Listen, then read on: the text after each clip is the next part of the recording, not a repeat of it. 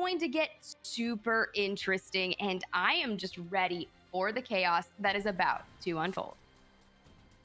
The chaos that unfold here, like I said many times over, will finally be put in its place here as we make our way into at least some of these first starting matches. As yes, some of these teams will fall, but remember, I will remind it, not everything is lost. If you do find your way into 11th through 20th, you still have the opportunity to play this one out. We will be having the loser bracket after the winners bracket today, so don't just pop away from the stream the minute you see this series finish out here in 4 hours. This one will continue forward, and we will be finishing off and seeing who out of our 30 teams here competing will be making their way out of the last chance qualifiers as a whole, being the first pairs to actually be eliminated.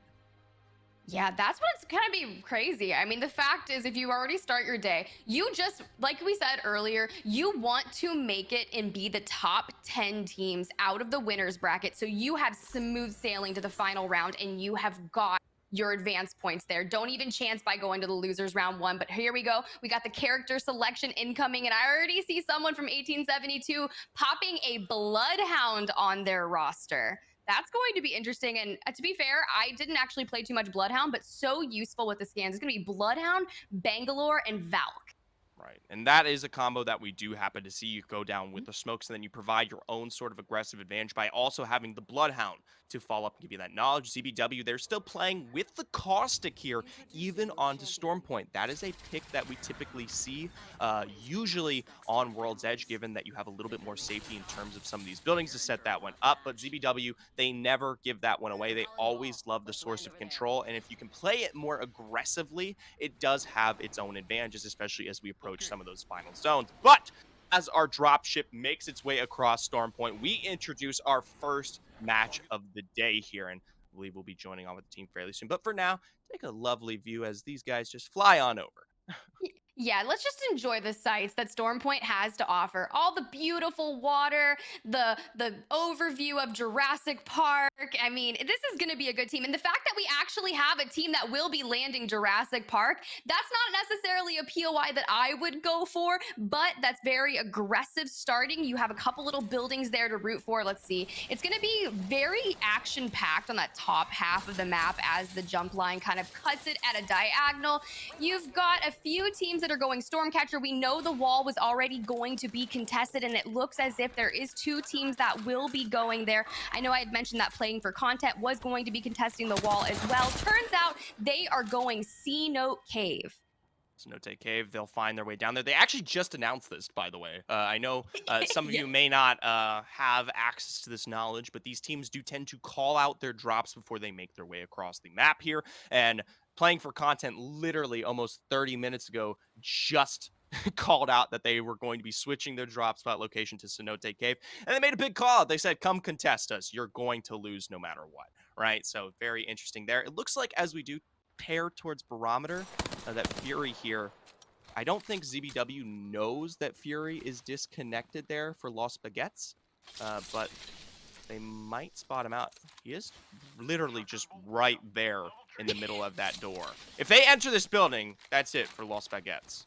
I mean, chances are they are going to enter the building. If you're playing Caustic, you want to stay inside the buildings where applicable. I mean, you could throw it out a trap. Maybe you just want to, oh yeah, it's going to happen, Zephyr. Maybe not. And as I say that, here's the deal. When we sit on these desks, we have something that's called a caster curse. And if I'm like, oh, here we go. Here's that action-packed disconnect of the Bangalore, just chilling. Wow, and the doors are even open. The doors are open.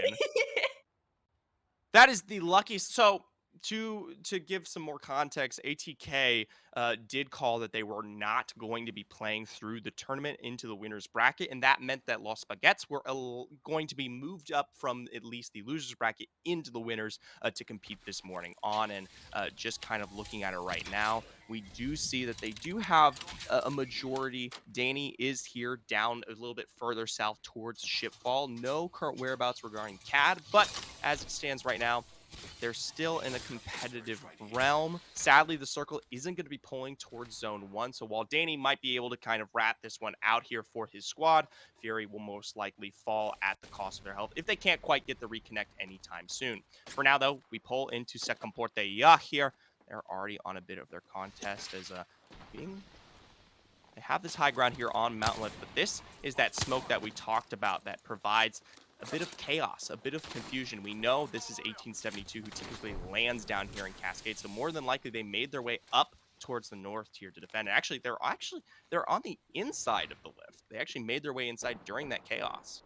Yeah, I think this is a really smart move for them, especially when you're going to be combating. You have the Bangalore and the Bloodhound scans. They already have really good loot and armor. They're rocking purple. Meanwhile, Sukumport is all stuck on white. So of course, if you get some information, maybe tell it some shots out there. They see, hey, there's white. We are going in for this fight. Granted, they're going to bring a lot of noise in this open area, and some outside teams may decide, hey, maybe I want to pepper some shots in and get in on this, but they're taking it rather slow. Holding that height is going to be key for them, but they may not have the resources and the longevity to fight this. And once 1872 realizes it, they're going to push straight in. We do see that EMP expended here, most likely coming out from BFG, making their rotation now. Second port, they pinched between two teams here. We already see Wraith to fall and go actually for the full thirst here, target picking that one up. And there's going to be one remaining member left still alive. I believe they carried themselves down the hill here and now are hiding out in one of these buildings, or potentially went for the longer escape. As it stands right now, more than likely Second Portia going to be one of our first squads down here. Yeah, I love this escape that 1872 was able to make. That was a solid rotation. I mean, if you're going to take a fight and you need to get out of that and disengage immediately, re-heal up, and just kind of start that rotation, as you can see, there's going to be a team up ahead. Gibby Bubble is already out, but Target going to shield up just nicely and kind of regain and reassess here in the building. They're already loaded. You got that R99 PK purple shields. Like, you could not ask for a better start to this game. Well, Torj was able to find their way out. They're going to be rotating the far side all the way around this mountain to potentially maybe look for those banners or just try to play this one out. And Rat, for now, can confirm, though, in the midst of all that fighting, we actually did see our first squad fall. SNK was eliminated here extremely early on. That, if you are paying attention, is going to be your Styles Kumber roster, somewhere around ship fall. So in combination, we could have seen teams like Yokai and even Lost Baguettes, who were down there to the south, pick up some of those kills. But back up here, though, towards what is the line. We've seen Bitfix Gaming carry their way out towards the west. This is the other building, the Bunny Slope out here, and they're just starting to find their own source of aggression, potentially towards some of these teams that have come south from the wall, but actually looking for the redeploy. Yeah, that's an interesting choice. I mean, they could have engaged that team, but I think it's probably smarter, given that the ring is starting to close, to go ahead and secure your location. Maybe once we get towards that ring 2, hit a beacon, find out where it's going to go. Obviously, as the casters and sitting on the desk, we kind of know where that ring is pulling, but they are going to go straight into that next ring, holding it just on the outside. I think if they make up home right here, this could be a solid spot to hold for a little bit. Not sure if there's any teams nearby, but it's looking relatively uncontested right now, so they may be an early rotator, which I actually really like this out of them. And as I say that, the Valk is completely coming within an inch of their life. We're going to jump on over to bots right now. We got the Gibby, aka EMEA CC2 winner Nizetia. Let's talk about that, Zephyr. Let's see what this winner and the confidence that this Gibby, aka one of the best IGLs that we're going to probably see today, has to offer. I have to say, I love Nizetia. The man's got an ego, though. I swear to God, I play behind the scenes with this guy, and the other day he literally made me stop shooting because he wanted more kills, and he said, "It's okay, I'll handle it." So, for now, we're gonna wait. We do have a fight taking place here. 1872. They're on the inside. Arcstar's down here, pressuring with a bit of damage, with the missiles to follow through. Won't quite find some of those breaks, but we'll continue to provide the oppression here on the intro towards this tunnel. Haven't quite pulled the trigger yet. And I gotta say, 1872, I like a little bit of the respect for themselves. They now have the vision in play regarding this team. I'd like to see them potentially make some moves forward here. This team was known for their identity in terms of aggression back when they played in the first split of Challenger Circuit. And now, with the On the Hunt coming out and potentially more smoke, X-Triple-D, they've got to worry. They've got to run. Yeah, this is not like a fight that you want to take. If you're fighting a team that has a Bangalore and a Bloodhound, and that Bang keeps smoking where the Bloodhound is consistently scanning, they know where you are, but you have no information. Love the use of Loba. Not sure if the Valk has their ult, but Gibby's going to be a little slower. You already have Bubble down. The Bubble fight coming out. Massive shots are connecting, but it's not going to be enough. enough as the Loba falls. Can Young Hong Kong keep it alive? Oh, No, he's gonna fall as well, leaving Valk last alive wingman out. Can they clean it up? That's gonna be a nice clean right there. Gotta get the shield swap, gotta get the reses off. Honestly though, I love the move to res the Gibby. First bubble potentially can come down in a few seconds. You get that fast res, but good loot for them. well, for now, 1872, a bit of a rough start. They had the advantage in terms of the shielding. They had the positional as well as the compositional with that Bloodhound Bang combo, but they weren't able to enact themselves appropriately here onto X Triple D. And remember, this is one of those squads that has been relatively successful in the Challenger circuit, right? They placed third overall here, and they were a squad that has seen improvement over the course of not just this Challenger circuit, but all of them playing through both splits here and has seen a complete turnaround. So already we're beginning to start this kind of narrative regarding these pro league teams and how they actually match up against the challenger circuits who have qualified here for the last chance qualifier. And right now it's technically 1-0. 1-0 indeed, and I kind of want to, I'm really curious where 1872 went wrong there, probably pushing it a little bit earlier than they thought. Gunny wasn't necessarily there, but here we are. We're in a nice little interesting spot. We got about 3 teams here, and we're on board Polska Gurum, and we're getting the Valks POV in the terms of Lucky. I love that they're going with that wingman PK. It's really bringing me back to the old school, like Kings Canyon season 2 and 3 days, where I feel like the majority of demons actually use this loadout consistently. If you can hit your shots, this is dangerous. And what am I talking about? We know these players can hit their shots. We know. At the end of the day, I'd be surprised if they were missing, but it does happen, and we will call it out when we see it. And they'll be mad at me for it, but I'm not going to sugarcoat anything here. And I got to say, it's nice to see that we have seen the wingman kind of PK make its impressions back into us. And while the weapons are impressive in themselves, I also think they bring a lot of questions regarding the survivability of some of these teams as well. Mhm. When you're running that wingman PK, you don't actually have to set yourself up in terms of a great setup for ammo, and as a result, you get a lot more bats and general kind of healing that allows you to contest some of these fights a little bit longer. Either way, we're taking a look at Zone 2 here. You can see teams like Space Pigeons, Cool Gaming here, Bitfix, they've all made their way towards the north. Still a few more. Drain Gang just kind of hovering in the crevasses that do exist there south of North Pad, and Tired not too far away as well.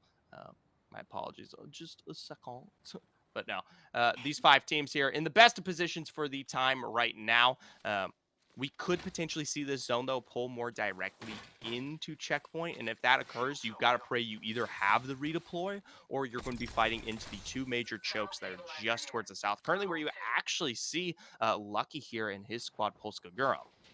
Yeah, I think Polska Gurum is in a really great place should the zone pull to the center. You got the team like Rats all the way kind of outside of the zone right now, just making their way in, but there's such a heavy concentration of players in that north side. And you're right, if they don't have that Valkyld, you're going to hit that choke point, and that's not really where you want to go out. There's still 18 squads remaining, so if you go out now on this next rotation, should you take it by foot, you are going to lose some major placement points as the shots are coming out. Right now, we've got, this is good to see for me as a Wraith player. I love seeing a good Wraith. Sometimes you'll see players take the same team composition that they play on Stormpoint because they're just more comfortable playing that Wraith, and it'll carry on to World's Edge. The Gibby ult coming in, and this choke point is looking like it's already filling up with some action. I did just see a Wraith portal, so maybe they're utilizing that to either go past this area or push into the fight.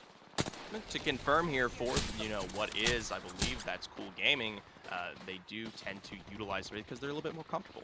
For now, though, Yokai, they were on the far southern end of this map, one of those teams that come out of Shipfall. They're still trying to fight their way through one of these chokes here, and this is kind of that danger that we were discussing. And now from behind, Bots, they roll up here. They're going to see if they can take this one out from above, and yes! Finding the drop there onto Exter, that will find the rest of the Yokai roster down into the ground here, and almost immediately Dubat pick up the full wipe here in their appropriation towards the zone. The fight continues. Hey, they are remaining in very good health for this. You got the Mastiff coming out, shields being cracked, trying to shoot and connect, but only going to hit for 13, climbing up the rock. Gibby is now a mountain goat, and they're going to take that team out as well. Within the past 2 minutes, we saw Huskies go out. We saw Yokai Gaming go out, and the most recent to fall to Nizetia and co. Let me just tell you, you were talking about that man being extremely confident, but you can see just how well that translates to their gameplay. When we saw the 30-30 shots connecting on the Valkyrie, the tracking. I'm sorry. I'm fanning out You're right now. My feeding shots don't him. connect like You're that, but feeding him. hey, He's someone's got listening. to.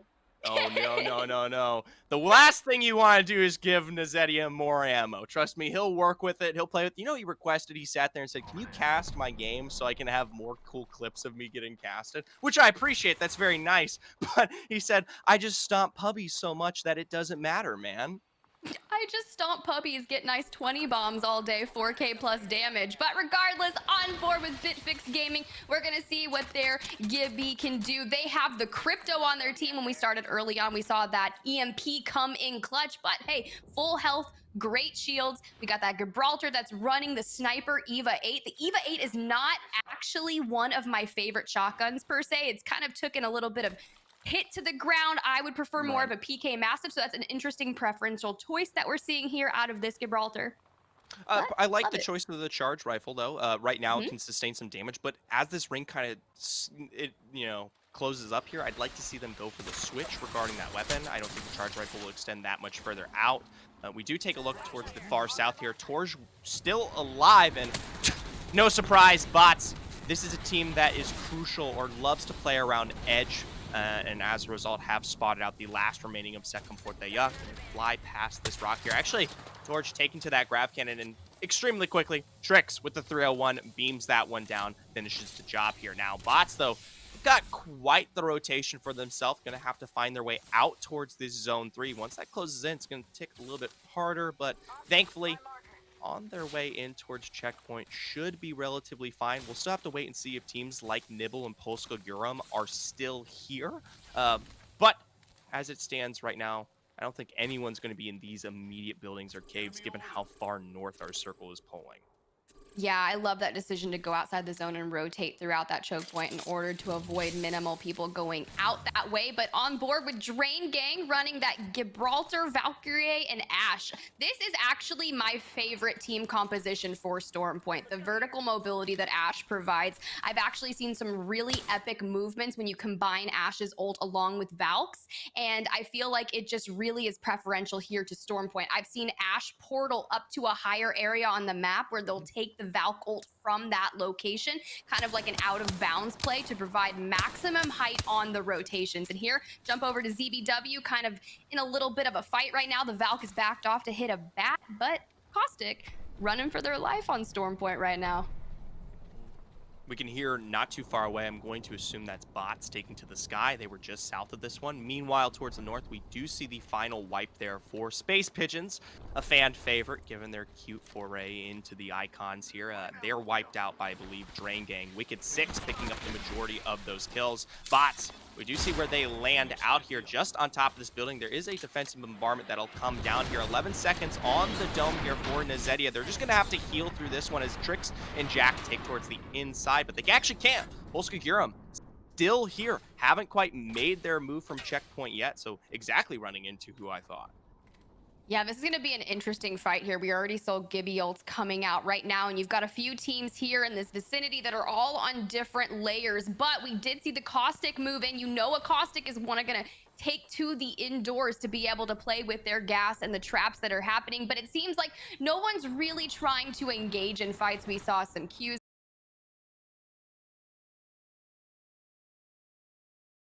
playing for content is on that early fight right now. Gibby Bolt coming out. We've got that turbocharged Havoc in the bubble fight happening. Otter on Twitch is going to fall. That's going to be their Gibby. That's not who you want to have go down. Valk trying to live for their life right now. Reloading, not too much ammo left. Love this right here, hiding behind your teammate's knockdown shield to go ahead and try to get that off. Wraith seems to be in health condition, but Bot's going to go ahead and get their Gibby up right now in the form of Nazedia. I was about to say, bots, they take out Big Bam Goon, but we got to pay attention to what's going on here for playing for content. They are able to successfully make their way back through the trenches here, and they actually do find the full revive onto Otter, so going to stick around for quite a bit longer. And right now, they actually hold one of the best spots available here on the outskirts, one of these singular buildings that will be in play when we talk about round 5. Just across for them, Gonzalez and the Ratio squad roster, another squad that is also in a fantastic position. And pinch between them, Zayax eliminated just as about, I'm about to bring him up there from X Triple D. Yep, that is going to be a full team wipe on X Triple D, and it seems like a lot of these teams are kind of starting to get into engagements. In Zedia, the last person alive for bots right now. I don't know if the Gibby's going to be able to go in and get their banner. It's really late, and that's just saying, hey, do you also have a mobile respawn beacon, which I don't actually see from him on his utilities. So at this point, I think it's fair if you're not going to be able to get those banners because you know there's going to be a team over there, play your life, play placement. You've got some kills on hand, currently sitting without 2 placement points, Mm. and just wait out a lot of fights. But as we take that real overlook, Ninzetia is in the dead center of all of these teams, Zephyr. More than likely will be picked off as this one closes out. We take a look back towards playing for content. They were forced to drop their building due to zone. Right in front of them, of course, going to be Ratio, who's been inside for quite some time now. Otter with the bow check, still looking for one of those cracks that might always be available with a weapon like this, but pressured from the side, they can't quite get the aggression they want to take away this spot. It's still a fantastic place for themselves right now. I like that they're playing slow on the outside. They will be able to rotate around once that circle pulls more towards the north, but I'm definitely interested in these squads still hoisted in North Pad. We talk about Rats here, as well as Polska Gurum, who made their rotation. They're still holding on for dear life, as that'll be it for Nizetia, eliminated by Bardo here from the Cool Gaming squad. Ooh, that is not what you want to see happen, but let's check it out. They are looking really great right now. We got that R301 just absolutely lasering right there. Dude, there's no recoil. It is handled. It is my favorite gun in this game, and as we come out, the Valk is going to get absolutely lit up, needs to back off and heal up a little bit. I'm actually really shocked here that more of these teams kind of haven't collapsed upon each other. We have the engagement that's up in the top left, and then you've got about 4 teams up in the top right. But there was 9 total teams, 27 people left in this lobby. That, dude, they're all gonna get shoved right into each other. It's kind of like trench fighting right now, trench warfare. Look at the little dips. They're all gonna get into those, and it's gonna get really interesting. But I love that this Gibby Otter right here is playing with that bow check. That's I don't know. I was gonna say, it's a risky move. I mean, coming into these foul moments, it does provide the damage, but you don't quite have that DPS in comparison here. Now playing for content with their backs up against the wall, will have to make their way forward more appropriately, kind of out into the open here. Notice that this final zone has no cover whatsoever. This building's no longer in play. Playing for content right behind them, they don't only have Ratio, who they're finding drops on right now, but they also have Bitfix Gaming. Still, though, playing for content, they make their way forward. They begin to find the beams that are necessary here. Cyquap to fall. One last standing member left alive here. Orax finding their way out, as now the fight takes place here between Bitfix and the two. And as you say that, an EMP from Crypto comes in, but you know, Valk has something to say about that, breaks out that EVA 8 and lets me know that, hey, this is still a viable option. Absolute chaos all around. Sorbent going to fall on the Rats with their Valk player Tolkien in literal an inch of their health. Shield swaps all around, which is absolutely brilliant if you're going to do that. The Gibby's gonna fall down. The Q coming in so clutch, a literal inch of their life. But yeah, you do have to be very aware of how hurtful that gas is going to be. All of these players just trying to survive right now, and Ratsmania not looking to be in the best, but you gotta use the teammates for cover as you get absolutely aped by Zuni. In this building, it still holds just a little bit of its available cusp here. Cool Gaming, they try to take advantage for as long as they can, but eventually they are pressured off to play around this little fixture for now. Still, though, in their rotation, Cool Gaming spots out and eliminates the last standing member, Limek, of Drain Gang there, bringing us down to our final 4 here. You have Nibble on the inside, Cool Gaming in the midst of it all, and ZBW right in the trenches about to climb out, and of course, the lone standing Rat here for playing for content.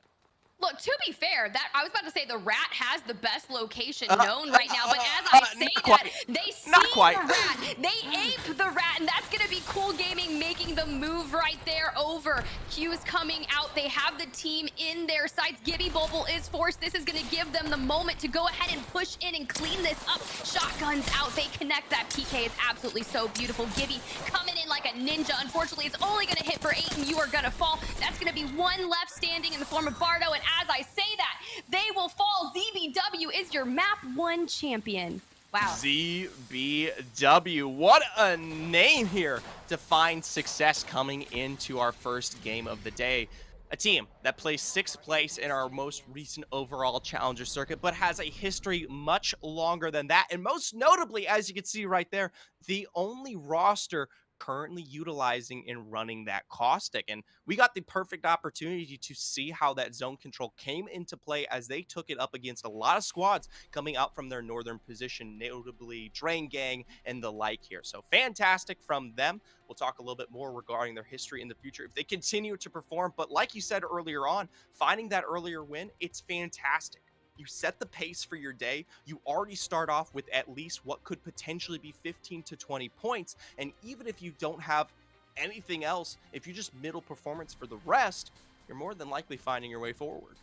Finding your way forward, indeed. If you can, you're right. You start off very strong. You can net yourself that top 10 teams easily and get yourself some advanced starting points. But I love the point that you made. This may be the only team that has a caustic in their team composition. And on an open map like Storm Point, with an open end circle, it worked out so well because caustic doesn't have the mobility to be able to get out of fights or push in very quickly when that circle is open. But it didn't matter to ZBW. They played that incredibly well. They held on to their positioning at the end game.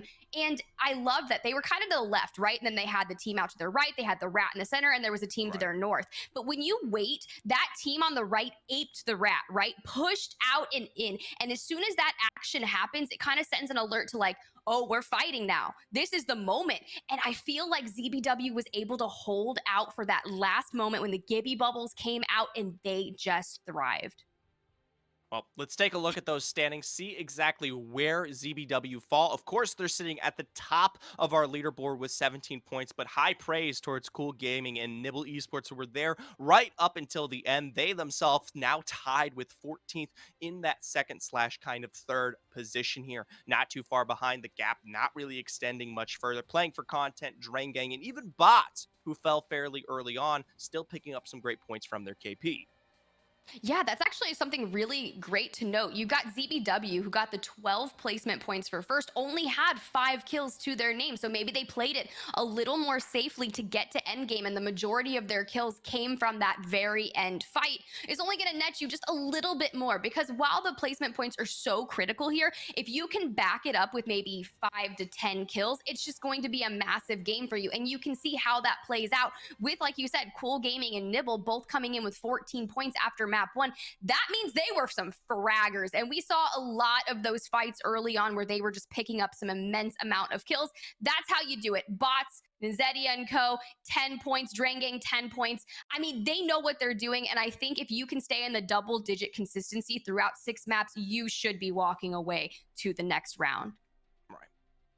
We're going to take this one away for just a moment, and when we come back, we'll be reintroducing Game 2 here on Storm Point. You won't want to miss it. A continuation of the action you love.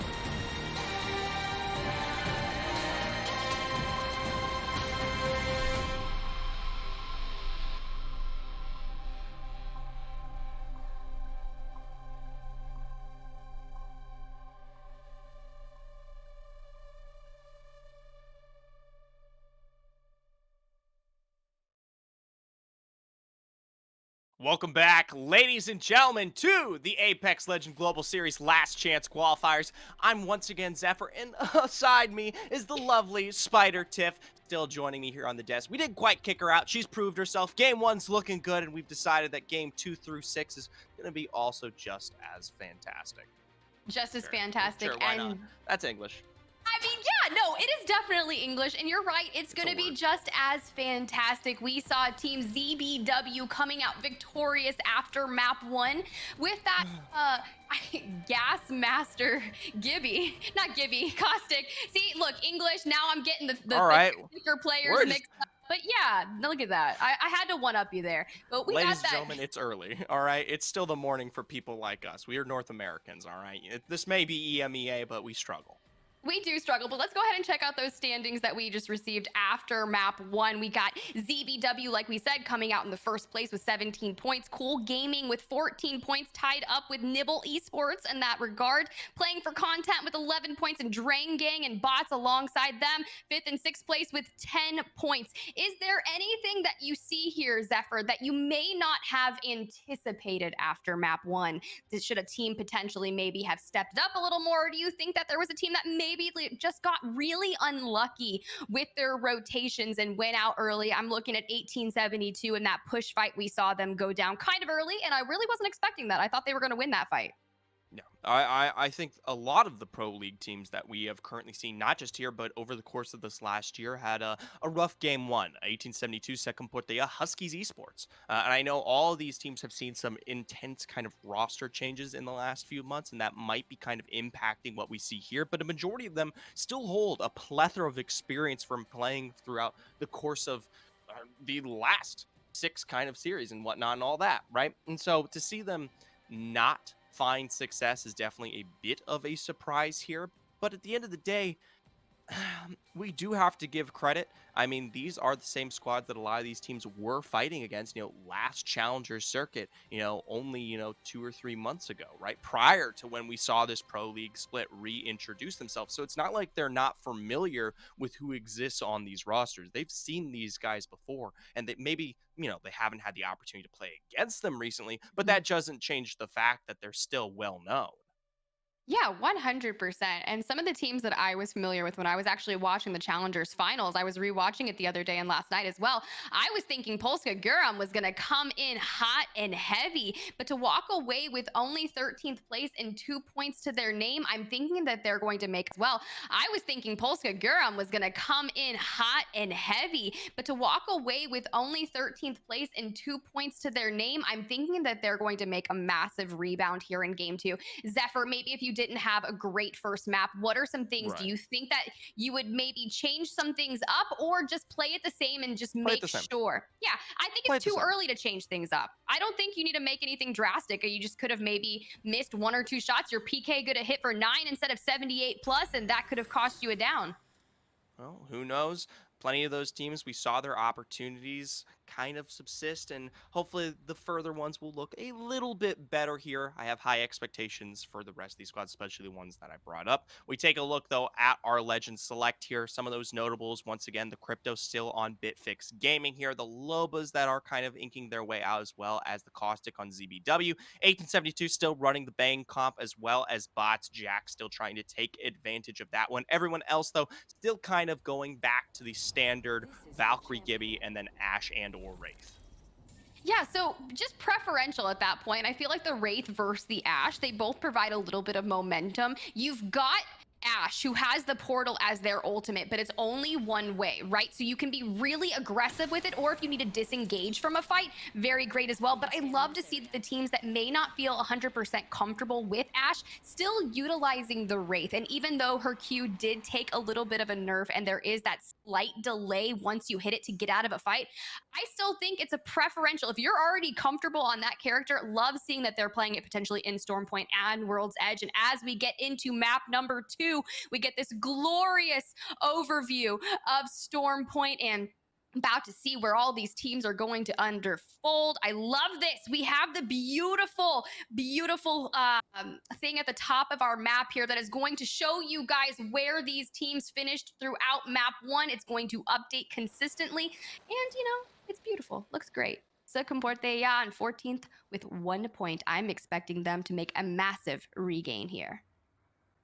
Just to close up some thoughts on the Ash pick, the one reason I do personally like Ash on the Storm Point map in comparison is because it has the vertical exchange regarding the Yes. portal where the Wraith doesn't, right? And I think that's the crucial. I mean, in moments like last game, it's not as impactful, right? I mean, it's an Mhm. open area, kind of the same kind of level the entire time around. But when you start looking at some of these more decisive rotations, say like when you're forced to make your way up towards Stormcatcher or anywhere into the north there, that's when the Ash can potentially find a little bit more success. Sadly, though, that won't be taking place this game. We already have that second zone in our sights here.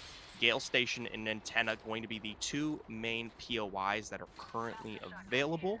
It can pull either way right now, but as it stands right now, you're more than likely going to be wanting to find your way forward or potentially play that one a little bit slower, maybe more towards this little kind of river-esque area just towards the south of Stormcatcher and some of those no-name Cascade Falls here. One thing I am seeing just very quickly though, Los Baguettes, they take the open area of Checkpoint. They move their way all the way to the north. Everything else is still the same though. Yeah, still the same indeed, as we have a nice overlook. It looks like Team Nico and Co are going to be kind of shaping up. And if this team on the right decides to pepper some shots in and find out that they only have white shields, this is going to be SNK over here. I'm just curious if they only have white shields and the other team finds it out, they could get aped early on. They are a little farther away from that team. So, not sure if that's going to happen just yet, but they do need to kind of relegate and maybe find some better loot. As you Mhm. can see, the team on their left is going to go ahead and rotate out, maybe loot up. Maybe they weren't happy with their gun selection. And one thing that I love that changed not recently, but when they added the flatline to the crafter Zephyr, that was a Mm. game change for me. Because if I could never find a gun off drop, I would just go over to the crafter if one was in my POI, 30 crafting materials, and I've Oh, got myself a nice flatline. I think it's dependent though. Remember, you're making big trades in terms of a little bit of survivability, kind Mhm. of sub. You wipe what will be the at least two batteries and or medkits that you will find yourself getting if you don't pick it up. But most of these teams well experienced with a plethora of weapons here, and yeah, if the flat line needs to come out, then you always have the chance to utilize that replicator. I will confirm though that last time around, Yokai was the first team to find a successful wipe on one of her squads here on Stormpoint, and it was SNK. So that's kind of why we saw SNK kind of pull back, and I Mhm. like it. Good from them. SNK being one of our oldest rosters that we have competing here today. They playing as the kind of SNK name for quite some time, but even before that, playing with each other into it last two kind of 3 years, and they reapproach going into this challenger circuit as well as last chance qualifiers, bringing on Nico as well as kind of a little bit more of a new kind of forefront, but a reuniting, I would say, I suppose, as he was on the roster quite a while ago. So definitely one of the squads that understands the potential of what could happen, and the fact that we see them very quickly change their approach to even their drop shot just goes to show, how much experience they have playing out in Apex. And I think that's something that's incredibly magnificent when you're going to play Apex. It's such a heavy team composition game. If you've played with the same team for, throughout many competitions, it's going to really pay off. You start knowing each other and you're able to predict your teammates' movements and how they're going to play without maybe even having to shout it out, right? You just kind of work on that almost sixth sense level. So watching that happen is actually really Mm. joyous for me because that is such a well-oiled composition that you're used to having, and you just kind of have a leg up. But something that I also really love seeing is maybe a team that may have just swapped someone in that's a sub that actually plays potentially better than maybe that team that they had played with before. I've seen that happen in some other titles as well, and watching that happen is really a joy also. Definitely interesting here. UTFT, though, on the very outskirts here, trying to play edge in a Bitfix Gaming here on the outside, trying to take advantage of this rotation. UTFT, one of the lower ranked squads coming into today's winners bracket, just kind of barely on the cusp there. Now pressured out. They actually do have a bit of the shielding advantage here, but Bitfix Gaming, they are able to successfully kind of slow what might be the rotation for now. Thankfully, neither of these squads, though, are in the most kind of successful run right now, and as a result, more than likely going to pull away. Bitfix, though, with their move, actually, they don't go for the drop. They're going to go for the full redeploy.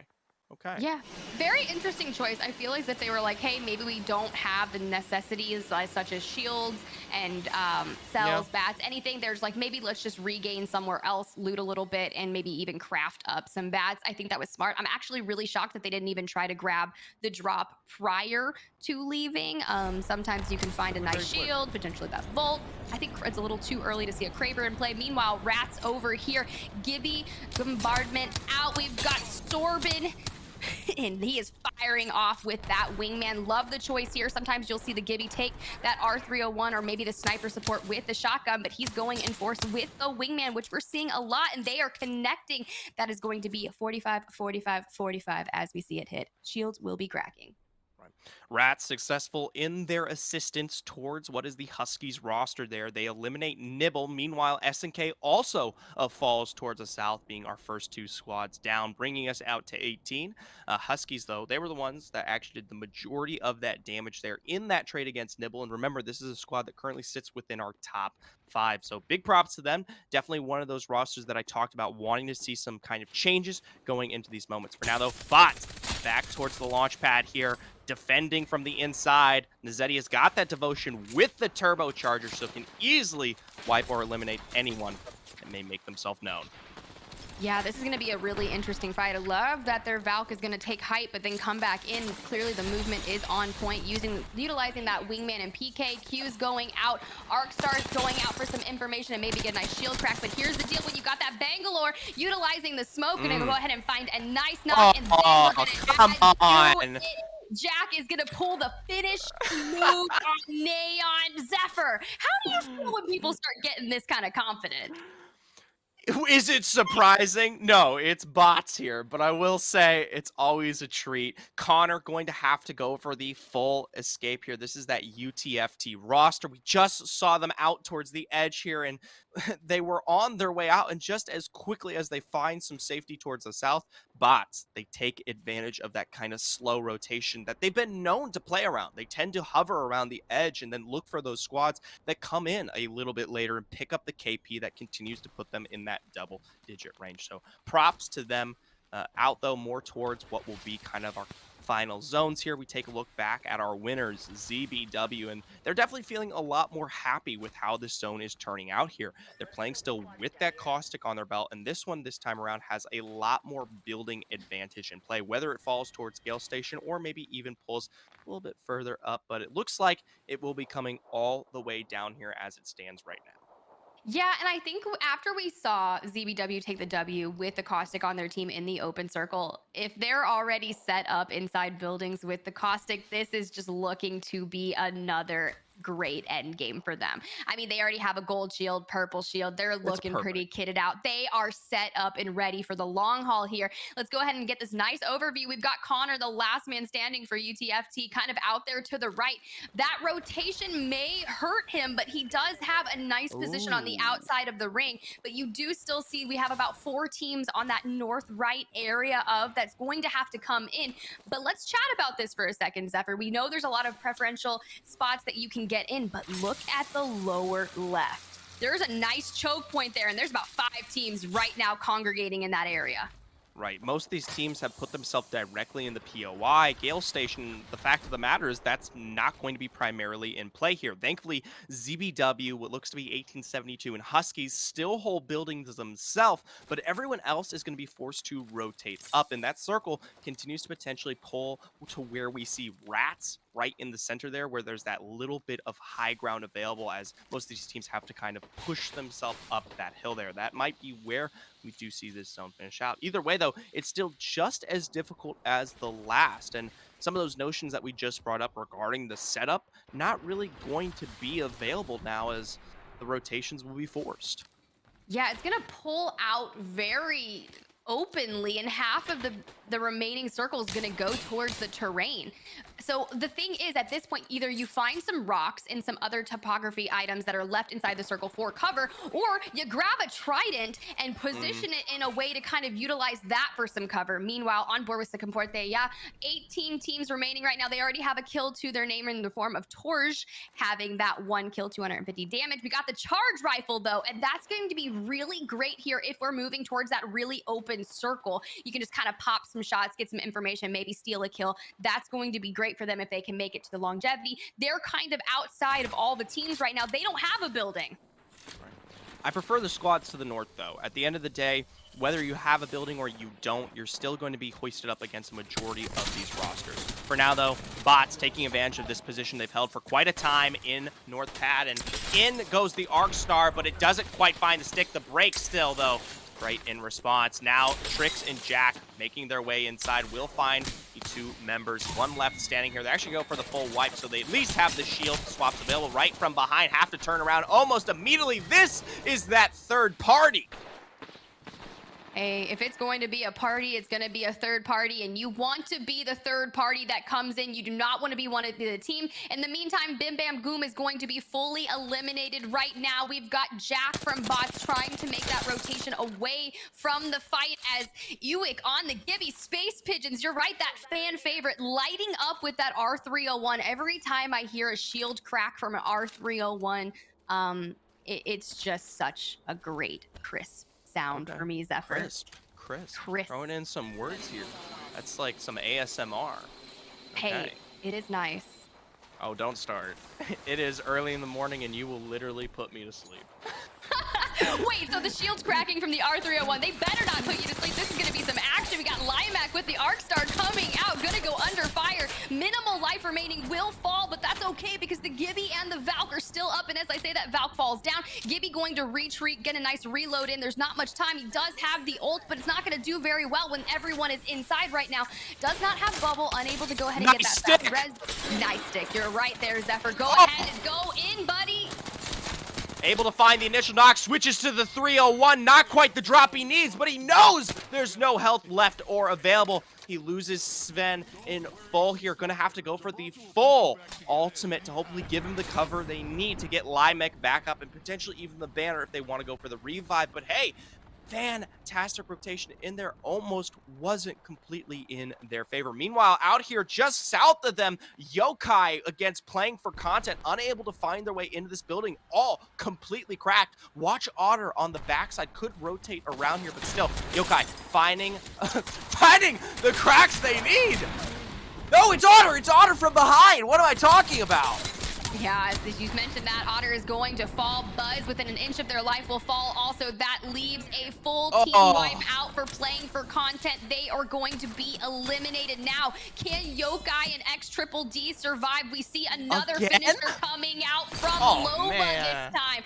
Look, hey, they're really asserting their dominance and saying, hey, this is what we came to do here in LCQ1. We want to advance, and we're going to do it with style. Back on board with Drain Gang, who we just saw was not looking to be so great. We do have their Valk that is lost, but banners are to be had. Arc Stars are flying. Is the Ashe going to go ahead and portal out? No, I do not see. Oh, no. That's a big whiff on the Ashe portal. I mean, it doesn't matter. It didn't go very far, but they did get inside. They did get inside.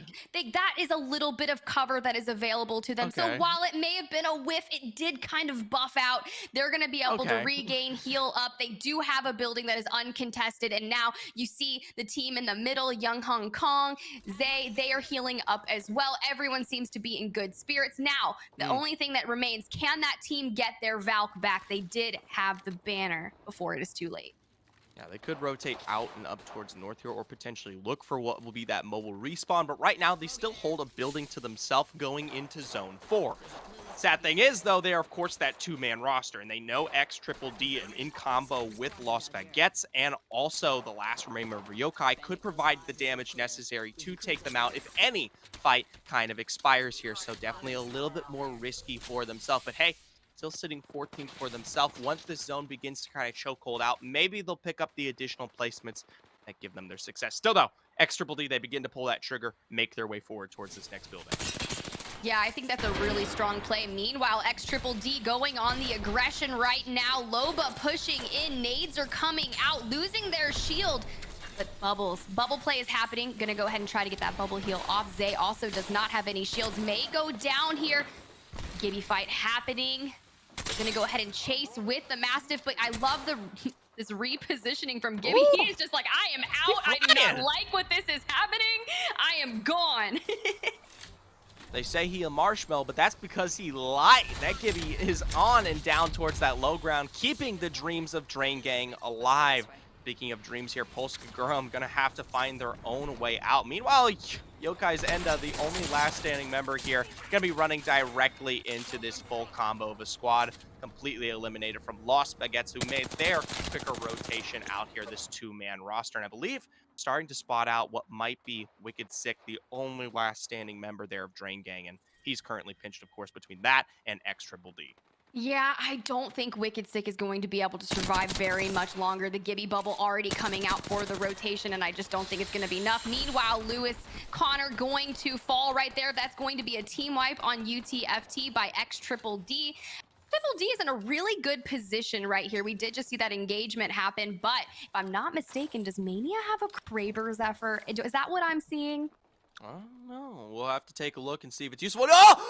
Oh, look at who it be! Regracing the lands here of Stormpoint, Nazeria revived. I don't know how they pulled that off, by the way. This is an incredibly open area, and rats are literally right to the west there on the wall. Jack, unable to probably get the banner up. Who knows? Wasn't particularly paying attention to the KP. We could have seen what might have been the fall of Tricks, but either way, they are still this two-man roster, and Nazeria not kitted up. They're going to have to pray they find a death box to play with, but they have such a fantastic position when we talk about this zone. If they play it slow and low, they can hope that someone like Rats takes the fight against Second Porteya and Pigeons, and they can roll up behind and maybe find an advantage for themselves as a result. Yeah, speaking of advantages for themselves, let's go ahead and talk about Cool Gaming. Do we see their positioning? They're kind of just holding on the very outside of the ring on the other side of the mountain. I'm assuming they're going to take a Valk ult into the final ring in just moments, but they've kind of been living out there for the past 2 to 3 minutes just waiting on placement points. And I think that's an interesting strategy because of how preferential and great those placement points are. But yep, you're right. On board Polska Gurum, we're going to see a Valk ult here nearby. Hey, I can confirm that Mania does have a Kraber, and he's making good use of it. Hey, I mean, if you're gonna have a Kraber, you might as well connect those shots. I've seen him in some insane shots on the timeline with Krabers, and they're just so OP, and I love them. But as I say that as OP, the R301, definitely amazing. Nice shots coming in from Lucky as their Gibby does go down, gets fully thirsted. The Ashe is going to retreat. I love the backing away, but the shots are still going. Zephyr, this is going to get chaotic. We have 10 teams remaining, and the circle is closing. Right, we do see Cool Gaming on the rotation, and with the Valkalt, we're successful to wipe Rats from their position just to the north of here. Polska Gurum still trying to defend. I love the ordinances they throw back. As our Gibby ascends past the rock, though, they still can't quite defend. They find the initial knock, now a 1v1 scenario. Primo unable to find the kill necessary as Sabi was just one tick away from death. Thankfully, we'll be able to get his team hopefully revive back up if we don't see X Triple D thirst for some of those kills. Still, though, plenty of teams still left alive. Second Porteya on the low ground. Space Pigeons making their way up themselves. You got Cool Gaming on the other side of this rock. It looks like they lost Bardo and Zuni, albeit while they were successful to take Rats out, weren't quite able to string that one along. So gonna have to Rat for now. Yeah, and you know what? I'm really shocked that the Wraith probably didn't have any time to try and loot after that fight from escaping. But in the meantime, while all of that chaos was happening, ZBW, our map 1 winners, were also fully eliminated alongside Los Baguettes. So if you're that Wraith, you're just playing for some placement points, but on board with Space Pigeons looking absolutely beautiful. But it seems that the Ashe has picked up the Kraber. 3 shots remaining, gonna get tagged up from the back, gonna be forced to kind of move away. But this is what happens if you don't secure your backside. Someone can easily rotate in on you. But my question is, where is the player? Oh, they're going to go ahead and rotate. That's a Bangalore looking to connect. 2 shots remaining on the Kraber. Zephyr, what do? You go down on a full team. I don't think this is exactly what Space Pigeons were trying to do. Gibby Bulbu comes out. Ashe within the remainder of their life, but this may be the end for them, Zephyr. Patty, thankfully on that Valkyrie, is able to take advantage of this high ground, and that's going to work for now, but you've already lost 2 crucial members. Second Porteya, I don't know if they didn't know they were there or they were trying to pull for an aggressive move. Either way, it doesn't matter. This team is roughly eliminated. Thankfully, tons of KP on Space Pigeon's belt, more than likely going to place high no matter what, and already we can see double redeploy down Space Pigeons as well as Second Porteya. finding their way towards the ocean, towards this open area, and surprisingly, against it all, bots still alive, just waiting to throw down that defensive bombardment as they make their way towards this low ground. Yeah, that's really the only move that Nzedia has. 16 bullets left for the R301, only has one gun, a Gibby ult, and just used their bubble. As we can see, Jack is going to fall. Minimal heals remaining, but that is going to be a full wipe on Huskies, Space Pigeons. Everyone is falling. 4 teams remaining, and Space Pigeons, their Valk did have 6 kills to their name, so gonna be some nice points. But meanwhile, the Wraith, Yolu from Cool Gaming out here thriving with 4 teams remaining, gonna go ahead and get a nice shield swap on. But now that they know where the Wraith is, they are completely under fire, Zephyr. I do not know how this person could potentially live, and that's gonna be Torge killing them. Comporte, yeah, going ahead and make that push, gonna get a nice shield swap there, but 3 kills to their name. Looking pretty good. Nice setup for the end game. Now, XDD and Bitfix Gaming, the 2 teams that were playing this one low and slow, still alive. XDD, they're playing exactly with that trident you brought up early on, and that may prove the difference here. As Bitfix Gaming, they were only able to take advantage of their great position in fish farms over the course of this game. But once again, this zone, it finishes right out in the open. I wish XDD could maybe make a move with that trident, maybe a little bit more far forward. But for now, this is the best they can do. That zone, though, it begins to close in.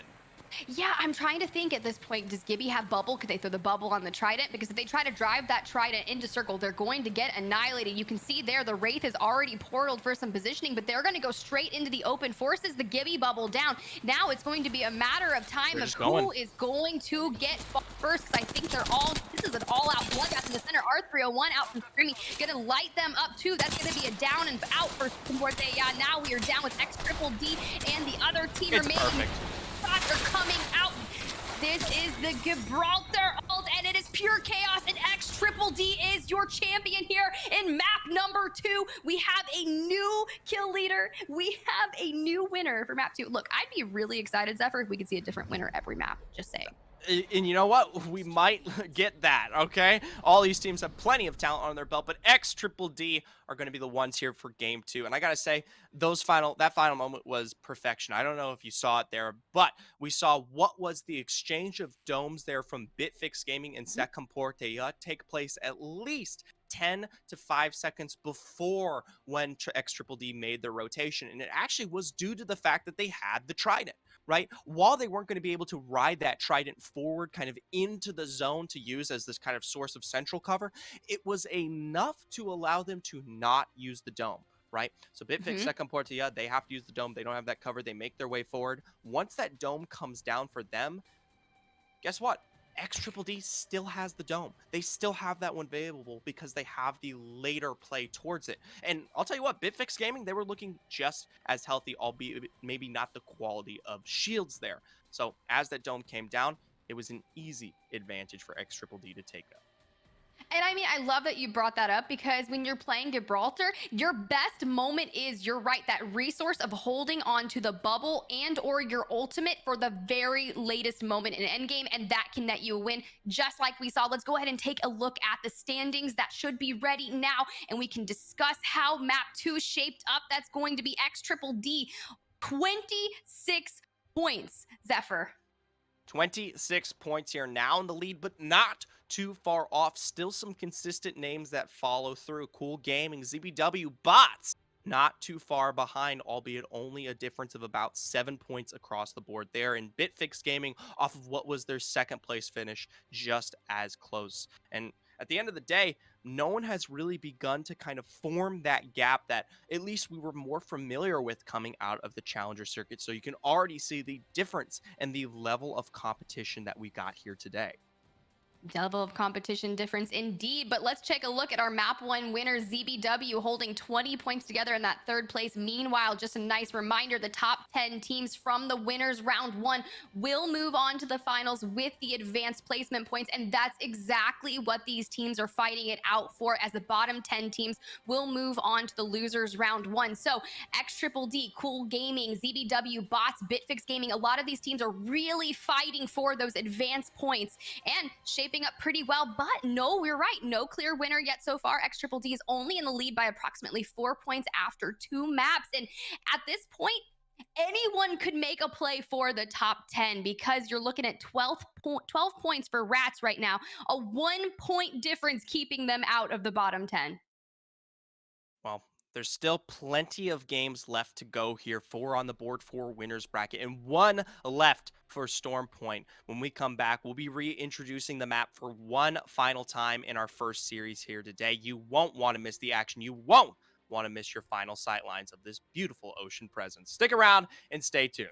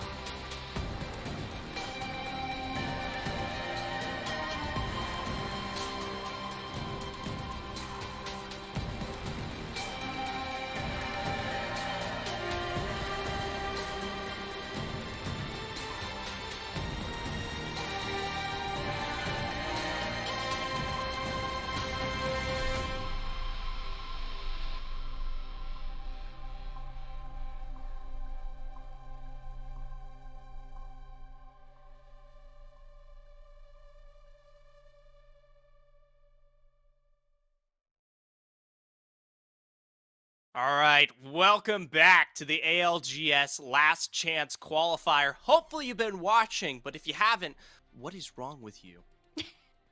I'm still Zephyr, that's still Tiff, and we're still covering the heat of these teams here as they compete through our winners bracket. As they compete through the winners bracket. Indeed, we are moving on to map 3, but before we get there, we have seen 2 different winners. Our winners of map 1 are going to be ZBW with that amazing caustic plays on their team, and map 2 is going to be X Triple D after a beautiful end game zone with the utilization of the Trident. But something that's remained consistent between the first 2 maps, Zephyr, is our end game. We know that Storm Point is relatively open in a lot of the rotations, but we've had pure open chaotic end zones, no cover whatsoever. So it's your ability to utilize the Gibby bubbles that are coming in absolutely clutch here. Right, Gibby Bubbles, Tridents, whatever is available in those final moments. I want something different, though. I'm praying for a finish, maybe towards Cenote Cave, where I know we get a cluster of teams due to the presence of some of those buildings. But before we do that, let's remind you where all these squads currently fall. Take a look at those standings. Of course, X Triple D off the back end of their win. Shoot to the top, currently at 26, but they're not far away from anyone else. Not far from anyone else. Indeed, with Cool Gaming breathing down their neck with a nice 22 points. ZBW map 1 winners, 20 points. And then Bot, the team that we got to talk a lot about at the beginning of the broadcast, 19 points alongside Bitfix Gaming sharing that as well. Nibble Esports about, 5 points behind them with 14. Sakaporteya with 13 along with Drain Gang as well. And then the fan favored Space Pigeons, which I just love. I get so much joy out of saying space pigeons here in the morning, Zephyr. But we are moving on to character selection. I'm assuming there are going to be no changes here today. I'm curious, though. Will Caustic remain? He will. I'm so excited. Oh, Zerift yeah. over there on ZBW, not going to move away from the Caustic. And you're right. Hey, maybe if we get a more inside end game zone, we can see the real benefits of the gas coming out. Yeah, absolutely. Nothing else, though, currently changing across the board. This would be the final opportunity to make your splits up here for the Storm Point map. Doesn't look like anyone's really pulling anything too tricky out of the rabbit's hat here. So for now, we're going to be seeing what was similar to our first games. And I'm not too surprised. I spoke to a lot of these teams here. They seem pretty set in their ways regarding what compositions they have available.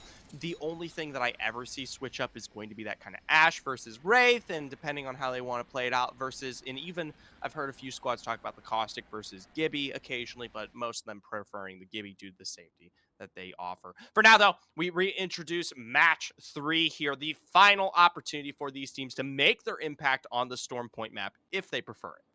Yeah, definitely. This is the last time we will see Storm Point here for winners bracket round 1. So let's make it a good one. And who knows, maybe we will get that Cenote Cave ending for you. But I'm kind of wanting a mill ending, Zephyr. For some reason, I love the utilization of the different buildings, but hey, you never know what we're going to get on board here with Rats as they are beginning their process of looting up. Not too bad when you find an RE45 Mastiff off the rip with that purple shotgun bolt. If you're going to be a Gibby, you might as well get all the goods needed for your shotgun for your bubble fights early on. No, quite. PK. Okay, all right. Personal preference here, Zephyr. PK. You're going to go PK? There's no question. You're wrong. Are you gonna say otherwise? I dare you. I dare you. To be fair, one of my favorite moments about Apex was when they introduced the golden Mozambiques on April Fools. And then they made it even better with the Nessie guns. All right. You're out here booling. Everyone's booling on this broadcast. I don't want to hear a dang thing from you or Tails or anybody as we make our way forward. Anyways, PK slaps. That's the only thing anyone ever needs to know. And Mastiff was cool when it was actually in the care package. That was pretty fun. Anyways, Zone 2. Sadly, not going to be as enticing as we wanted it. No mills, no Cenote Cave. It's still a bit of a mix here between this kind of area just north of Antenna as well as the POI itself. When we see this zone, it tends to finish where you currently see Second Porteya right now, in that kind of no-name just south of Stormcatcher, where you get this high mix of verticality as those rivers kind of collapse together and form this ditch that these teams have to fight for. Still, though, could potentially see this finish on the other side of the mountains, maybe more towards Launchpad and Antenna if it does pull there, but I'm not placing my bets. Yeah, this is going to be a really tough one. I wouldn't imagine anything other than a fully open zone. And when I see customs run in Apex, typically the zones will end on the south side of the map. So typically we won't have the left side or the north portions of the map in the end game zone, which is fair. But as these teams are kind of moving in, all the teams in that nearby location may have another preferential end game with X Triple D taking the dub down there nearby already. They may be gearing up once they realize, hey, the zone is really similar to what we saw last map. This could be another preferential time to run it back. 1872, they slowly find their way in, of course, towards this zone one. They're not going to be capitalized on that kind of drop. If you guys were paying attention towards Pro League, they had a lot of struggles regarding their 50-50s in the early game, and that's actually why they placed as low as they did regarding their standings here. They basically lost right at the beginning of the game every single time around, and just as I say that, X Triple D right on the outside of this cusp, already beginning to pressure back. Love the missiles thrown down there, as well as the utilization of that thermite. It's going to put Streamy a little bit behind, but thankfully, for now, he heals back up. I don't think either of these squads can be taking a fight too shortly. Yeah, they're kind of just poke fighting at each other right now. 1872 is a little more split off. The Valk is kind of moving, but they're kind of beginning to group up together and pushing out the Gibby bubble out, and the Valkyrie is going to come in, but the Valk is going to get absolutely lit up with maybe 30 HP to their name. But with Tetsu going ahead and firing out, just I think they made the escape for a good reason, but you can see it on Zay right now. Literally no health, and the others almost cracked shields for them. And surprisingly, they're still alive. No one was able to make a quick impression regarding that drop. UTFT, they do spot it out and they ping it for now, but they're going to still take advantage of the kind of advantage that they find utilizing these prowlers. We do get the notion that we are seeing some missiles from Second Porteya at the center of our no-name area as they do try to pressure that rotation in, but for now, it's going to look like X Triple D, our winners from last game, stay alive. But a squad that's not as successful, Ratio, getting the full elimination here on playing for content. Otter, his squad, that's not going to be available, and that's gotta hurt. I mean, going down in 20th, that's about as bad as it gets. No, that is how that is as Yeah, yeah. yeah, you go down to 21st sometimes, you know, but you know, never whatever. know at this point. But fair call as Mania taking some nice wingman shots from above. The port is going to be there, but Rats for now are just going to hang out underneath in this little tunnel area. I think this is fair for them. Not that they're actually turning into real rats in that tunnel. We're going to see a it's close. Fair enough. I mean, Fair it's enough. suitable. I like it a lot. You know what? Sometimes you just got to rat it out. But we will see these teams over here. That's going to be Ninzetia out there in the midst of all that. We've got Bitfix Gaming. There is a drop nearby, but it looks like Maiko might be pulling out to potentially get near that drop. Might find something good. I don't think they want to go for it just yet. They can't quite give this one away. They know they have that sightline advantage, which is the high ground here, kind of on and towards bots. And if they can even use potentially that care package as a bit of a bait, whether it's towards bots or towards anyone else who comes in the area, could be an option. Because for right now, they look to be in a great position. And oh, Warchalk, you absolute Chad. That is dope. Dude hitting us with what's inside the package. That freaking slaps. What a man. Doesn't look like anything too prevalent, though. Not like you're looking for a Volt or a Kraber this early on. Of course, the purple armor is always nice, but it's nothing that Bitfix Gaming don't have. Yeah, if you already have a purple shield, no need to give up your nice positioning to go ahead and go down and get that. But as Ratio goes ahead and spots out the team that is up there, my thing is that team has a Gibby and a Crypto, which if you're going to push down on someone,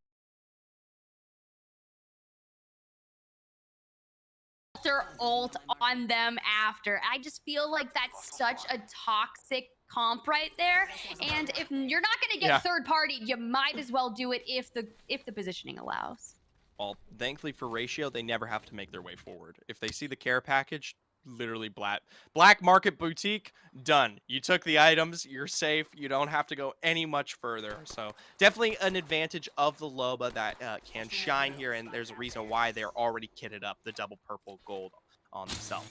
Drain Gang here, keeping track of this redeploy from this Valkyrie, unable to get the full beams off that they want to find some of those drops. They're going to chase this one out, but hey, I got a little bit of praise towards Wicked Six, still kind of finding the damage necessary there, only 117 away towards finding the purple, and just barely a few more shots may do it.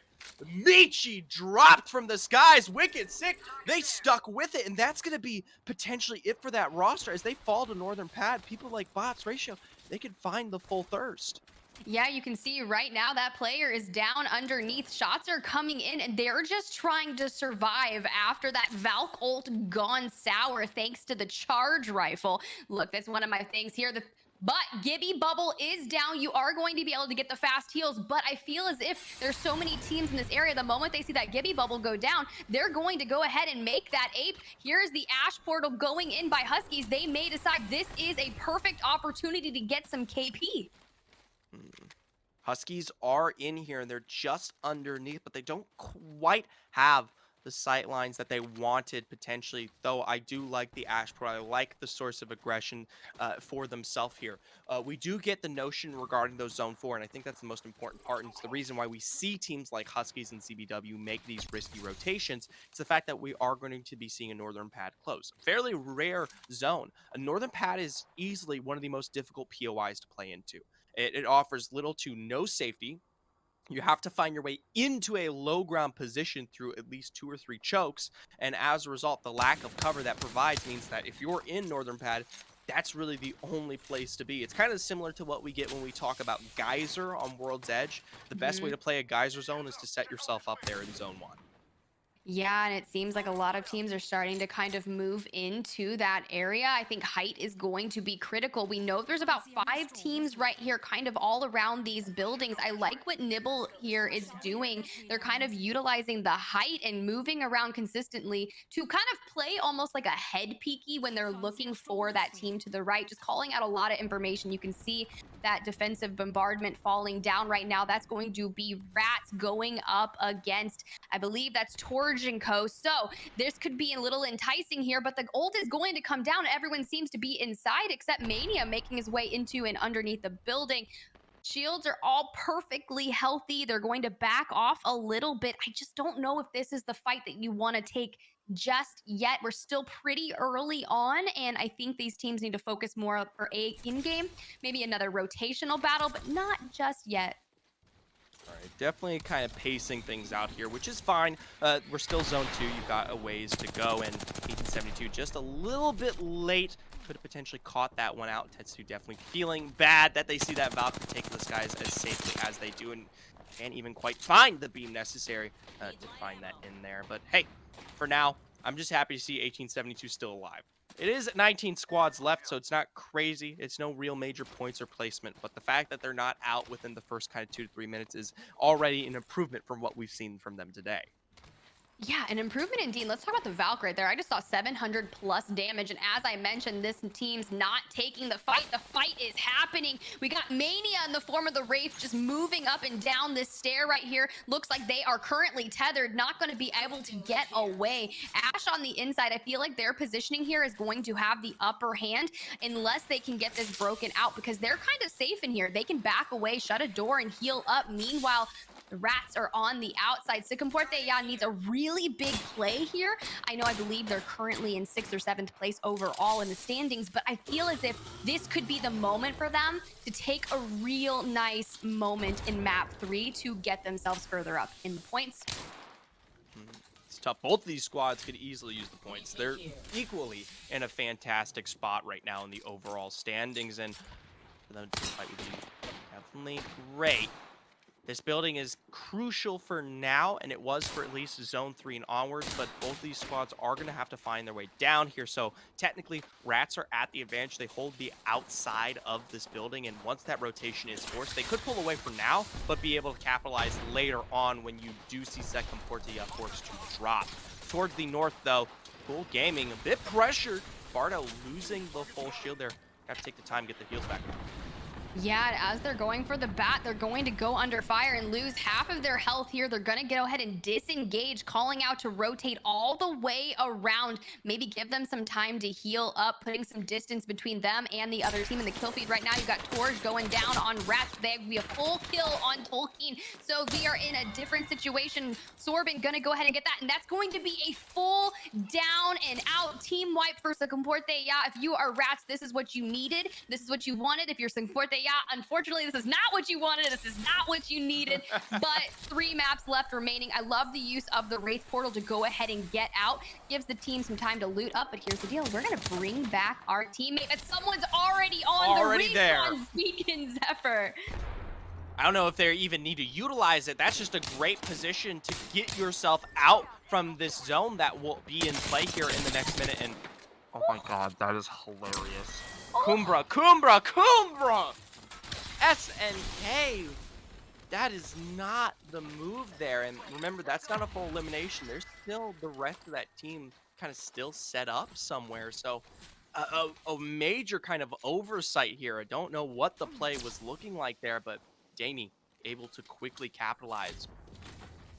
Quickly capitalize indeed in the form of a nice 1 clip. I can guarantee you that Combra had no idea that Danny was coming behind him like that, but we did see the charge rifle coming through the window to really be kind of a nuisance. Okay. But as we say that, on board with SNK, we've got a little ratty moment right there. Hey, I'm Styles hiding it out, styling in the trees over there, trying to live for some life, does not have the banners, and just kind of vibing at that point. Get a nice little overview of the teams, and we go in with the Rats that are having another fight inside this building. Sorbin going to fall. Bubble is down.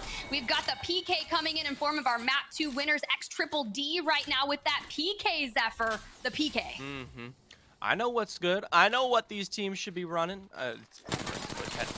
It's always the right answer. Either way, we'll see them find success as they take that building. Lost Baguettes not as good looking as we reapproach them back here towards the antenna. We did finally see 1872 make their moves towards the inside of this building.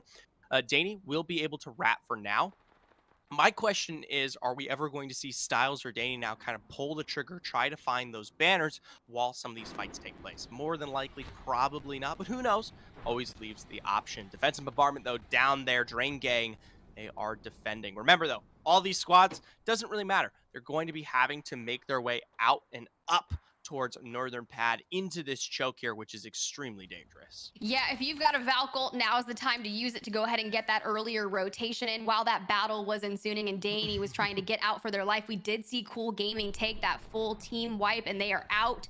We will see them in World's Edge. For the meantime, it looks like SNK is not going to be having the ability to get their teammates' banners, as that has timed out, but they are just being a little sneaky ninja right now, utilizing these boxes just for some information and trying to gather their motion to get into zone. This is going to be really tough. At what point do you make the trigger to rotate?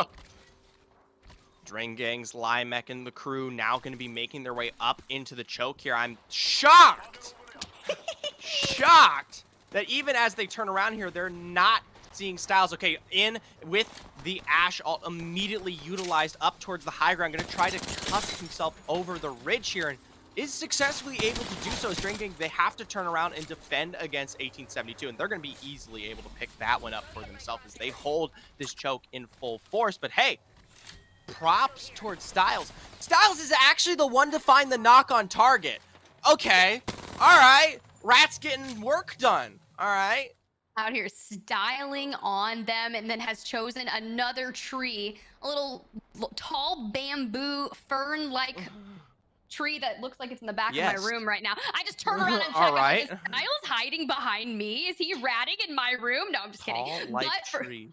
Hey, it's fair. It's fair. But the circle is shaping up. We do see a lot of choke points here, so this is going to get very interesting, especially when you see all the teams still left in launch pad that need to make their move into the final circle. You're right, Zephyr, you are 100% with the call coming down to that open area in there, but look at the positioning of the Rat Styles.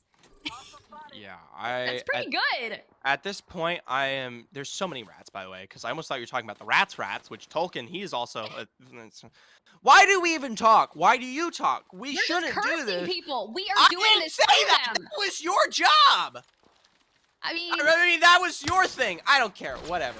All I right. was wanting him to live. I just manifested a death. They saw it, got a peek of the ash, and then was eliminated immediately. Meanwhile, fan favorite bots out here going under fire. Gibby is going to go ahead and get that res off immediately. I think that was a smart choice to go ahead and stick it early on, but I just don't think it's going to be enough as the team is going to find that res and ape them immediately. Nezetia trying to escape with their life, going to head and hold this door, get that bat off, but I think the team, Jack Tricks, going to get fully outed right there.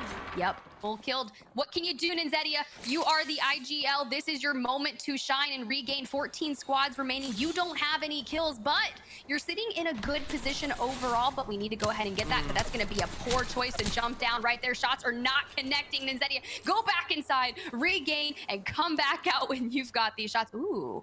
Or grab the banners. Well, he'll grab the banners, but here's the problem. That zone is continuing to tick, and UTFT, they're going to search for their own rotation. I like this Nezetia taking it far towards the outskirts here, and will be able to survive for now. Has the one banner. This is similar to what we saw out of Game 2 here for the bots. As a result, going to utilize that defensive bombardment, put some pressure down to assist in what will be the safety of this rotation. Potentially some additional KP there. Additional KP indeed. Lots of teams going down. UTFT, Los Baguettes, Rats. Everyone falling right now. 9 squads remaining. We've got the defensive bombardments coming in. Gibby Bubbles are out. Polska Garam is going to be eliminated as well. Ratio is out. We do have a new kill leader, and they only have 3 kills. That's going to go ahead and let you know just how talented these players are. If the kill leader has 3 kills, everyone is spread out. It's going to get chaotic here on board with ZBW as they are under fire right now, trying to compete with a team that's got a nice sheet. Like, that wall is brilliant. People behind them, people in front of them. This is not the position you want to be in with your map 1 winners. At this point here, though, we do see us taken down to 6. Nezetia is eliminated 4 bots, but that's fantastic. A second ago, he was sitting in 14th and was able to sustain long enough to get some high placement, even though it wasn't the best of positions. Of course, our winners, ZBW from Game 1, pressured by Bitfix Gaming. I like this position for Bitfix. They're going to be able to take advantage of when that rotation comes through, as well as throw down those ordinances and continue to pepper here as, yeah, ZBW, they're forced to make moves. And as a result, Ari, we see 2 of their members broken. Michi to fall, Balerion. This leaves Zaref right in the corner. Yeah, and that's it. Yeah, this is going to be a massive game for Bitfix if they can make this rotation really nice. You see Crypto has that EMP, which this is going to go fairly open. If you can get a little chaotic with that and crack a majority of the players' shields, let's say there's a massive third party, you bring that EMP in, and then you just start firing with that R301 and just really clean it up nicely on board with Yokai over here, utilizing this rock for cover. I love this placement here by the Wraith. Just kind of getting some information. You can get a good overlay of the land, but you're not going to check your back. You're going to go under fire. Good thing you've got 1 bat remaining. This is not where you want to be. Bitfix going under fire, going to go ahead and hit a bat themselves. We see a Gibby Bubble out in the distance. Zephyr, 2 kills to their name for this Crypto here. 5 squads remaining. It's about to get dicey, and I do like the Prowler, if I say so myself. Definitely could look good. The good thing about Bitfix is the fact that now they're the only squad here on the eastern side. We see Tired and Yoku, they make their way forward here on Big Ban Goom to actually take this ridge, and this is actually going to be in the face of the rest of the lobby here. And while they have this nice angle, this is where you would usually see the opposing team hoisted, they still have to defend against 2 other squads here right on the opposite side of this cover. The only entity that does not have that pressure right now will be Bitfix Gaming, the only ones on the inside there of Northern Pad. Drain Gag, they see the advantage with the cracks found here and now want to be the last standing members. The remaining ones here is a nice tether is found there from Limek. Dome down as they're going to go for the full send on this fight here. Straight in the midst of that, the Valkyrie to the sky will be able to survive for now. Still is now. Bitfix Gaming looks like they might be moving in to find the full elimination there onto Big Bam Goom. Yeah, that just made me so uncomfortable. I thought the Ash portal a little bit further out into the ring than necessary. Bitfix currently got the PK out, trying to connect right here. We got a Valk fight utilizing the air for some amazing movement here. You're right, last 2, but this Valk is within an inch of their life, and Huskies are looking really great. Whoa. Huskies were able to keep themselves sustained for quite some time here, now have this high ground advantage straight into the bits of Bitfix. You can already see the flesh ticking down here. Only 1 last standing member, and Huskies make that final victory of Stormpoint look easy. Yeah, they just played that so well. Prime positioning, retaining the health and longevity of their shields. The thermites coming out, just you're right, eating away. They played that beautifully. Nice strategic comp there. You've got the Valk, you've got the Ash, and you've got the Gibraltar. And Yeah, they just very actually, I really liked that classic. Gibraltar skin. I wouldn't mind seeing that again. I might have to figure out how to get it. You know, who knows? At the end of the day, if they pick up another win, you'll get your sight lines on that.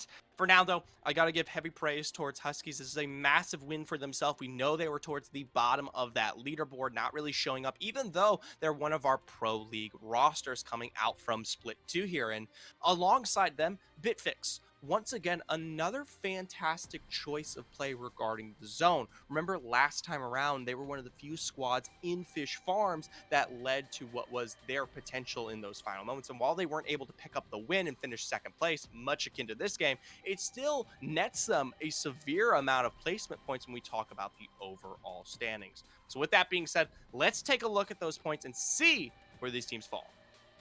Take a look. Indeed, we got Bitfix Gaming Told now ya. to top it out. 37 points, Zephyr. X Triple D holding up in second with 31 points. Huskies, after in a dynamic map 3, going to find themselves standing in third with 27 points.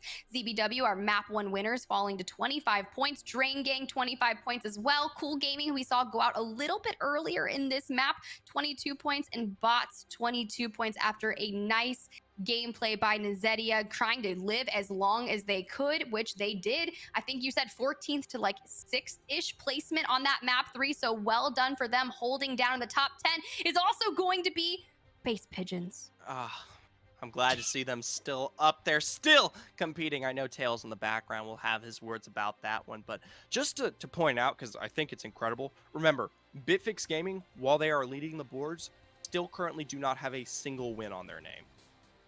They are the only roster here to stand above the rest without a win. X Triple D, Husky, ZBW, they all have found success here in Stormpoint, but it was the consistency of Bitfix constantly being in those end zones, constantly finding their way to second, that has allowed them to surpass the rest here. So I know we talked about this kind of before we made our way, into the last chance qualifiers, as we're just, feeling out Apex as a whole here. Yeah, you can have those shining moments where you have an absolute pop-up game, but if you're constantly racking up those double digits time and time again, you don't need to be a star. You just need to be reliable. Well, I mean, I think that's something that's very fair to be said. And that when you look at the placement points, first nets you 12, but a second place will still net you 9 points, which is so consistent. If you've got 7 to 12 kills, a 9 points for placement is going to be asked you 12, but a second place will still net you 9 points, which is so consistent. If you've got 7 to 12 kills, a 9 points for placement is going to be astronomical. You don't even need the 12 points for that first place at that point. You are getting kills. And as we saw the positioning on Bitfix Gaming there towards the end, they were utilizing that wall. We had, the drone for the information out of the crypto, and then the R301 on the Valk just firing into the crowds that were left out into the open. And it was just kind of open season for them. So they probably netted some nice downs and kills right then and there.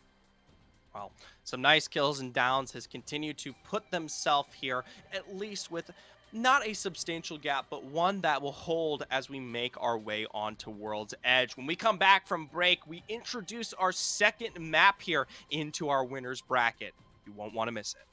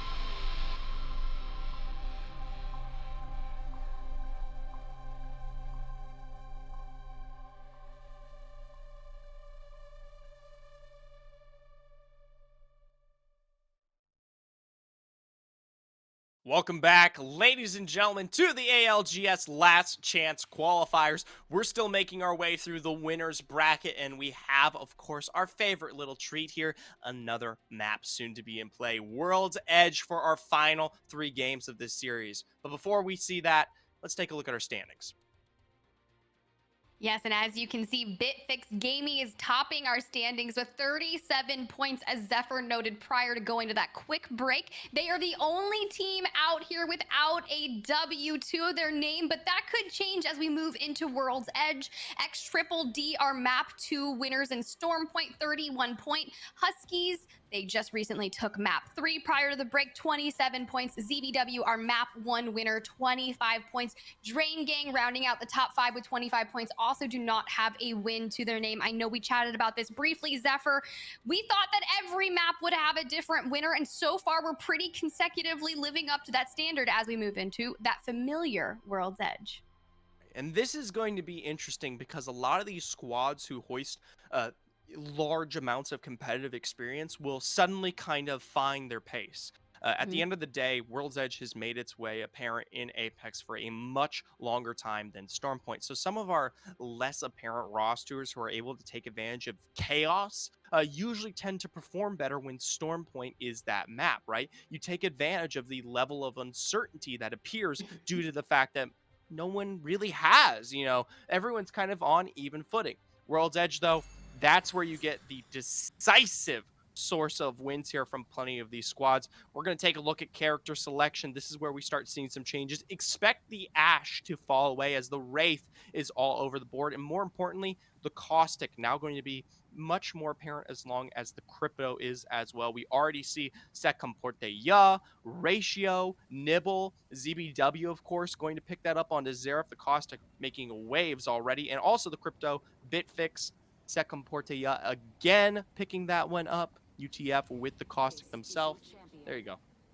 Yeah, this is going to be a little wild. I did see one team also consistently go with Ashe. Sometimes, if you're a little more comfortable playing Ashe as opposed to Wraith, you may just go ahead and stick with what you know. We do know that these teams are very familiar with World's Edge, and Ashe and Wraith are so interchangeable. And we're actually going to be on board with one of the teams that is keeping Ashe in their team composition. They're going to go with that Gibby Valk Ashe combo. And as we drop in the beautiful sights of World's Edge, there's a couple drop spots that are going to be contested. That's going to be in the area of Countdown with 1872 and Bot.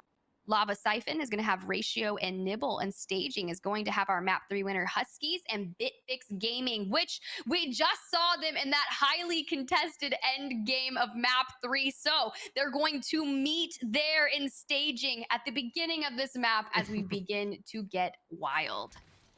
I have to pick on Bitfix a little bit. I didn't get the opportunity to talk about it because it slipped my mind there, but that could have been a Bitfix win. I think they full sent it a little too early on Bid Bang Goom. Feels like a tongue teaser. Gosh, God, that's terrible. Either way. And as a result, they kind of lost their sense of health going into those final moments against Huskies. They weren't able to really ever regain themselves, whereas we could potentially see the fight between Huskies and Bim Bam Boom prior to that one. For now, though, Rats versus Yokai. I love the rotation from Enda around the backside, but it is quickly spotted out, and I have to hold down this door there, but potentially those kicks coming out to prevent what will be those heals.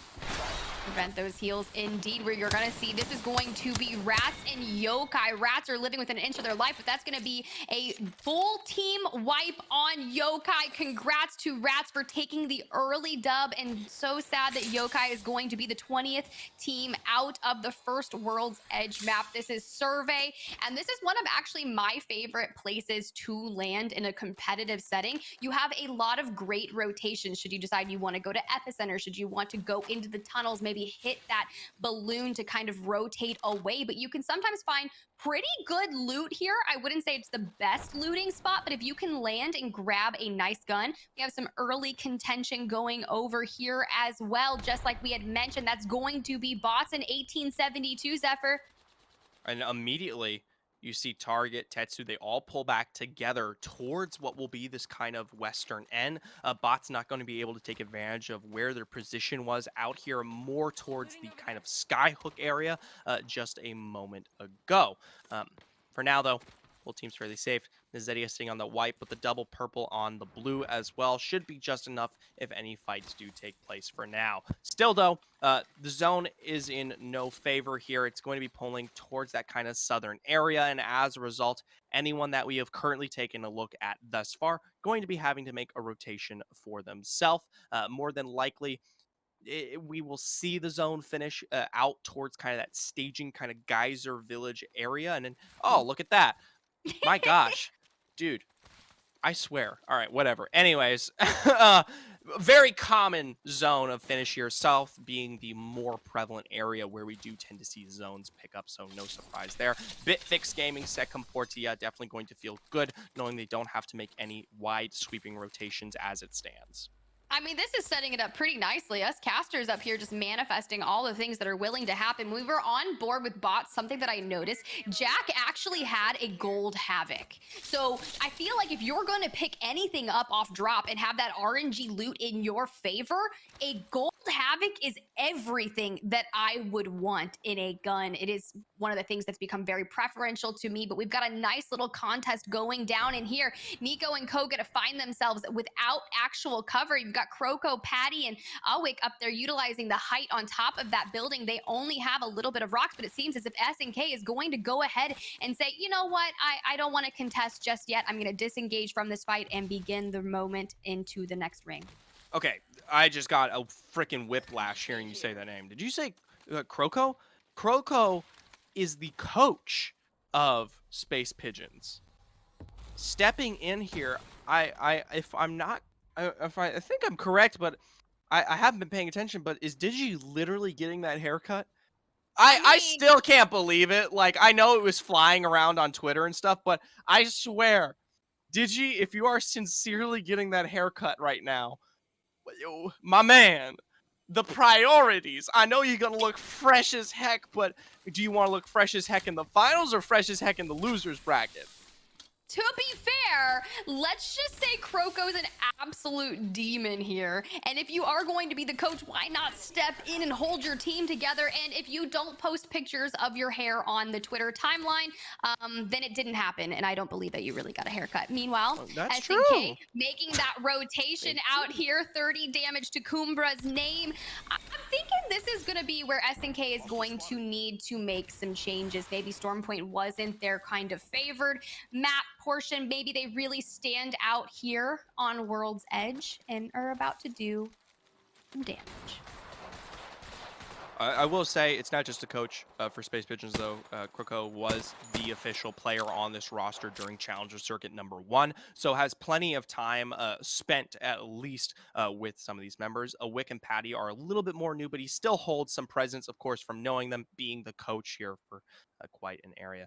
Thankfully, has plenty of the experience. Not going to count this one away from Space Pigeons, albeit they sit kind of right on the cusp at 10th right now. Just across from them, you can see Drain Gang on the other side of Fragment, and right in front of them, CBW, right on this ridge, one of the hardest areas to hold. This is the most difficult place to play on the map, in my opinion. Playing for content, defending from their low ground, but remember, it's tough because you're getting shot from both sides all the time. Yeah, you really can't secure your back here in this positioning, and they're kind of pinched, and they can't really retreat because you do have that team kind of on their south side that's going to start kind of reeking in to really pinch them and go for the third party. But as you can see from the front, it seems as if that team has just suddenly disappeared, maybe said, hey, I don't think this is a safe fight for us. I think we should kind of go ahead and get out of this choke point, move maybe a little more to a central location that we can Mm. take the fight from a preferential height, maybe. But you can see Lepe out here just kind of looking for some information. Otter chilling, just maximizing the time between that supply bin and the rock. Thankfully, it doesn't look like the pressure is going to be making itself known anytime soon. Likely, we will see the zone pull up and towards the north, but if it doesn't, thankfully, if we're playing for content, they have a quick rotation in and towards Thermal Station. But even still, the double choke, the reason why you hold this one for so long is it gives you the opportunity to play for both sides when you are forced to make your way in to the next POI. Cool Gaming, they make their way towards Harvester here, right above them going to be that Nibble roster. There's plenty of space on Harvester, so they're not going to be pressured anytime soon, but for now, not even a damage or a tick found. Definitely needing to maybe get in some fights. I mean, there's only 19 squads remaining, and I think securing a good positioning here in Harvester is going to be that more preferential side of things. You can see there's some teams that are completely nearby, and I think moving into Harvester early and securing a good position inside, but I don't think this right here is where you should stay. I think you should move up and get some height because a team could easily kind of flood Oh. in on both sides of you. As you can see, they no longer have the door. But while I'm saying this, Huskies Esports, our map 3 winners, are going to be taken out in 19th place. It's a bit of a shame. And we talked about how they kind of started rough on Stormpoint, and then now we're seeing something similar take place here on World's Edge as they get, a little bit of a renewed sense of this map here as these teams, while yes, they do call out their drops, you still don't quite get the same impact, running into these different members here. Now, we tune in with bots. Been having a marginal day thus far, have been pressured many times before, haven't quite seen the dominance from, say, Challenger Circuit #2, but it's been the fact that they're able to string along their success, survive, to continue to find what might be that revive, what might be that placement that has kept them within that top 10. I'm still, though, looking for a substantial win here, at least in our second half today. Yeah, I'm looking for something substantial as well. As you can see, there's about 3 teams right here in this area of Harvester. But let's take a look at the positioning of Space Pigeons right now. If Cool Gaming and the other team on their left decide to go into battle right now, I'm curious if Space Pigeons will push in behind and really pinch them in there. Nibble is going to be that team that's going to be on the outside of Cool Gaming. They spot out the Valk ult in the rotation. Not going to do anything about it, but they are rotating into Harvester themselves. So that's going to be 4 teams in this small area, Zephyr. And Harvester is known for its stacking potential here, but we could already see that our zone is going to be pulling away from it immediately, coming into what will be that kind of zone 3 in the next. Thankfully, though, it does give us the ideals that the zone is actually pulling a bit of a mix. It's not quite entirely the staging area. It actually leaves a majority of this kind of open western end of Harvester. So right now, I'm going to just kind of spell out what looks to be the most successful areas to play. Obviously, the high ground on staging, that train line is going to be absolutely huge, as well as the God spot, that building on the center of the hill, this little no-name grandma's house here out here towards the west is usually a place that a lot of squads like to hold themselves, at least for round 5 and further. Yeah, I think whatever team nets themselves that left side of Harvester and can remain in the height, I think we're going to see a team that's going to take the height of that portion of Harvester. And then you're going to see a team that also is probably going to play the stairs.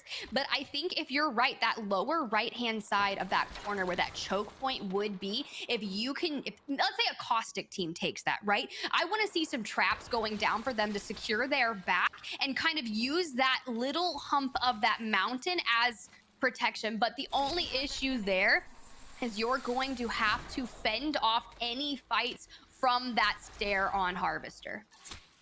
Right now, we get the information. It is going to be SNK out there in the center towards that kind of God spot, Grandma's house. So if you're a fan of SNK, someone who hasn't been particularly doing well for themselves in our earlier rounds of Stormpoint, be rest assured they're definitely looking good right now. A majority of our squads, though, are still kind of competing right on the outskirts of this staging area. They kind of assumed that the zone was going to pull out here towards the west, which it very often does. And as a result, now we have at least 6 potential teams that will be fighting against each other, especially as these zones begin to tick forward. Not right now, as Zone 2 is still a close-in, but in the next 2 to 3 minutes, when we get that choke that forces everyone towards the POI that is staging, that's when we're going to see most of our lobby fall. Yeah, I love this decision by the Valk on Bitfix Gaming to kind of rotate back towards the building. They noticed a team that was kind of behind them, and it's really unfortunate that you just have to kind of band together inside of a building and gear up if that push is going to happen. Meanwhile, Rats just out here in the ring. I'm curious. I thought at first they were going to go and try to hit that respawn beacon outside the zone, but the zone is just going to take away too much of their health.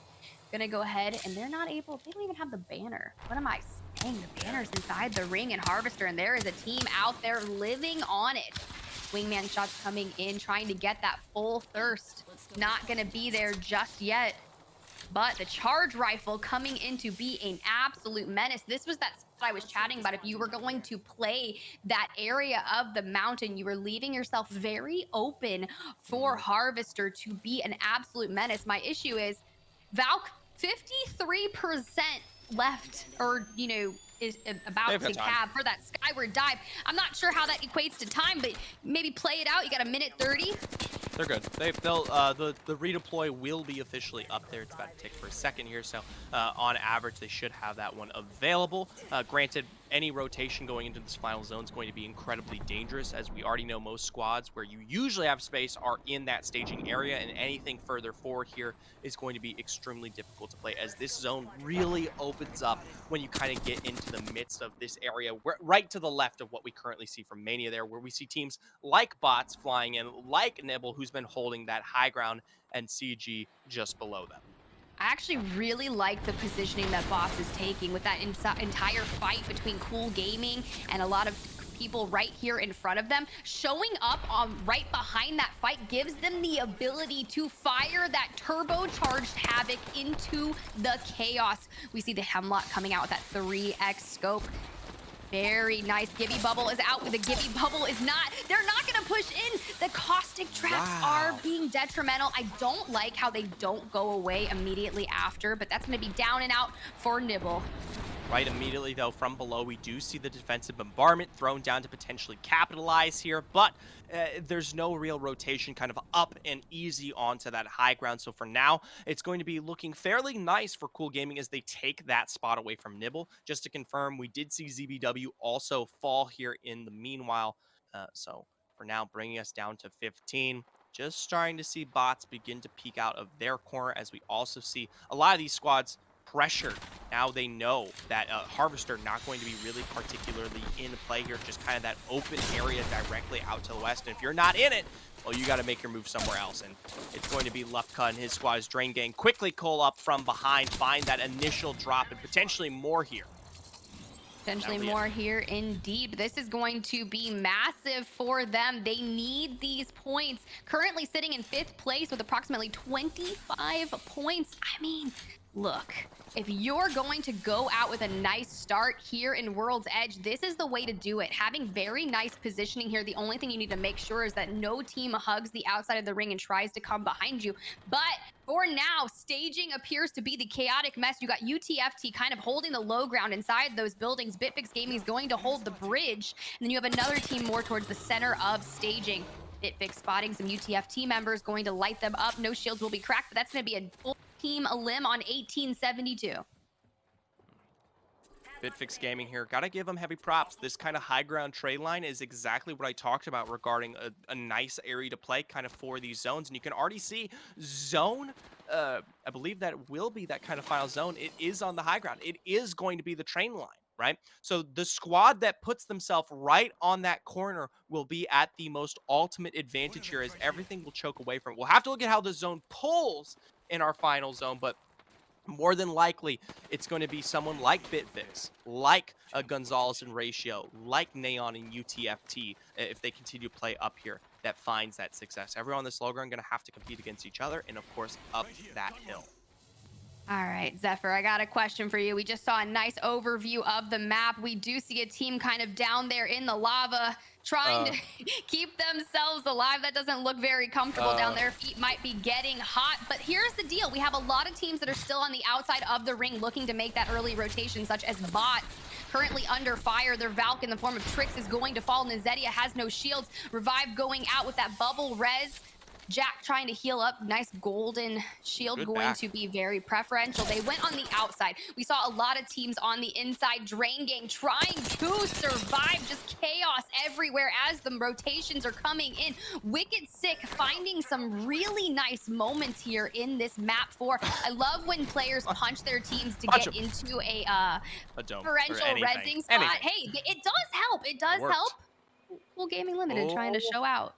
All right, double redeploys, utilize Ratio. They find their way towards this kind of corner, that God spot that I talk about regarding the zone in its final moments. They're going to have to defend for now as bots put themselves in just as much or riskier of a position here right on the edge. Ratio from above, able to defend their backside here in the midst of that tunnel, going to provide the beams as they keep holding out this building. I love the utilization. They've got Psy up available, starting to throw down those gas traps, as this will be the spot to defend here, especially from all those teams out in the west as they try to make their way in. Lost Baguettes, they're going to be fully eliminated. Plenty of other squads already beginning to fall. Rats being one of them. We just saw that team kind of laying into Rats as they made that rotation. We saw bots flying in and pick this spot for them, but here's the deal. They're going to be fighting it out with Space Pigeon as Jack makes an aggressive push onto Awik, and Crow is going to be right there in front of Trix, but Jack is getting team shot right now. I don't know if the Q is going to be able to come in and get out of there with the survival. Ninzetia and co trying to hold it down as we have SNK living very nicely in this building outside of here. I love their positioning. 11 squads remaining, and they're kind of really setting themselves up for a solid end game. I don't see any kills, Nico. Nothing really going on just yet, but that's okay. Placement points, you can get your kills at the end game. I like the strat. Bitfix do fall. They were kind of my preferential team here, but they let that spot fall away from them as Ratio kind of flew into position. As a result, they do fall here at 12th place.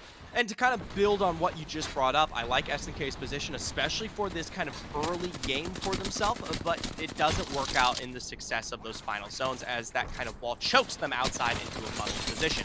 Second Portia, they defend themselves here in staging, going to be able to find their eliminations. UTFT, one last standing member, and Torj makes quick work of the one here, utilizing that flatline. So now going to be the only squad left here on the low ground of staging, but going to be forced to make some moves here in just about 6 seconds. Torj looking phenomenal with the flatline. There's one thing that I do love about the flatline is the ability to hip fire and be so concise with it. We just saw a lot of beautiful shots coming in, and it was fantastic. Then the res got off. They are living life large on the low ground. A lot of contention going in. It looks like bots are moving in on the team left in that house. Nizetia is going to be the last of live bubble out. I don't think you're going to be able to rat it out underneath there, playing for content, trying to thrive as long as humanly possible. 7 squads remaining, ratio down and out with one team member getting rezzed right now. That's going to leave them all alive.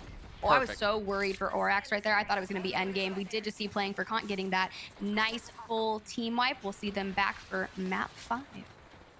At this point here, I mean, it is going to be Ratio's game to win, right? I mean, they are the only squad that holds a train line. Let's look at this zone close. It's going to be crucial in the decision. Take me to the ring. I need to know here. But everyone else, all 4 squads are on this building here. You have to realize they're going to fight each other well before they ever introduce themselves to the area that we currently see Ratio. And I'm telling you right now, that building will not be long in play here. And, perfect zone pull. It's literally right on top of the track. It is calling the Ratio win.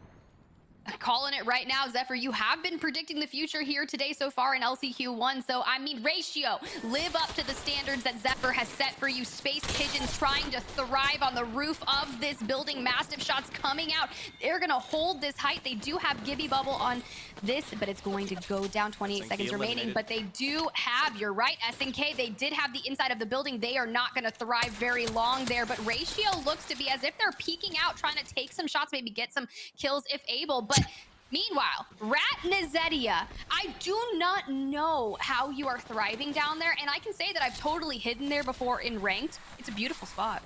You do realize if this fight takes place between Second Portea and Space Pigeons, bots literally finish 3rd, roughly, right? And that would be just insane here. Now, Nox Gas Grenade going to be thrown out here onto Space Pigeons. They will be pressured for now. This is most likely going to be Second Portea here as they're going to be forced to make their way forward. No, the first to drop. Now a defensive bombardment down here to pressure the rotation, but it won't last for long as the train line above will provide defense of his own here. Space Pigeons, sadly, likely eliminated. Now Ratio, the last standing member, Nizetia, making a run for himself in 2nd place. All they gotta do is take this one to bed here. Ratio, of course, your winners of game 4. Zephyr out here predicting the future. Congrats to Ratio, another different team to take a dub here in map number 4. Starting out World's Edge really strong with that Caustic, Gibby, and Valk comp. You called it as soon as they took the bridge and were able to get that former team out of the area, and they knew exactly just how to hold that. We were talking about SNK's early position inside that house and how it looked really good, but unfortunately it wasn't going to be good when you've got to have that height. Yeah, you're garnering yourself a little bit of placement, but when you had Space Pigeons taking height on your roof, we know that Space Pigeons are good at high ground, man. Space and pigeons, they're birds in space. Height. It's 9 a.m. Zephyr for me. Let me live with the Space Pigeons. Zephyr's tutorial regarding final zone control. This is my interpretation. Buildings are always going to be a problem in the final zone. Unless you have perfect pull, at the end of the day, you're always going to be forced into what will be kind of this choke where you have to go through as either a certain doorway to make your way out or into the zone and take damage to find the successful next rotation. And as a result, most of the time, buildings are great for rounds 1 through 4. But once you kind of get to that later stages of the game, it's going to be an interpretation of zone, but most likely they're usually not going to be that successful. And as a result, that's why you see teams like SNK who have that God spot very successful making their way through the first portion of the game. But as we make our way towards when that begins to choke out, that's when things definitely come back to bite them. Still, though, it's high placement for them. More than likely going to look good on the standings here. Bots as well, ratting for quite a long period of time there. Nizetia and crew, Jack, Tricks falling extremely early, but Nizetia hiding out from underneath. No one pays attention, and as a result, they actually pick up 9 points coming out of game 4. A massive success for them. Let's take a look at the standings and see where they fall. Yeah, I'm excited. Look, when we got to see Nzetia running out from underneath that building, just trying to live the moment they knew there was two teams left and just full sending into ratio, he actually lived a lot longer than I thought he was going to. I mean, the bubble came Same. out. I mean, fair, right? But Bitfix Gaming is going to remain your number one place team thus far after 4 maps with 42 points. But after that substantial game by ratio with that dub, very well played, going to move up to second place with 41 points. That is a massive jump, if I'm not mistaken, because before Mhm. this, they were sitting in 11th place outside the top 10, and now you're sitting in second. So this is still a very highly movement game, but something I want to note is Rats is falling outside of the top 10. They're going to find themselves in 11th. But the notorious Space Pigeons living large in fourth, 33 points. Bots, 32 points. And Triple D, 31 points. And Huskies, they fell very early on. They are going to move down 4 places to 7th place with 27 points. When we come back from break, we'll discuss a little bit of information regarding our expectations about the winners versus losers bracket, as that is beginning to become clear regarding who may end up where. You won't want to miss it. Stick around for Game 5 here on World's Edge.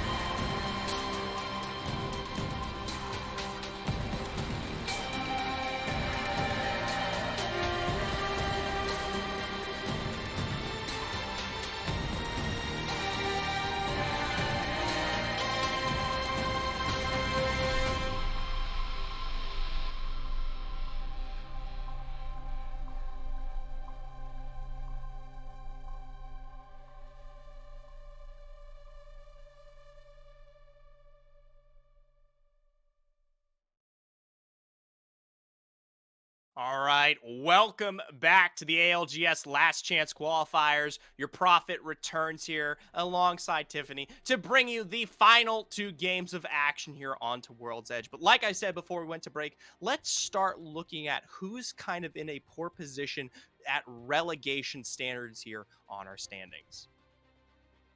At our standings, indeed. I can't believe you just said our Prophet and then Tiffany. Look, I want to be a Prophet too, Zephyr, but meanwhile, Bitfix Gaming leading the standings here with 42 points, still our only team to not take a map win here.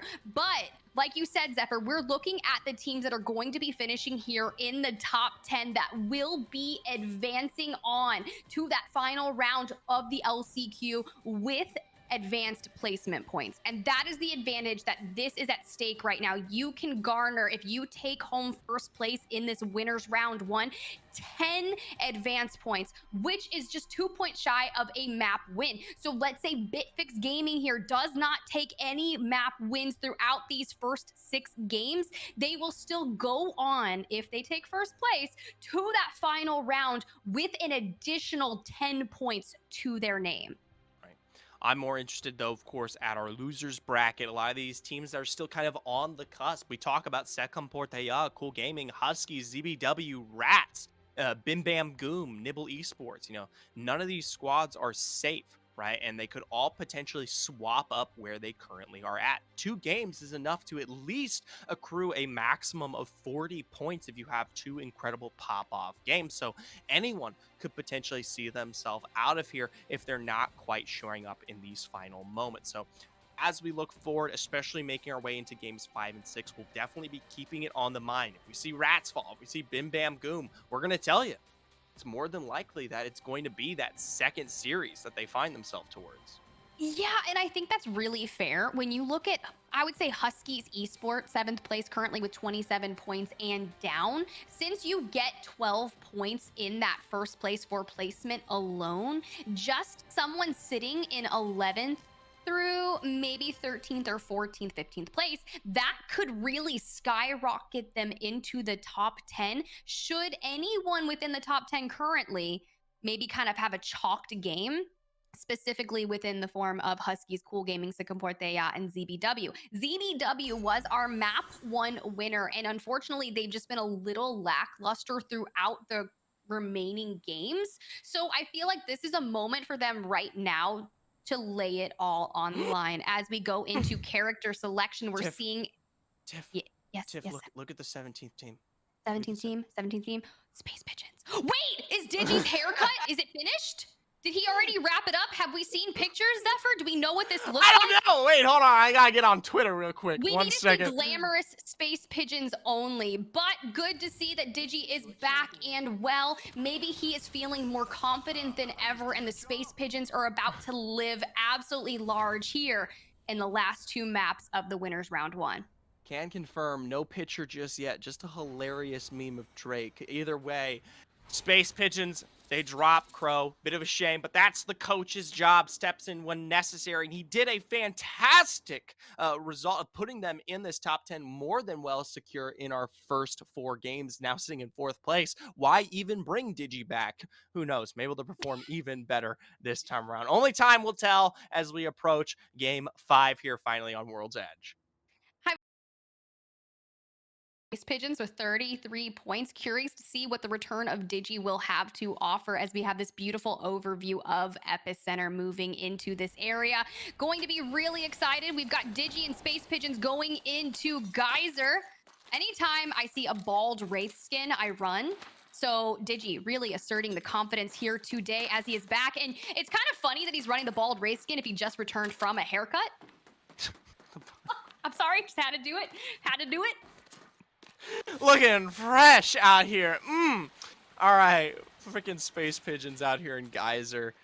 Sadly, the zone not in their favor as of just yet, but hopefully when we start looking at rounds 3 and 4, when they play towards the edge, they'll have success just as much as earlier on today once they start taking a look, of course, at some of these other teams as well. So this one's going to be shoring up. More than likely, it will be down kind of towards what I can only assume is going to be the kind of lava siphon harvesting area. I'm making big predictions right now, but we'll check in just a moment.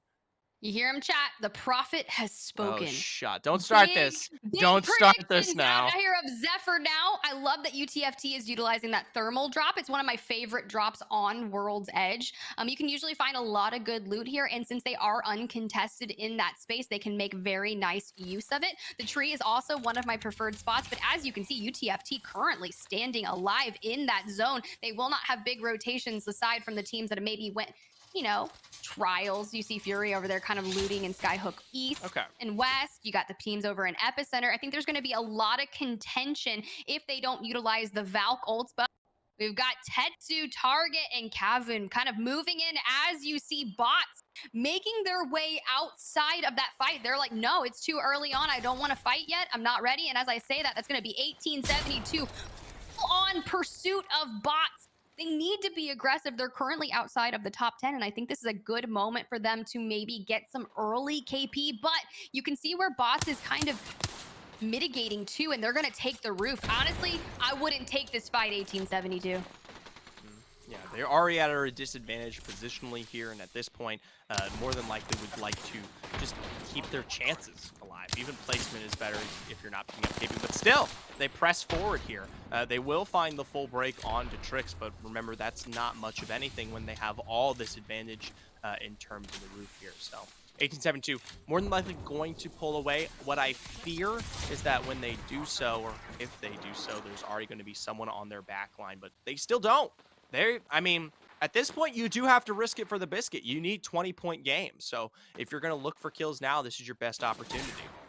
Best opportunity indeed, and as you say that's going to be a down on Tetsu. This is not looking good, and Zedia is going to be the one that does get that down, but there is going to be a down on Trix and Zedia within an inch of their life. Can they pull this off? It's a 1v1 situation here as Target's left standing. Jack will be forced to escape into the void here. Of course, this is what I said. Cool Gaming now going to third party. Hear the shots not too far away. Now looks to capitalize. Legolas on the roof here, still trying to find the break. Will be able to punish what I believe is Target there, but nothing else is found. Not too far away towards the south, Rats now arriving. So now two different squads here at Grandma's house. I mean, it just continues. Is there cookies at Grandma's house? Because I feel as if this is the place to be right now, and chocolate chip cookies sound really nice. But Rats taking the shotgun out and getting some nice, clean hits. That's going to be a shield broken on Wraith. Gibby Bubble is out, so the bubble fight is going to ensue. If you've got that Mastiff, push inside and really make utilization of it, and that's going to be a full down and out for Cool Gaming. Unfortunate here. This is not what they needed. I do know they are in the top 10, but they are barely living in 8th place, currently 27 points, and you're going out in 20th place. It's not really where you want to be, Zephyr. No, I mean, at this point, if anyone just has marginal performance across the board, kind of within that 11th, 13th place, guess what? Cool Gaming is now officially relegated down there, kind of towards the loser bracket area. So we'll have to take watch. Bots and 1872 were able to escape for now. A Target still kind of in that area, maybe potentially looking to recover those banners, but quickly do Rats spot him out in what was his attempt there with the portal. So a bit of a shame to see the cusp here. That Wraith just barely missing a trade for trade here with the Wingman Target trying to provide. And ooh, it's Sorbin. He said, screw it. Wingman v Wingman, Mastiff. Mastiff is the choice, and that is going to be all they wrote for 1872. Another team that did not need to go out this early, as well as they find themselves outside the top 10. And, you know, man, this is going to be it. It is it. But Rats looking really nice right now. Sorbin alone currently 2 kills to their name, kind of starting to get those early game points. At this point, focus on the end game, getting your placement points alongside the KP that you have currently. But we've got Big Fix Gaming over here in the below of Thermal Station. So it seems as if teams are making their early rotations in and preparing for the long haul. But like you say, the buildings per se, Zephyr, I feel like if you're going to hold that low end area, there's too many entry points to get trapped in there. But Big Fix Micah out here with the Q. I don't know if he was trying to get it onto the roof to kind of maybe deter the people to jump down and fight, but it did not work. I So my interpretation of thermal station will always be this. I think it is a very wide encompassing area. You have the three major kind of sects. You can go directly for the POI and the buildings kind of out and towards the west slash north, right above the ridge. You can go far towards the southwest into the village or into this area right here where you see Second Porteya, right up against, my apologies, they're gonna kill me. Uh, Lefka and his squad, whomever that may be. My apology. Polska Guram. Jesus. The second Porteya and Polska Guram. They're literally two big Polska. It's okay. Anyways, that could be the other area in terms of play where this zone does tend to finish out. And at the end of the day, for rounds 1 through 4, because it's such a wide area and there's so many options in terms of making your way into this POI, you're usually going to get about 15 to 18 squads all alive, right? Until the zone finally decides which of the three sections it'll be going towards. Right now, though, can confirm it's most likely not going to be towards that kind of southwest unnamed village, as the zone does currently split it in half. So I'm looking more towards out in the west here where we do currently see Polska Guram, or more directly in the POI, that kind of center area. Yeah, yeah, I like this. Oh my gosh. Primo with some nice shots right there with the rampage. I like the positioning of Polska Guram. They've kind of got every inch of this building solidified for them. I don't see a team that maybe wants to go ahead and ape them. Now, I want to make an observation and maybe a question here, Zephyr. Those team is currently sitting next to their shields. Now, is that because that drone from Crypto was flying Yes. around and Yeah. they're trying to prevent an EMP from being too damaging to them? Yes, your interpretation is goddamn perfect. All right. If you see the shields down at any given point, it's because that crypto will have the MP and you don't want to continue to stack up damage. And obviously, you don't want to expend the resources to constantly heal yourself up Mhm. regarding the drone always being in play there. So I like Pulse Gurum obviously taking the steps to play around that. We do take a look, though, at Zone 4 thanks to Warchalk, and we are seeing the POI pull directly into Thermal Station. No fissure, no village, no kind of area out towards the west, hot in the midst of that POI itself. So expect a lot of teams to kind of hold themselves up, not in the central tower, but also on the risers here. You get a nice view of them as we see Ratio, our winners from last game, beginning to fly in, as well as the tiered cake building out here towards the west, as well as some of those smaller buildings outside as well. Yeah, I also like the positioning of playing for content right now. They're kind of holed up on the lower left-hand side of Thermal Station. Also, Ratio taking this area as well provides a lot of grounds for if you get into a fight, you can kind of maneuver and evade anything that you need. You can see them calling out some nearby teams for some information to share.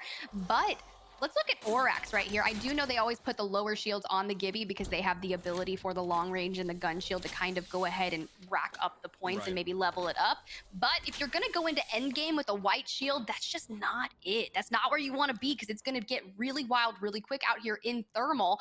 But Rats Well, moving in right now. Kumbra, Nico, and Styles get ready for a battle of your life, but Rats just able to get their shield back up. This Wraith with a wingman. Shots still coming out. searching for it. Right now, not really too aggressive here from either squad. SNK just kind of feeling things out. They know they kind of have this building advantage. The problem is in about 30 seconds, of course, they're going to be forced to make at least rotation. Thankfully, zone doesn't hurt too much, so they do want to kind of pull out and towards what will be more of the kind of eastern exit and then kind of take the long way through. They can do that. For now, though, Rats, I like this. They just play towards their advantage. They know they kind of have the ability to utilize this gatekeeping, and they're going to do that. Thankfully, for what will be SNK, they find the Assault. They're up on that high ground, this nice kind of median ridge, and they're going to be safe moving forward.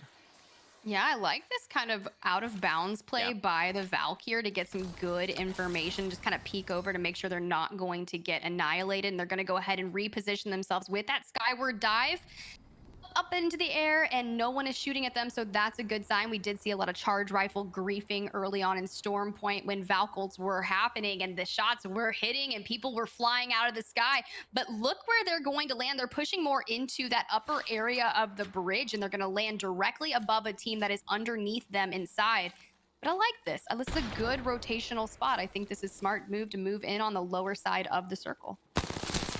More than likely, you'll see teams like this one right here, if they don't have the redeploy for later, will carry themselves kind of up and towards what is that kind of eastern thermal station, train line area, where you do have the extended zip lines that kind of carry back and forth. For now, though, on the outskirts, though, here, right below that kind of tiered cake building, we do see Yokai completely eliminated. That's Second Porteya actually providing their long-range angle here. Interesting position. I love the fact that you always see the caustic trying to tear up inside a building, holding it off with those gas traps. Los Baguettes moving into the lower area of thermal station. And surprisingly, with the turbocharger being in the crafter, I'm not seeing more energy weapons than I thought I would. We did see some Devos early on in Mhm. Sturm Point, but nothing too chaotic. We're seeing a lot of flatlines, R301s, which is typical for that. But I mean, if the turbocharger is going to be in the crafter, get yourself a turbocharged Mm. Havoc and wreak havoc Mm. upon the mass. I'm hit or miss with energy weapons. I think the devotion and havoc can be very good, but at the end of the day, you're going to be trading away two things. It's the least common ammo type, right? True. And it has one of the largest mag capacities and fire rates. So you're going to be going through what is the majority of your damage extremely quickly, and as a result, it's just easier to take what will be that kind of light or heavy weapon, because when you go for a death box trade, you'll have those more available, right? You don't have to worry as much about finding the ammo, and then of course the turbocharger always being a choke on both of those guns is definitely something you have to watch out for. SNK though, they themselves, we check back in, they did find their way out from Lava Siphon, now successfully in one of these risers here. We do see the Kraber picked up for Kumbra, but remember, this is the area that Ratio landed not too long ago. As a result, they are going to be dropped. It's not quite by Ratio, though. It is going to be Yuku here from Bim Bam Goon.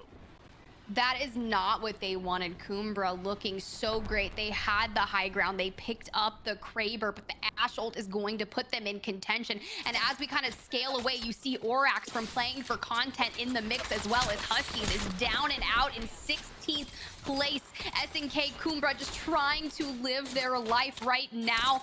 Minimal life remaining, getting tagged up within an inch of their life. Kind of go out and try to get some Kraber shots off. It's just not going to connect. That means there is a fully fledged Kraber missing approximately 2 bullets inside of Kumbra's death box. It's not in the easiest position to get to, but more than likely a squad will pick that one up. Could potentially be Drain Gang or one of ours that kind of houses themselves a little bit more towards the south, maybe making a more further extended rotation. It's going to be playing for content.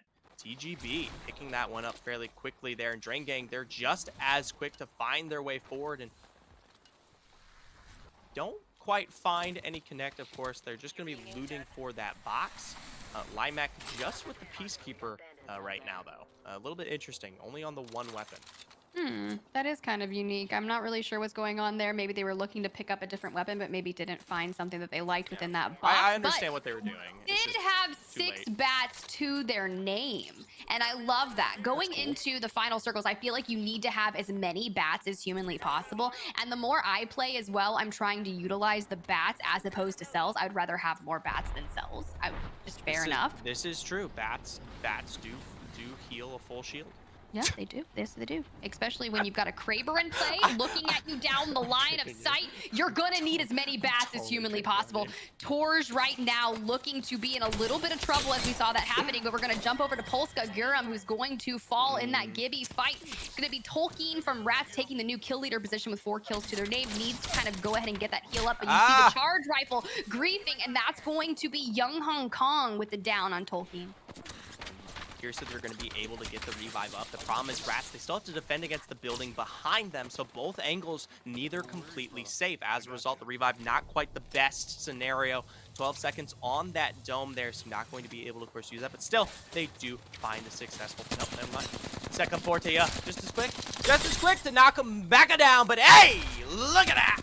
A nice arc star that will prevent the damage from coming through at that point. The Nox gas grenade far too short. Finally, the dome down. This puts Rats back and up here. And second Portia, shame for them. They're pressured from both sides just as much as well here. You've got Exalepe and the Playing for Content crew finally making their way across and potentially kind of into that fight towards the first to fall. Towards the first to fall indeed, but let's talk about the fact that when we had that nice overview, I saw Nibble Esports' Chambi in the professional rat spot that is over there underneath that kind of zip line Yep. area, that like form. They are currently living, and as the shots come in, Sorbin from Rats is going to fall. X Triple D out here thriving with the flatline, kind of take some damage from the Q, but it's okay. They're perfectly shielded up and ready for some combat. I'll mind you this though. Rats had an incredibly successful early game, wiping at least 2 to 3 of these squads here. So even if they don't find good positioning, kind of taken out in a moment like this, they're still netting a huge amount of points that keep them relevant, at least kind of within that top 10.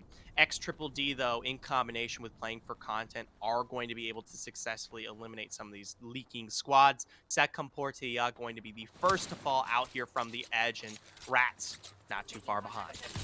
Yeah, this is playing for content to be a really good game for them, and X Triple D as well, setting themselves for a nice end game. But there's still 12 squads remaining here as the circle is starting to shape up. I know the Wraith on Sikamport was trying really hard to get out of the fight and was shot from Thermal Station himself. And as you can see, Gonzalez with a nice Kraber on Zay going to fall. They do have the bubble to go ahead and get them back up, but can Strumi keep them off the teammates right now? Shots connecting with that R301. You're looking a little low on light ammo as Otter, thriving with the Rampage, will fall. Zephyr, this is getting chaotic. At this point here, playing for content, little left to defend for themselves here. Lepe, though, I love the utilization of his teammate shield, but right from behind there, they continue to be peppered with damage here. Now Otter down as well. Lepe forced to drop below to survive in the crevice here, but from afar on the other end of Thermal Station there, Wicked Sick from the Drain Gang roster, picking up that final member. X Triple D now the only last remaining squad here out on the eastern end. Still, for them, they have to make their way towards this POI directly. Yeah, this is going to be really tough because, like you mentioned, Drain Gang was able to pick off any player that had rotated out. We saw it happen with the Comportea, and now we're seeing it again. So the rotation is going to have to come in really nicely, but I have no doubt in X Triple D to be able to get that momentum. But let's chat about Thermal Station and the positioning of these squads that are remaining. There are 10 finding themselves here. Space Pigeons are kind of firing into that center area as Los Baguettes underneath getting chaotic with the positioning of these squads that are remaining. There are 10 finding themselves here. Space Pigeons are kind of firing into that center area as Los Baguettes underneath getting chaotic with the Gibby bubble fight. EK is out, but it's not going to be enough. They will fall. And then you see Gonzalez with the Kraber finding a nice down on Limek. 9 squads remaining, and Bitfix is moving in because they are the ones that took out Los Baguettes. That is 2 Krabers in play then. Gonzalez being the ratio squad, still kind of in those risers over there, so definitely one you have to worry about. I like this for X Triple D. They were successfully able to find a setup regarding the portal for the future here as the zone closes in, so going to be playing the underside of those risers where we currently see ratio right now. Drain Gang, they're the ones just slowly making their way in. We're not successfully able to get the one member back up in ratio, now kind of smelling their slow rotation drop down and begin to try to capitalize. But Orax from behind is dropped by Strimmy. Dropped by Strimmy indeed, and Ratio trying to thrive underneath. They do have that caustic, and gas traps are trying to come out, but once you get stuck behind this supply bin and some of these ledges here, it's really tough. But that was really a brilliant use of that. Bots got Jack last alive with the wingman and the PK just out here thriving and hopping around. That's going to be a down and out for Big Fix Gaming. Space Pigeons will be eliminated as well. 6 squads remaining as we are moving into the last bits of this. But you know what? I'm actually really shocked that Chambi from Nibble Esports is still thriving. And not only are they thriving, but they have a full Spitfire in their grasp. I'm shocked that Bots has accrued a majority of their points here today for being such an aggressive squad from ratting. I think for the last 4 games straight, every single win from Bots has been at a disadvantage, not a full roster, and in those final moments, only 1 to 2 members kind of picking up the next 4 to 7 placements in return. Bim Bam Goom getting put in their damn place, as Gonzalez says, Kraber buddy. Look, they are so... Oh, like, I don't even even know what to say because I love the Kraber so much, but seeing two of them that were in play here in this end game from Thermal, they're going to get that res off, but you're going to be depleting a little bit of resources that maybe you didn't want to use with that Kraber knock, and you're just kind Whoa! of getting bullied in a sense. And no one, there is an actual team sitting on top of Chambi, and they haven't realized that they are chilling behind that supply bin yet. But I love this positioning from X Triple D right here. Fully kitted out with It's red very shields. good. They have some kills here, but they will have to kind of begin their movement in. But I love that they're not forgetting about the team to their left. Going to light them up with the R301. Going to get a nice down on Orax as a down on Psy. About to be a full team wipe, and there you go. Bots are down and out. Enjoy the lobby. See you for map 6. Well, bots are down, but that's still waiting on Ratio right across from them here. The last standing member just a moment away will be finally taken out there from Bim Bam Goom across. Now X Triple D. They've got two squads, the ZBW just below them here as well. Now it's honestly tired here, and I believe the Bim Bam Boom squad's game to win. Thankfully for X Triple D, this pillar is completely open. Actually, not quite. They actually take a huge chunk of damage in the rotation forward. Now it's just Strimmy looking to wrap for now. Rat for now, you say, as they go. run out into the lava, and that's going to be a massive victory for Bim Bam Goom here in map number 5. The victors of the thermal station Chaos. Yeah, that is an interesting finish on that one. We did see, so to give some context, especially because we never really had the opportunity to tune in with Big Bam Goom, they started off their position in thermal station right on the center of that map, in the tower. And they did not drop into literally that zone right there. They let the chaos kind of infurl below them the entire time. And then when they were finally forced to make the move, they happened to be the only squad on the end where the zone actually pulled there. So even though X Triple D here as well as ZBW looked very, very healthy on the opposite side, they had to fight each other. As a result, once that zone finally closed in, it was just was for, at least for me, a very surprisingly quick cleanup there. Yeah, it was a cleanup, but my issue is if Bib Bam Goom was up there on the top of thermal station for the duration of the game, how many kills were they able to pick up along the ride? Because I mean, yeah, you're netting yourself that 12 points in the placement, but if you don't have kills to kind of accompany that, sure, 12 points is going to be great and shoot you up the leaderboard a little bit, but you really don't have much time remaining. We have one map to go, and you want to secure your position inside the top 10. Anyways, so potentially some points for them there. Let's take a look at those standings. Bim Bam Goom going to be definitely happy with a win on their belt. That shoots them into the top 10 here, now in 7th place there. If you give me just a moment, I can do the math. 16 prior to this one, 20 successfully acquired there. So 8 KP picked up there in the end. That's actually quite a bit, a 20-point game. I mean, we talked about before getting into this match, right? 20-point games, 2 in a row, that thrusts you, of course, into the winner's bracket.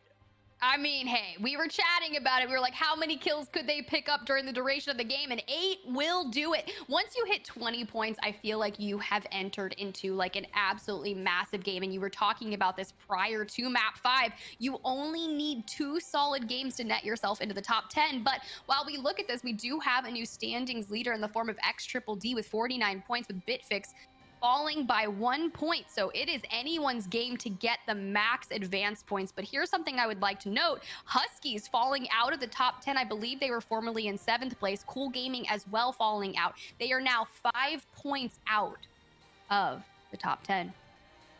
I would say the cutoff kind of exists somewhere at 35 right now. And at the end of the day, someone like UTF Esports, SNK, 1872, we're already at the point where I'm pretty sure we can count them out and say their journey has ended here, particular in the winner's bracket, and we'll be seeing them in just a moment, only if maybe even an hour from now, playing throughout our losers bracket. So definitely my interpretation there. Still, though, for squads even like potentially Polska Guram, if they pull off an exceptional game, but even them, I really, if I'm doing the math appropriately, I'm going to draw the line at playing for content right now. Everything 14th and up still has the opportunity to successfully contest for a position into that winner's bracket, which is the most important aspect that we're looking at right now. Yeah, I think that's fair math. When you're trying to do the math for Polska Gittera, I'm thinking they need at least like a 12 kill win to even Right. contest there. And that's playing a perfect game of Apex here in map number Right. 6. So It's cutting it off at yeah. 14 seems to be the legit thing here. Playing for content, curious to see what they can do here. Nibble, Cool Gaming, Huskies trying to get back into the top 10 after falling out right now. But you've got our map 1 winners. ZBW living life large in 8th place. That map 1 win really threw them into contention, and they have just been playing, just good enough to stay in there. So I think that's fair. Well, when we come back, our final game of the day here for our winners bracket, it'll decide which of our 10 teams carry on forward towards the finals and which of our 10 you'll be seeing later on here in the same day on our losers bracket. Stick around. You won't want to miss it.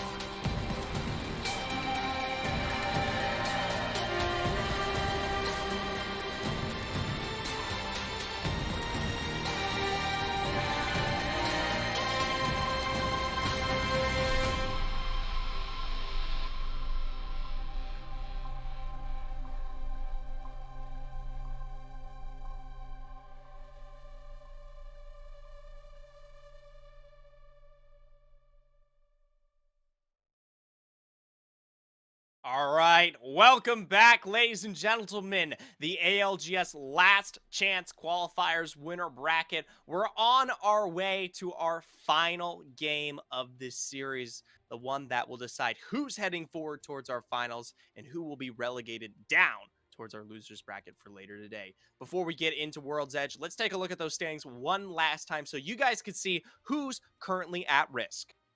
Currently at risk, we are looking at 11th through 20th place there that will move on to that losers bracket, but specifically 15th place and down, starting with Yokai, Los Baguettes, Polska Giram, 1872, SNK, and UTFT are looking to be almost, anything can happen to be fair, but they would have to play. I'm looking at Yokai and Los Baguettes. You would have to play a perfect game of Apex that's just absolutely insane, like north of 25 plus points to really solidify yourself there. If not, you're just going to have to battle it out inside that losers bracket and pray that you're the top 10 teams there so you're not risk of elimination. But X Triple D Living Large looking to get that 10 advanced points if they can continue and take that top after map number 6.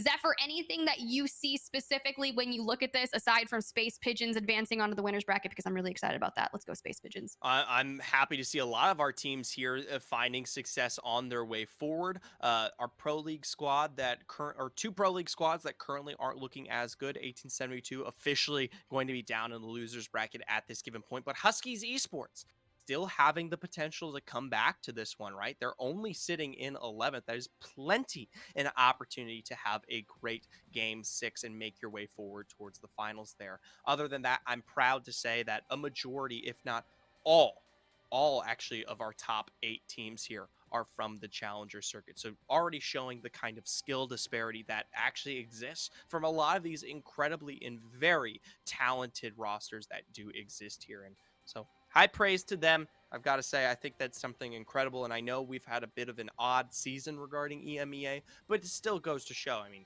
you take what is a squad that has competed, for 6-7 days straight against Pro League, and then you put them up against Challenger Circuit teams who really haven't had that same level of experience. And even still, right, we're finding success from those lower ended teams. Yeah, a lot of success indeed. And I'm specifically looking at the top 3 in particular for this map 6, X Triple D, Ratio, and Bitfix Gaming. They are within a point of each other. And I feel like the battle, not only to stay in the top 10, but to secure as many advancement points as humanly possible, is coming down to the wire. As we go into our final match of the winners bracket, it is going to be World's Edge for the last time in Worlds.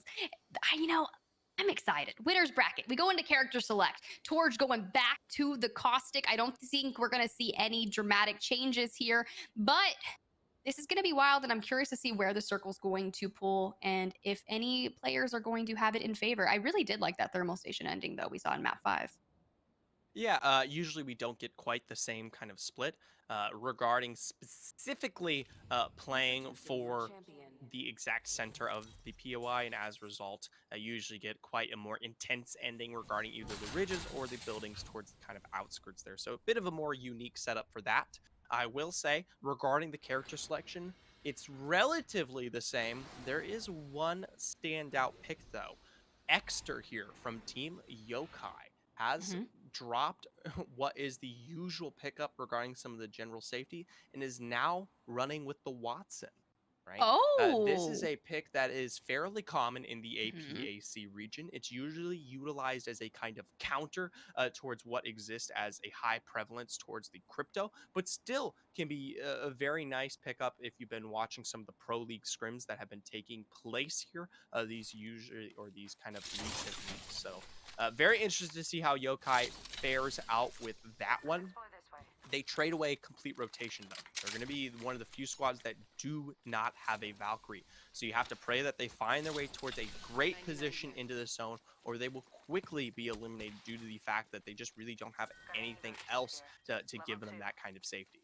Yeah, and formerly you had Wraith's Portal as your movement, but that's going to be such a short distance. You're not going to be able to have those strategic skyward dive rotations. But I do love the Watson pickup. To be fair, she's one of my favorite legends when used in comp and used substantially, that ult will eat, you're right, the EMP, the Gibby bombardments, like all of the things that you want it to do. Watson's pretty clutch. And to be fair, I wish I could see her more, but it looks like Space Pigeon's finding some early contest here in the geyser. Patty is going to be down and out, and they're going to have to get the banner, but looks like they are Ow. running for their literal pigeon lives. That's so okay. So it looks like they took contest here towards the north of Village, and that's exactly where this fight transpired. As a result, gonna wait this one out. They do have 40 seconds to get that banner picked up in plenty of area to find the revive this early on. Young Hong Ooh. Kong, though, a total meanie. We're gonna say nice words. A total meanie here on the inside from X Triple D camping the banner, which definitely not something you want to see. Meanwhile, towards Tree, Polska Gurum on their way out. First squad eliminated. That's not what you want to see if you're Polska Gurum. They were outside. They, I believe, in 15th place, but Bim Bam Goom looking to try and clean up from that engagement. Jump Axe is going to find 2 kills alone to themselves, and this is going to be a solid game. They're a little bit of friendly camaraderie out of this, Gibby. Sometimes that control key gets a little sticky, and a good practice it's just a hyper kind of tap. You know, you get that one loosened up, and then you have the opportunity to work with it for later. So good from them. One of those pro strats that we tend to see kind of come out often, and you usually do it on top of the death box. You know, it gives you the opportunity to kind of dodge any fire if you are looting as well. So a high presence move for now. Train Gang, though, out here towards Fragment, and a knock on TGB tells me that playing for content is also here, as well as bots. Remember, playing for content, they're one of our squads that we are watching who could potentially, you know, make their way into the winner's bracket. They're in 14th with 20 points. They need a great game, but it's definitely a game that holds possibility. Game that holds possibility is for going to be that Yokai team who needs a substantially perfect game here, but you've got several that are here playing for content, retreating to what I call streamer building, and you've got a couple teams over on top of each other here in Lava City, and that is going to be Nizetia, Tetsu Target, that Tricks, bro. This is about to get intense as we see the Gibraltar bombardment coming down, but everyone's relegating inside. So as Kavin, that's kind of holding out on that bridge, trying to get a nice angle to get some shots in there, going to fall underneath, maybe push in from the outside or take roof. Remember, 1872, they have nothing to lose here. They've already been down towards that loser's bracket, so taking a fight like this, I mean, it's really no opportunity. It's only to put bots behind here. Tetsu is dropped fairly low there as 1872. They're going to be able to find the crack, but a quick return from Nizetia puts them in their place. Tetsu Target looking for an entrance, but both broken in terms of their shields. So there's definitely more health, and of course, the 3 members left alive, and now they're already putting these cells back up here.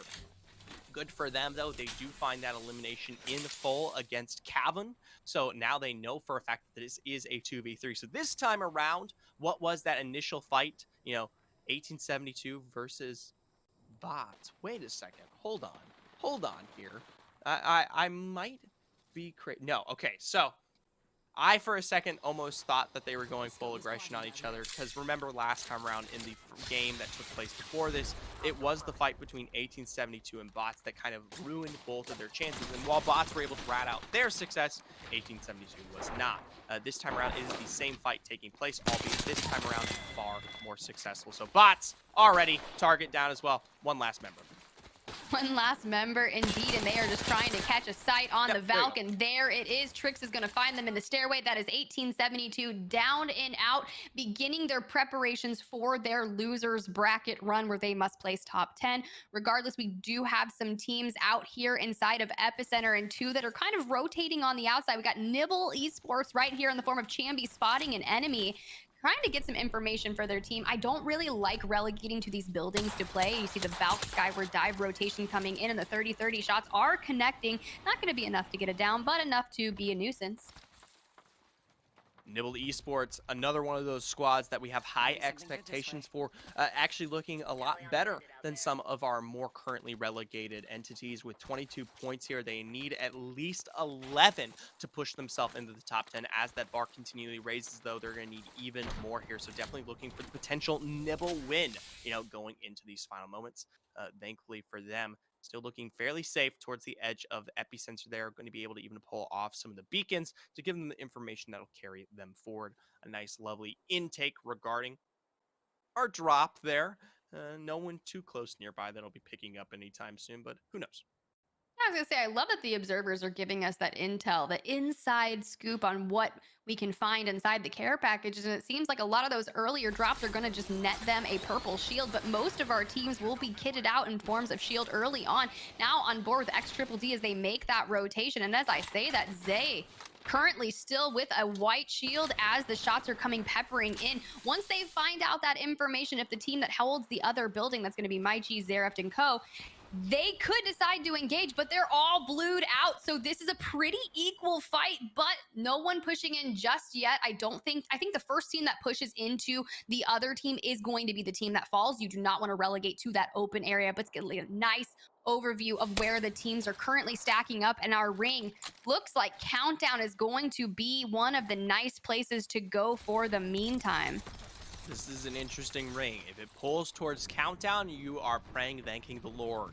If it's launch, or if it is, my apologies, landslide, then it is only pain to be had here. It is the most difficult area to play on World's Edge because there is little to no cover, which is something that is highly prevalent for the rest of these POIs that do exist here. So for a lot of these squads that might hoist themselves into this position, you definitely have to worry.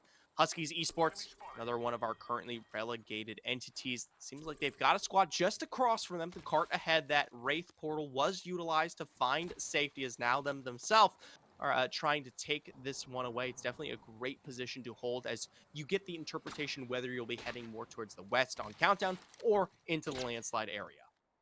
Into the landslide area. Indeed, as we get a nice overview of Countdown, you have rats that are just outside of Countdown that have kind of ratted themselves into the side of the mountain there, but there is a team behind them. If you do not secure your back, you could be at a really big disadvantage there. And I believe they do know there is a team behind them. As you can see, Mania trying to look for some information.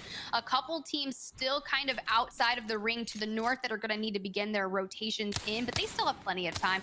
Meanwhile, this bridge area that we see Huskies kind of holding up, not too bad. My only question is, we do see that team in the form of Nico, Styles, and Co. Will they rotate down and below? We do see Mugiwara that is kind of wanting to secure that back area, throwing out some information, but it doesn't seem like Nico and the Co. will move into that area. They're going to just push north on their side. What I find incredible here is the fact that, Countdown is going to be our zone for play here. And at the end of the day, no one has found themselves into the northern Countdown building, which is a prime place of real estate for teams to kind of put themselves here. We look towards bots. I wanted to make note of their rotation. They were out towards Lava Fisher. We saw them head north and around the Trials area and then redeploy all the way out here towards the east, still trying to play for that kind of edge mentality. And this is something that's kind of evolved recently here for bots. Coming out of Challenger Circuit Finals, I talked to them. They said games 1 through 3 on World's Edge weren't really the best.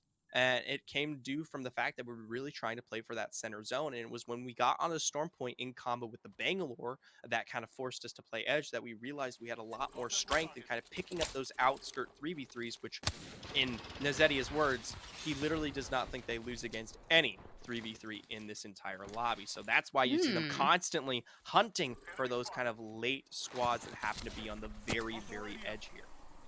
I do love the confidence. Honestly, once you start talking about the mental and the confidence that you have in your abilities to take fights, I feel like that just helps you level up again. But as we see X Triple D, Cool Gaming going out right here in the bottom of Skyhook, this is kind of one of my favorite places to fight. Young Hong Kong, Strimmy kind of trying to take some nice shots, but I don't think anyone in particular, but I do see Yolu kind of in the center right there scouting. There you have UTFT ring holding these two teams. So if they choose to walk into zone, they will be met by the likes of UTFT. So really curious to see how this choke point is going to hold up for them. You can already see Connor inside anchoring that building and trying to solidify UTFT's space inside Countdown. This is tough.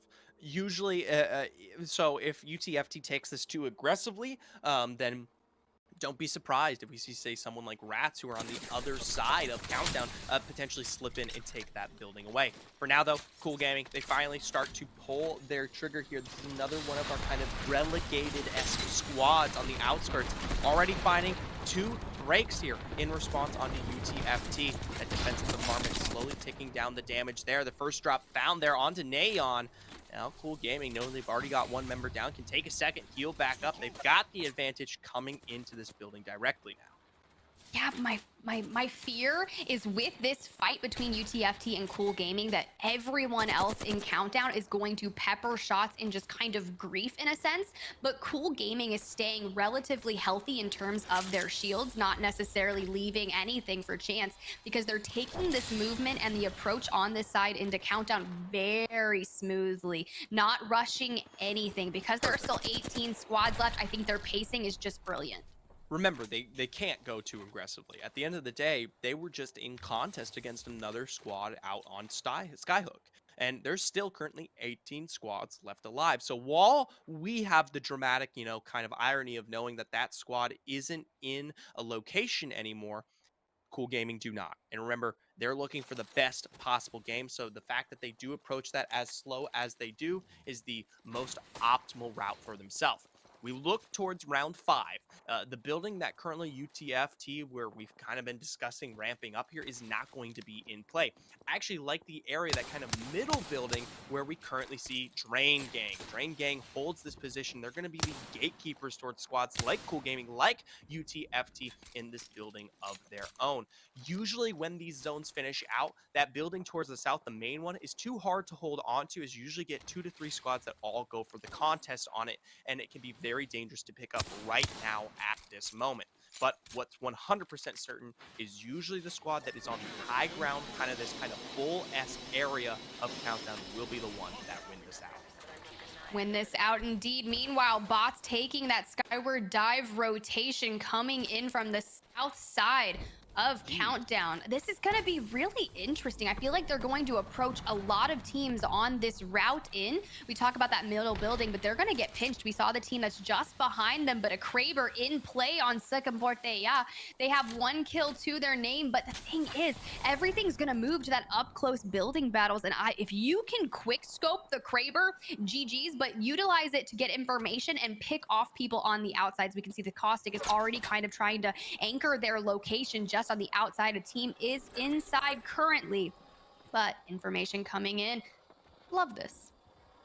Definitely getting the information, not quite threatening them just yet. I actually like Sekamportea's position better. Remember, I just talked about this building is highly contested. Well, being on the outside, when the zone tends to cut off one of those angles, you'll be the first squad to tackle them on their way out. You just have to hope it's not too many as that zone begins to choke here. Huskies Esports, they were successfully able to make the rotation kind of out from that southern area. Just below them in that cart right ahead in this visual from Mugiwara, we do know bots are currently there, and there's still another squad not too far away, even more further south than that. For now, Huskies, they're going to play Gatekeeper. 2 gold shields to their name, definitely looking more than healthy. Drain Gang, though, not the same. Already being peppered themselves. They just have to hold on this building.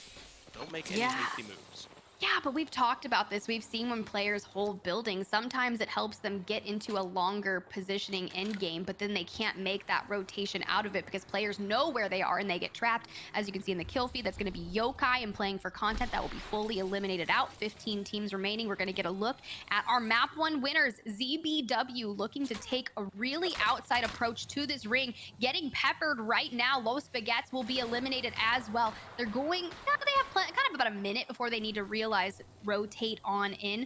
Gibby does not have their ult, does have bubble, but you do not want to get caught outside here at all. But this is going to be Rats looking for some information on the outside as well. They do not have the height. As you can see, that player is up above, peppering down from below on this teammate. At this moment, though, Rats, they do have kind of this successful angle to try to take advantage of anyone who finds their way out. That portal was set up just to kind of thirst and maybe look for the KP of those squads that are on this edge. Nibble being one of them, ZBW below. Nibble, while I love this position, is going to be so tough.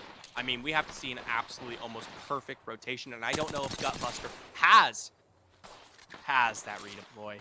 Tenchi on the low ground is completely eliminated. Zereft picking up that kill from behind CBW with first. And while it's a nice break down there, you're still a two-man roster. Remember, Nibble in one of the poor positions here. They need to have a fantastic game, and being already down one member at round 4 kind of close is not the place you want to be. Not the place you want to be indeed. They are 10 points outside of the top 10, currently sitting in 13th place. Huskies And eliminated. that is not what you want to see if you're Huskies as well. They were 5 points outside of top 10, currently sitting in 11. And I just don't think that what they did was going to be enough to get themselves. They may be going to the losers bracket as well. Meanwhile, shots are under fire as Kumbra Styles and Nico are trying to clean up a fight right here. And that is going to be all they wrote for Nizetia. Cool Gaming right now lighting up the kill feed as well. But we're just looking for some information. Bots are still thriving here on the other side of Countdown. I do like the positioning, but in form of the building, it's going to be Cool Gaming holding this room right now. And you were talking about this kind of their long standing, but the outside area for Nibble is not going to be preferential. They're thriving, but they need to survive this moment. I don't think they're going to be able to get the banner at all. So they're going to be a two-man team here for the end game. 10 teams remaining, and teams are starting to collapse on each other. We saw both ZBW and Nibble take to the skies there successfully in their rotation. Looks like a revive coming through there for Second Porteya, and it is successfully able to find safety wherever Second Porteya put themselves in this zone. So a nice potential, put them back into this one. Rats on the very edge. They've got a ways to go. This zone is, of course, pulling towards the opposite side of Countdown, kind of towards that high ground.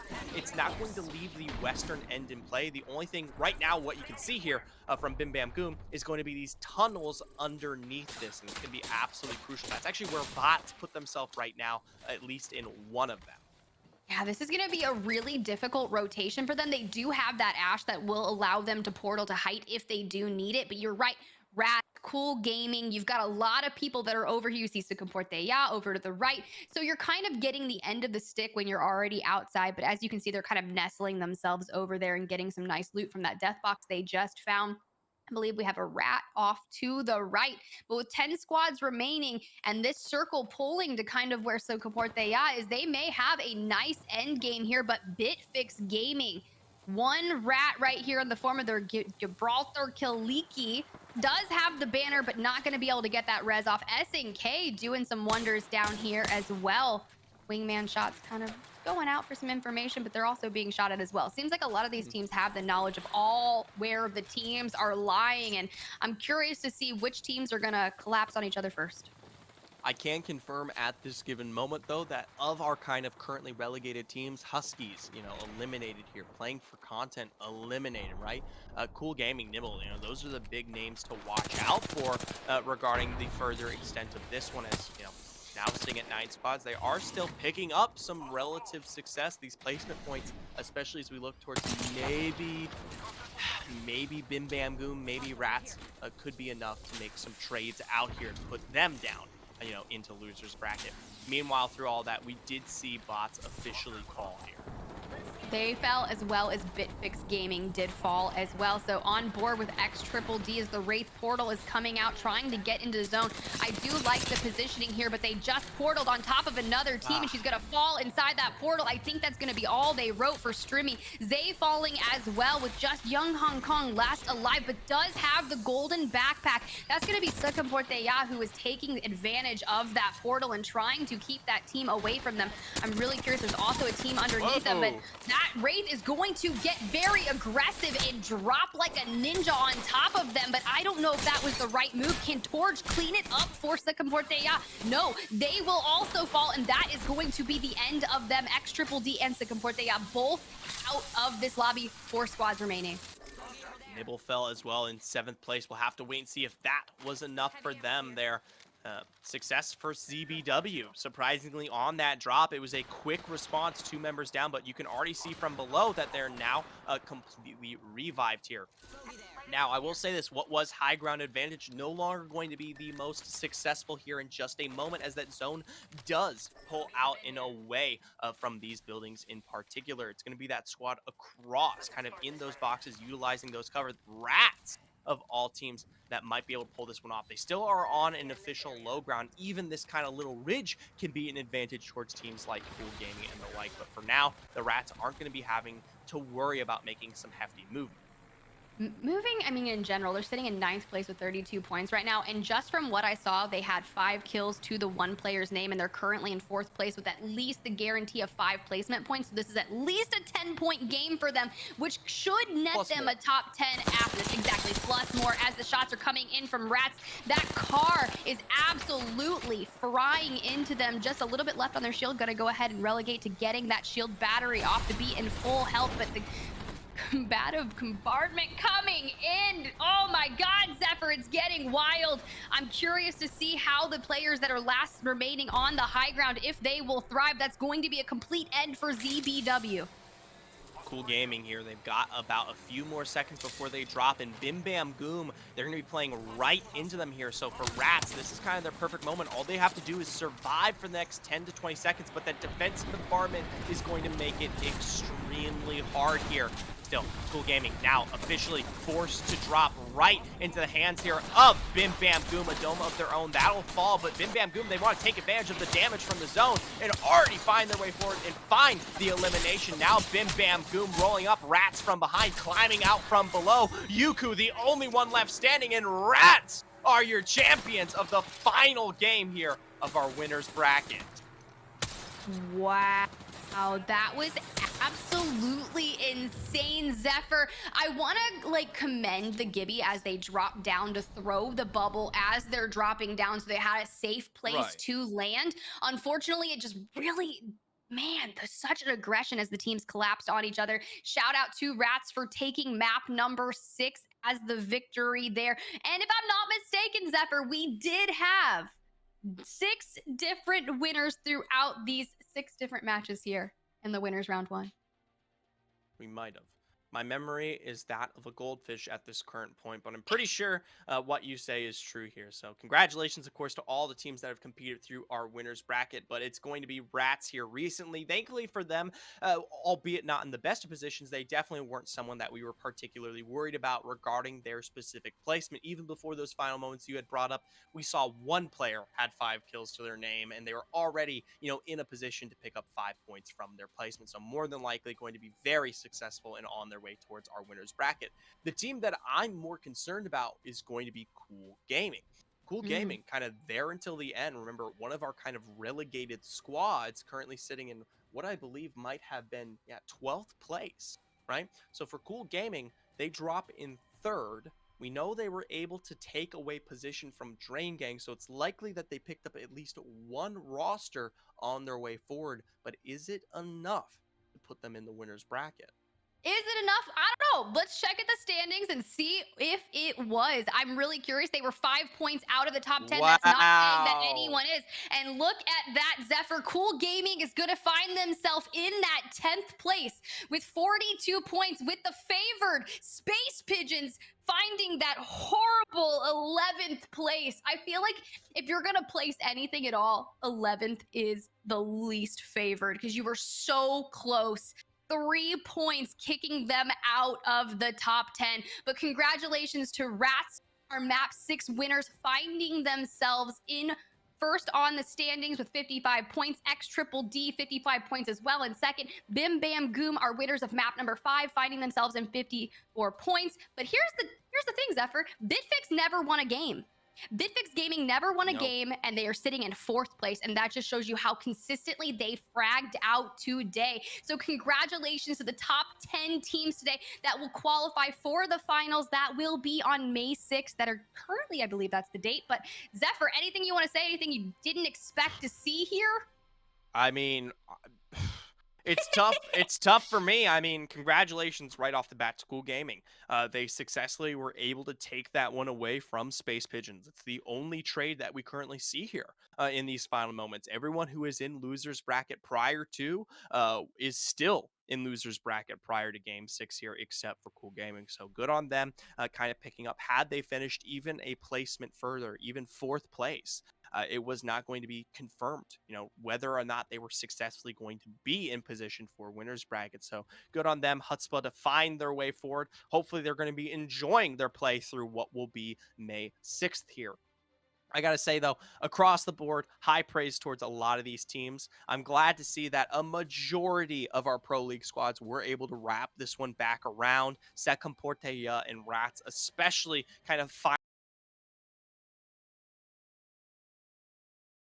putting themselves above the rest. Rats especially surprisingly showing up, more than I personally had a lot of faith in them there, really showing that they are currently the highest ranked teams in these lobbies and they deserve to have the position that they do. The rest, though, bots, no surprise. Drain Gang, no surprise. ZBW, they've been around a long time. Ratio, they have prior Pro League teammates on that squad. Bitfix Gaming with consistency all day long. And Bim Bam Goom and X Triple D with their own success in their own right. I'm excited to see how both of these squads will perform when we talk about May 6th here in just 3 weeks.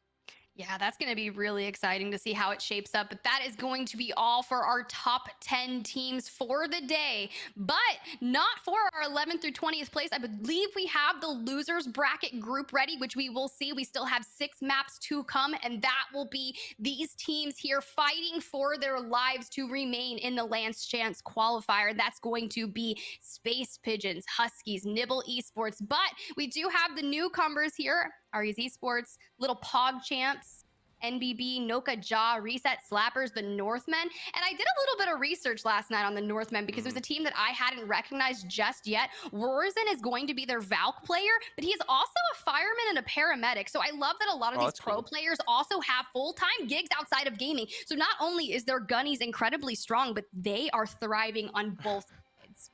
Well, I'll tell you what. Losers bracket will be taking place here in just 35 minutes from now, and I'm excited because this is technically the first 10 teams that will be eliminated. Remember, this is a journey towards the championship. Remember, last chance qualifiers number 1 and 2, they all funnel into these 2 positions that will be awarded to some squads as they make their way towards the final LAN here for our ALGS Year 2 split, right? So for any of these teams, you've got to realize in the next 4 hours, they will be the first 10 to fall, right? I mean, and that's its own thought in itself. I mean, that's crazy. This is the beginning of the end here. I mean, most of these rosters have been playing now for 6+ months, all the way back from September, October, and now we're just finishing it out. Well, things are going to get dicey indeed. And I hate to say it, but 10 teams, you are right, will be eliminated. That is such a final word here to end that moment. Like, it's pretty sad. We don't want to see any of you guys go, but in 30 minutes, the battle will commence. Who will survive? As for us here on the stream, though, we hope you enjoyed checking out the winners bracket. Like we said just a second ago, our losers bracket taking place only 30 minutes from now. We're going to leave the stream up. We're going to go to an extended break. And when we come back, we'll be bringing you the 20 teams that will be competing through our final series today. Stick around. You won't want to miss it. We'll be back with you shortly.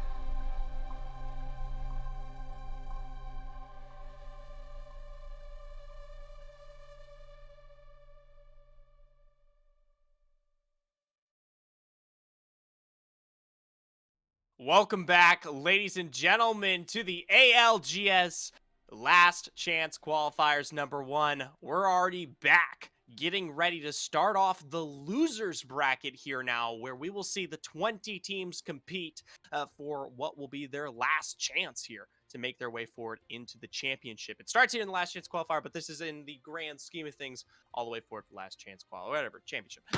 Anyways, goddamn. My name's Zephyr. That's still Tiffany. We're still covering the heat of everything. We've got 4 hours to go and 6 wonderful games to play through. 6 wonderful games to play through. Indeed, we did just wrap up our winners round 1. For those of you who may have just woken up and missed it, 10 teams have already found themselves a ticket to the finals with some advancement points, but there are 10 teams from that winners round 1 that will be fighting it out. You are correct, in the losers bracket here tonight, joined by some additional teams. And I said tonight, but it is actually still really early for me. So, I mean, we've been awake for a long time. I've been joined alongside Zephyr, aka the Prophet, who was abducted by a space pigeon, no lie. So we do get to see the space pigeons coming back to fight it out here. They just missed out on advancing to the finals by 1 position. Very, very unfortunate for them, but let's go ahead and take a look at it. We do need a nice little overview of what we're about to see. Yes, shall we take a look at the 19 teams that'll be playing through our losers bracket? We are technically down a single team here. There was one squad that pulled out just this morning here, so we're unable to get that final number. But I promise you, 19 squads are just as good in terms of quality here, as only 10 of them will be making their way forward. And hey, you know, at the end of the day, saying that 9 teams are getting eliminated instead of 10 feels like just maybe 10% better. 10% better, but let's go ahead and take a look. Those teams that are in the 1st through 10th slot here on the losers bracket overview are the teams that just placed in 11th through 20th position in winners round 1. That happened a few hours ago, in the likes of Space Pigeons, Huskies, Nibble, Playing for Content, Yokai, Los Baguettes, Polska Giram, 1872, SNK, and UTFT Esports. Joined alongside the newcomers from Challenger Circuit, we have RS Esports and Co. One of my favorite teams, though, Little Pog Champs. I'm really loving the name, and I'm really hoping some good things come from them, Zephyr. I would hope so as well. Little PogChamp's definitely one that you might be looking out for. For me, it's going to be Noko Ja Baza, one of my prime favorites in terms of a someone I learned about oh so recently, and I trust me, I'll talk about him as we get into things. But alongside all those, Kiklos, NBB, Reset Slappers, the Northmen, and TTD to wrap this one off. So the 19 squads that you'll see play through what will be our series here. But to be more specific, let's take a look about what is actually particularly happening regarding our losers bracket. We will be seeing 6 games here today, okay? Over the course of that, teams will accrue points, and the top 10 teams will advance to the finals, notably without the advanced starting points that we saw in our winners bracket here earlier here today, right? So they're going to be successfully able to make the finals, but they'll all start with 0 points, right? Whereas top first for 10th, 10, 9, 8, 7, 6, respectively. And bottom 10, they don't actually move into the losers bracket. That's just a slight mistake there. The bottom 10 are going to be officially eliminated from ALGS. They will end their year 2. They'll have to wait till next year, next fall. Oh, wow. When you say it like that, it sounds so finite, and I'm starting to get a little sad. The tears are coming into my eyes right now. I don't want to see that happen. For those of you who may just be joining us, we can go ahead and touch on the points and scoring just for a smidge. No changes from the winners round 1 that we saw. That first place is going to net you 12 placement points, and that will go down as you finish further down the map. 16th to 20th place netting no placement points, but you do get 1 point per kill. So as we saw in winners round 1, one of our qualifying teams, Bitfix Gaming, actually never netted a win. They just fragged out and finished consistently up in the top 5 and did really well. Yeah, so high praise towards them. Granted, not one of the squads we'll be seeing here right now. They already secured the deal. We're still looking for plenty of others. But hey, it's potentially one of those opportunities. Thankfully, this time around, though, if you're looking for consistency, then you're going to be starting on something that you're very familiar with. we'll be seeing World's Edge be the start here for games 1 through 3, and then we'll be switching on over to Stormpoint. So a little different to how we started off with the winners bracket here earlier today. Yeah, let's chat about that, Zephyr, because I think this is going to be really unique, especially for the teams that just finished playing in the winners round one. They finished on 3 maps of World Edge, so they are prepped and ready to jump into World's Edge. And do you think that's going to be a little bit of an advantage for those teams coming from the winners round one? Hmm. I think they're already going to be well practiced regarding the World's Edge, and now that they've already been warmed up regarding the last 3 games, granted, a 30-minute break may kind of take that energy out of them, but they're definitely going to be familiar with the pace of play, whereas some of our other squads, hopefully they've been scrimming, queuing up, or doing whatever they can, because they're just thrown into the thick of things here, and arguably, we are going to be seeing a little bit more of an intense set of skill level, right? It's going to get very variable. Remember, we are pulling down to the kind of bottom 40-esque teams, right? Already when we talk about last chance qualifier number 1. So these teams now, we're going to see potentially larger gaps form here as some of the more prevalent entities who are more successful might be able to kind of rack or pick up points kind of with ease. Yeah, and let's go ahead and chat about that for a little bit because I like that you mentioned it. Maybe we are bringing in some of the challenger circuit teams that wouldn't have initially gotten to play, but since we did have some teams Right. pull out, some filled in, can be a really great opportunity from them getting that first foray in that competitive structure against some of these more experienced teams like you're mentioning.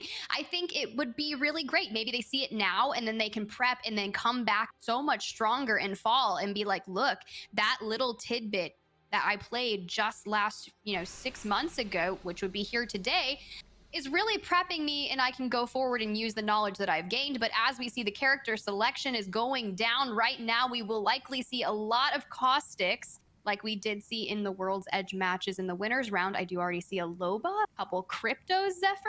No way. No freaking way. Yokai have pulled out the Revenant. Oh, wait, let me see this. Yokai with the Revenant look. I'm a Revenant fan. Anytime I personally What? cannot play Revenant, but do you remember the Revtane meta? Oh, I Zephyr? don't want to get into it. I don't want to get into it. I forgot about it on purpose, okay? Don't oof me. That shit was scary, It okay? was terrifying, Zephyr. I fell victim in a tournament to a Revtane meta, and I don't think I've ever died faster. But as we're getting a nice overlook, it looks like Lava Siphon's going to be that hot zone here today on board with Patty, Digi, and Awik. Did we see Digi's haircut yet? I wasn't sure. Give me like 2.5 seconds to pull up in the DMs. No. Personally, I have not seen it yet, but hopefully after specifically this, series, if they pull it off and they make their way to finals, he'll be more than happy to share us, a little bit of the cut. For now, though, we make our way back towards World's Edge, see some of those drops, and Yokai, albeit they pick up the Revenant, they are only a member down here. Exter and Enda going to be the only 2 members now left on this squad. We do see Hoovers pulled out here for at least game 1. On top of that, if you were paying attention, we are currently running with 18 squads. It looks like 1872. One of our Pro League teams, who have now been relegated to losers bracket, did officially pull out here, and I can't blame them. It has been a rough split for them here, and maybe hopefully they kind of pull themselves back together, whether it be in these next few games that they kind of reapproach with a different mentality, or if we start talking about their fall season. And I'll leave it at that. They've had a journey of their own, and we can discuss it all day long, but I can only hope the best for them. Yeah, same as well. Hoping the best for 1872. But like you said, 18 squads, 8 squads going home after this does sound 20% better as opposed to that 10%. If you're going to get on the math, I'm going to try to meet you there. But let's get a nice overlook of our zone. It's going to be pulling towards that lava fissure staging area. A lot of good places, I think. We may see a really nice open fight once again, but we've got a lot of people that are relatively uncontested since we do have a less amount of teams in this. Lava Siphon looks like a great place to loot as well as launch site. I feel like launch site provides a lot of information. You've got that beacon there, so that team in form of Primo, Lucky, and Lufka can go ahead and hit the beacon, get some information, come away with some really nice loot. But you do have three teams approximately that are inside that second circle. So that up pretty nicely for these people. If we start talking about round two, the place that I want to see a lot of these teams kind of put themselves is going to be down more directly towards staging. Mhm. Notably, this kind of fissure village out here towards the west, where you have the high ground over this POI directly.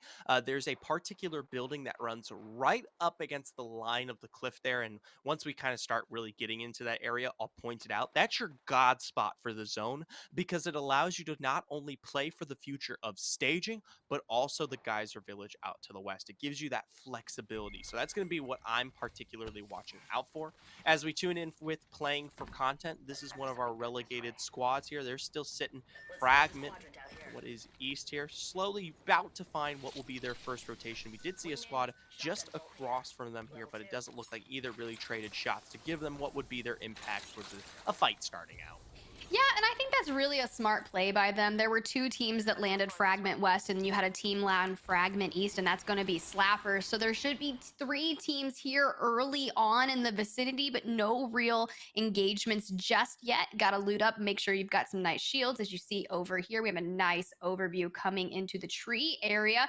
A lot of blue shields, a lot of purple shields. Lufka to be the only one out there with a white shield. So fair enough. I mean, that's not a bad setup for just landing. So RNG is on these teams' favor. Polska Guram looking for some information here, holding a nice head peek on this rooftop. Not really engaging and peppering shots out there yet because they don't really want to give away their position. I'm sure they're known, but I like the passiveness. Going to go ahead and rotate around, get a little bit closer, maybe a better angle. I know for a fact that, Polska Guram, they were relegated here off our winners, but a lot of teams, when speaking to them outside of this one, Drain Gang, etc., they talked about Polska Guram, definitely a squad to kind of watch out for. And in fairness, it makes a decent amount of sense.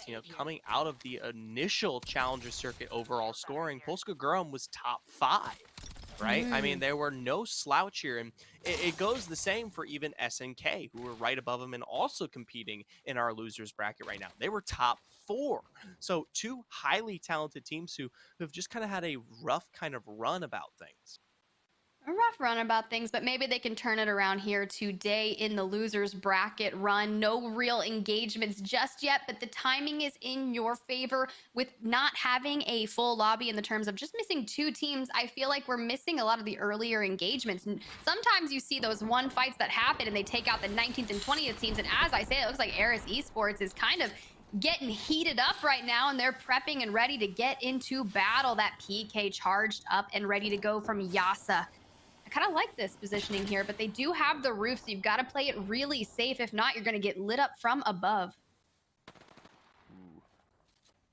Bamsi roars in. This is that Northman roster that we talked about just a little bit prior to getting this. Right across from them, Eris. So two squads that we haven't really had the notion of understanding how they play or what they are capable of here. But definitely on the lower end of the bracket, we can expect, potentially some variable expectations here. Still, though, just kind of peppering things out, playing this one slow. I like the amount of respect they are paying towards one another. Yeah, no one's really aping in. I think this is a smart way to do it, that they're going to make so much noise. And I don't know how many teams are necessarily around these two in particular. You can see the Northmen are going to go ahead and say, nah, this isn't the fight for us. They're going to go ahead and push towards zone.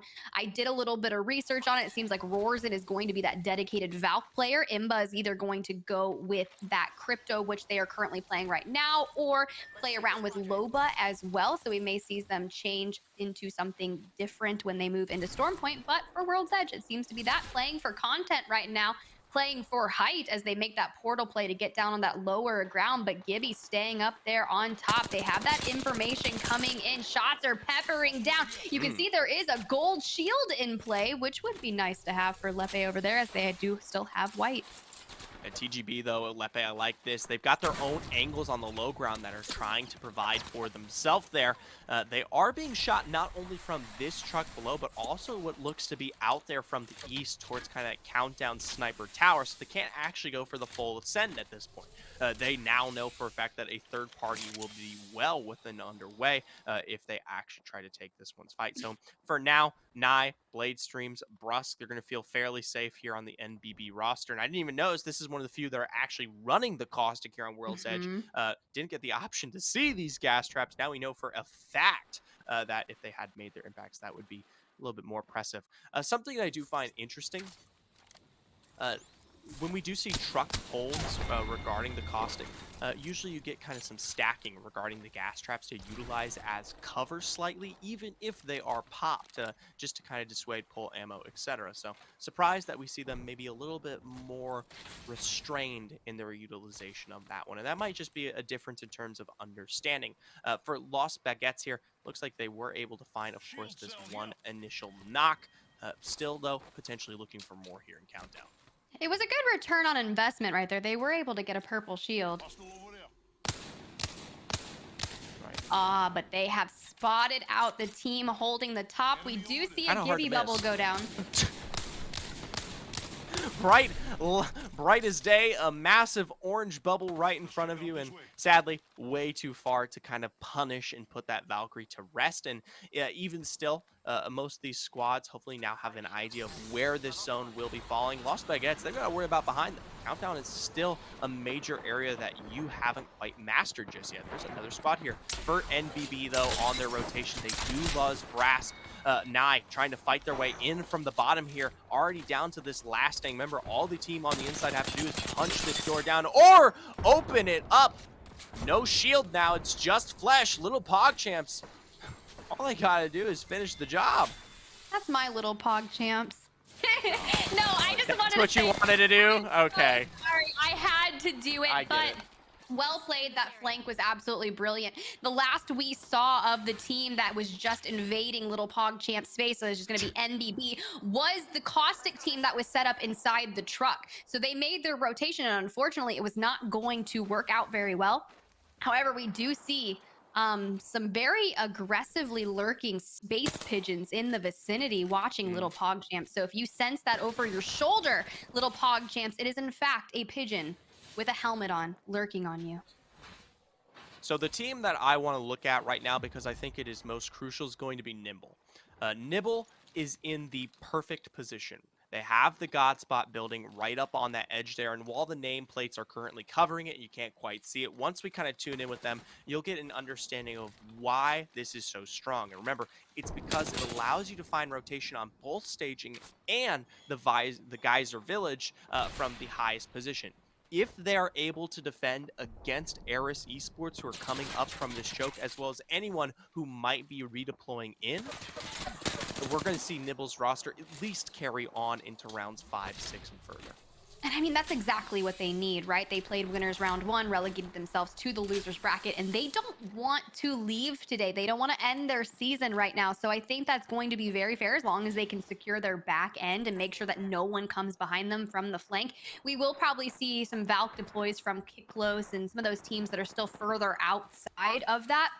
They're kind of on that outside of the zone at hand, and you see all the teams that have made their early rotations, but even Zabi and co are out there kind of on top of each other. But Huskies Esports trying to keep the dream alive here today. That is going to be Zabi, and they are kind of peppering a little bit. You see Awik and the kill feed taking down Imba Jesse, so one of the Northmen has been taken down.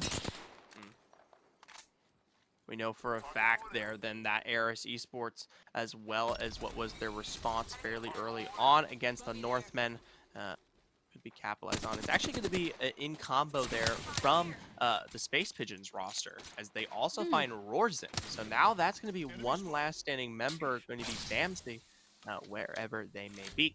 SNK, though, one of these squads that we kind of had high expectations coming into this one here. A team with plenty of history, but more importantly, a 4th place position in Challenger Circuit overall, just kind of fighting their way in through the edge. Just ahead of them, you can see Huskies here, holding on to what is usually this kind of God spot building when the zone does pull over more towards the east of this one. Right now, not going to be where the zone finishes off, but definitely something that prevents SNK from making their way successfully forward. Yeah, I think that's a strong positioning out of them to have that building. It's going to force SNK to kind of make a different type of rotation, and they could go through the tunnel to get on the outside. But as you see, Polska Guram is lurking from above. They call out the information. This is not what you want to have happen if you are in SNK. You are walking into enemy territory. But look at the Valk trying to go up and get some information. If the Valk spotted Polska Guram, this would be really great for them. But got lucky, peppering down from above with the wingman, will get spotted out, almost shields being cracked, but going to be able to tuck themselves in very nicely and get that bat off. I don't think Polska Guram is particularly put in any disadvantage right now, especially because they do still offer themselves the rotation, not just towards staging, but potentially back through the tunnel. Albeit, I think there's going to be plenty of squads that are going to try to pressure.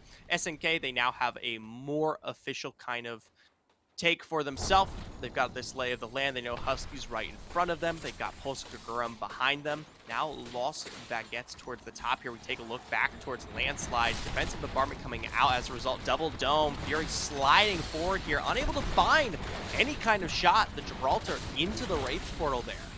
Very nice. Yeah, this is going to be a really clean play. Can the Los Baguettes survive? I love the rotational angle that the Wraith is kind of taking here.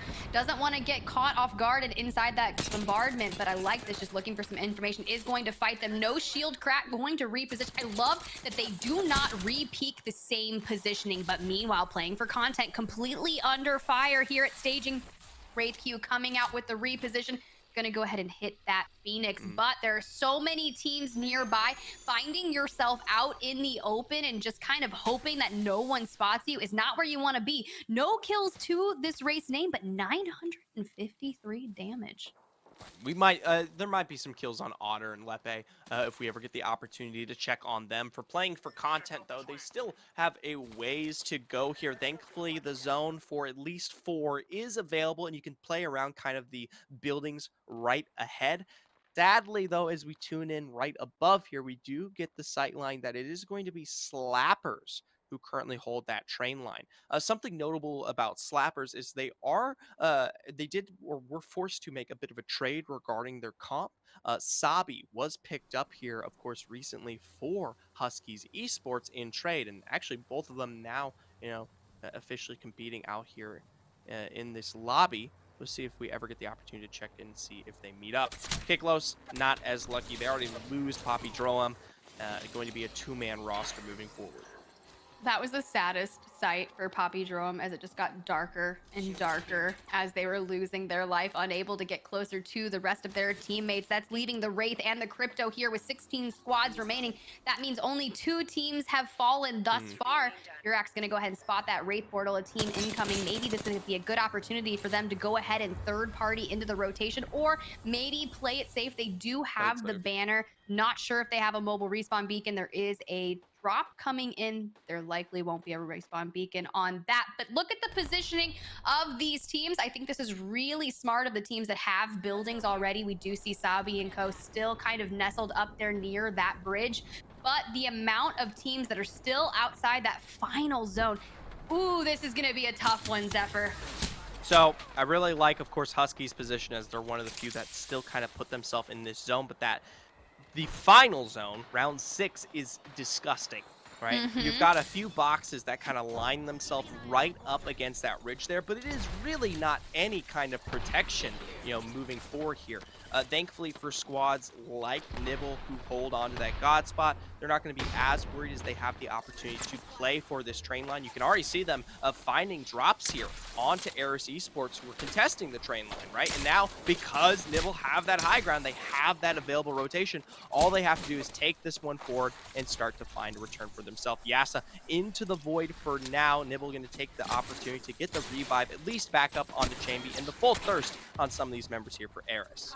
Yeah, this is exactly what Nibble needs to do. Net some KP early on. Eris is going to be completely out of this lobby, but they're going to need to go ahead and get regained up as quick as humanly possible. Polska Guram in a fight of their own. Thermites being thrown. They're trying to heal up. It looks like it's going to be inside the building, as Lucky is kind of doing a nice shoulder peek right here for some information. No one has really aped on one another. It's kind of a nice little peppering fight for information, but it's just going to be who is going to take that first. If that Arc Star connects, that's going to be a nice move in, but DK is coming out and the engagement begins, but it's going to hit for 9. Peppered provided here, that dome coming out. That's going to protect this squad on the inside. Nice dome response there from Bluffcut to defend against that ordnance, but they still haven't quite found their pacing into this fight here. Now, two squads kind of holding hands in the center of this building. One's going to have to take it away, as you can already see a third party moving in to close from the other angle. Polska Gurum, if they get that notion, they might pull away, seeing that it is going to be Jezza here and the little PogChamps roster on the outside, as well as SNK. UTFT also here in staging down below, gonna get a nice finish right there. Unable to get out. Can Nico live a little bit longer for SNK, trying to clean up the rest of the downs? Going to be able to probably get this nice res off on Kumbra. I don't know if they're gonna be able to grab the banner, but this is it. Play your life. You got 10 squads remaining. Reset was fully eliminated, so that's maybe a team wipe there on them. But the thing is about that low ground right there, at least they do have the Valk alive to maybe just get up, but this is going to be that really awful zone here, Zephyr. What do you think about this positioning? Right now, I mean, this is the best that you can do if you're coming out from the north there and you weren't going to take the fight against what was originally held by the Slappers, who, by the way, were just killed by Nibble, taking advantage of that train line position. Well, for now, though, playing for content, they're not quite in that final zone. That's actually going to be handed away to Space Pigeons. They set up a portal early, and now they put themselves behind the little boxes that are available. My question, is this a little bit too early? This spot is fantastic for when round 6 begins to close, but as of right now, you still have to fight against anyone from staging, all the squads above you, as well as those out towards the north here. Space Pigeons, they come out a little bit late, but they are still able to find the damage necessary to defend here with no shielding. They're going to run into the dome, try to finish off this fight here against Polska Gurum. Currently, it is a 2v1 scenario. Polska Gurum now looking for that last final member. It looks like another squad rolling in here. This one seems to be Huskies dropping down from the train line that they were holding on to for quite some time, looking to clean this one up. They will take out Pigeons and now look for more with Polska. Look for more in Polska. Indeed, Ordnance coming out. Gibby's defensive bombardment is flying down as well. The time is shaking as it is closing. Gibby bubble out. Primo and Lufker, the only ones left alive. There's going to be no time to get that res off. Lucky may be a lost cause, but the portal is there. The race coming in incredibly clutch right there. Gibby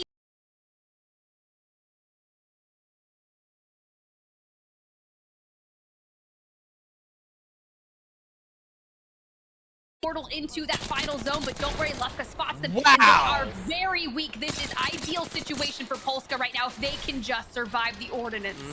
The Ordnance, though, it takes them down lower than low here. Lucky able to get the shield. Also, Lufka as well, but they still have to defend against the combo that is Husky from behind, though. They're pressured from playing for content now with only health to their name. It's 3 shots left to successfully wipe them out here. Lepe, TGB starting to roll up into this fight. Huskies not too far away. I don't know if they realize how successfully healthy they may be, but they don't give a damn here. Playing for content, finding those 2 knocks. Only 1 left standing there. Huskies completely eliminated. Playing for content, no, they're playing for the win right now. They are in a substantial position right here to be able to take the lead. Wow. 3 teams remaining. They have so much health left, so it's just a matter of finding the final 2 members right there. And they've got, that's gonna be Polska Gurum, a rat right there from above. That Leave it phenomenal. to the Valk. I love this cheeky position here. Now, if I'm lucky, I am gonna wait until the very final engagement, until I am forced off that. But as you can see, looks like SNK may have pinged the rat early on, but just going to be completely bombarded right now. Does have that gold shield and an ult with bubble. This is what you want to see for an end game if you are Gibby. Yeah, SNK going to immediately utilize that defensive bombardment as this final zone begins to close. This at least will pull out any defensive utility here from playing for content. They're not giving us a sight or visual, so we don't know if it was utilized, but immediately on the rotation out, that initial dome there, Nico is dropped quickly. Playing for content will roll up here. Kumbra takes to the skies.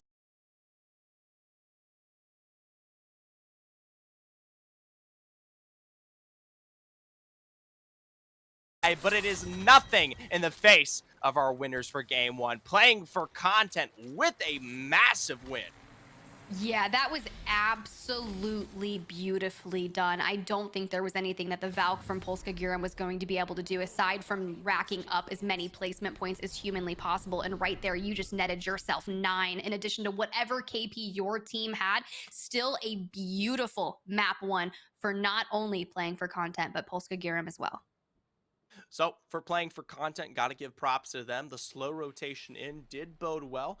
They were the only squad out there towards the north as they chose not to contest for the train line, and that actually came back to assist them as that zone did pull more directly kind of towards and into the wall there. I like the fact that though out of everyone we looked at, Polska Guram, Huskies, they were the ones to approach that fight last, which was the most important factor there into the finishing of that game. And then, of course, once they did, they were actually the only squad that was a full 3-man roster, so all they had to do was clean that one up. Let's take a look at our standings here. Playing for content, no surprise, they're going to sit at the top here, but with a 10-point gap, that's something I hadn't considered. That is actually a massive game for them. Not only are they getting that 12 points from taking first place, but they had 12 kills along the way. And I think that what you had mentioned, that rotation timing into that 6th zone, was absolutely mission critical for them because we saw Space Pigeons trying to take up real estate inside there, but they went a little bit early and thus far giving up their position inside of staging, costing them their life. 2 teams had decided to move in on them and they find themselves sitting in 6th place with 8 points. So if you look at the difference in the rotation timing, you've got a first place team with 24 points versus Space Pigeons in 6th with 8. But nice job on Polska Guram living their best life. You're getting a 2nd place and 14 points total. Nibble Esports, the team that you had chatted about prior to map 1, 12 points in 3rd place, and SNK in 4th place with 11 points. And to round out your top 5, you got TTD, one of the newcomers to the losers round that we did not get to see in winners round 1, with 10 points.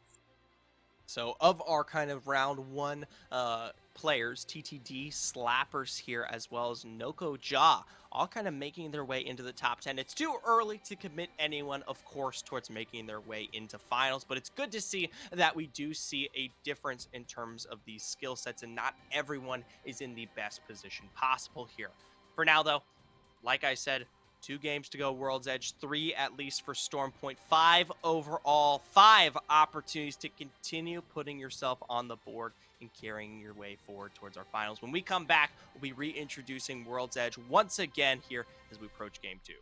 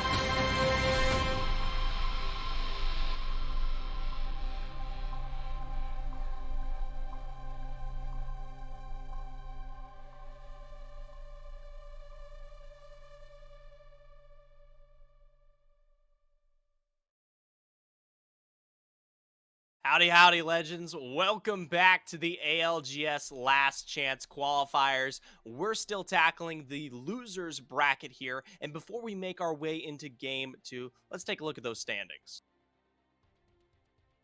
Let's just chat about those. We saw Playing for Content make an astronomical victory there in map number 1 on World's Edge, taking home 24 points. That's going to be 12 placement points met with 12 kills. So that's a fantastic way to kick off your losers bracket run there. Polska Giram, in the form of their Valkyrie, out there living the most rat life possible and secured themselves some very nice placement points to take home 14 points. And then Esports, that for the team that we were chatting about prior to jumping into the set, 12 points with third place. Not too bad.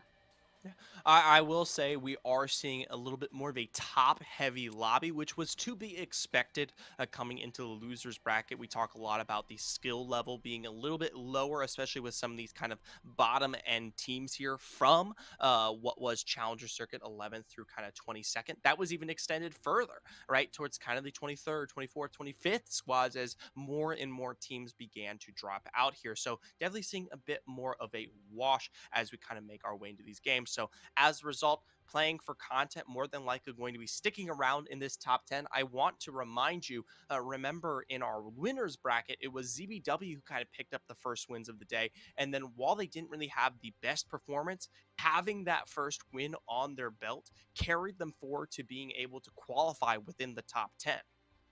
Yes, and I think that's a very valid point, but I don't even think their first win of the day was a 20-plus point game. Wasn't It was, close, no. yeah, it was still great, but it still skyrocketed them to be able to qualify. So starting your game off of 6 maps here, 24 points alone, I feel like even if you just remotely play consistency, you should have at least a spot in the top 10 now. But I'm looking at the teams that are in the 11th through 18th position. While it's not super mission critical right now, as we're only going into map 2, I'm looking at you little Pog champs through the Northmen. This is where you need to start focusing. Like, hey, maybe what didn't work out there in that map, maybe it was just us making a wrong rotation. We saw that happen with Space Pigeons. They rotated just a smidge too early, and that cost them their lives.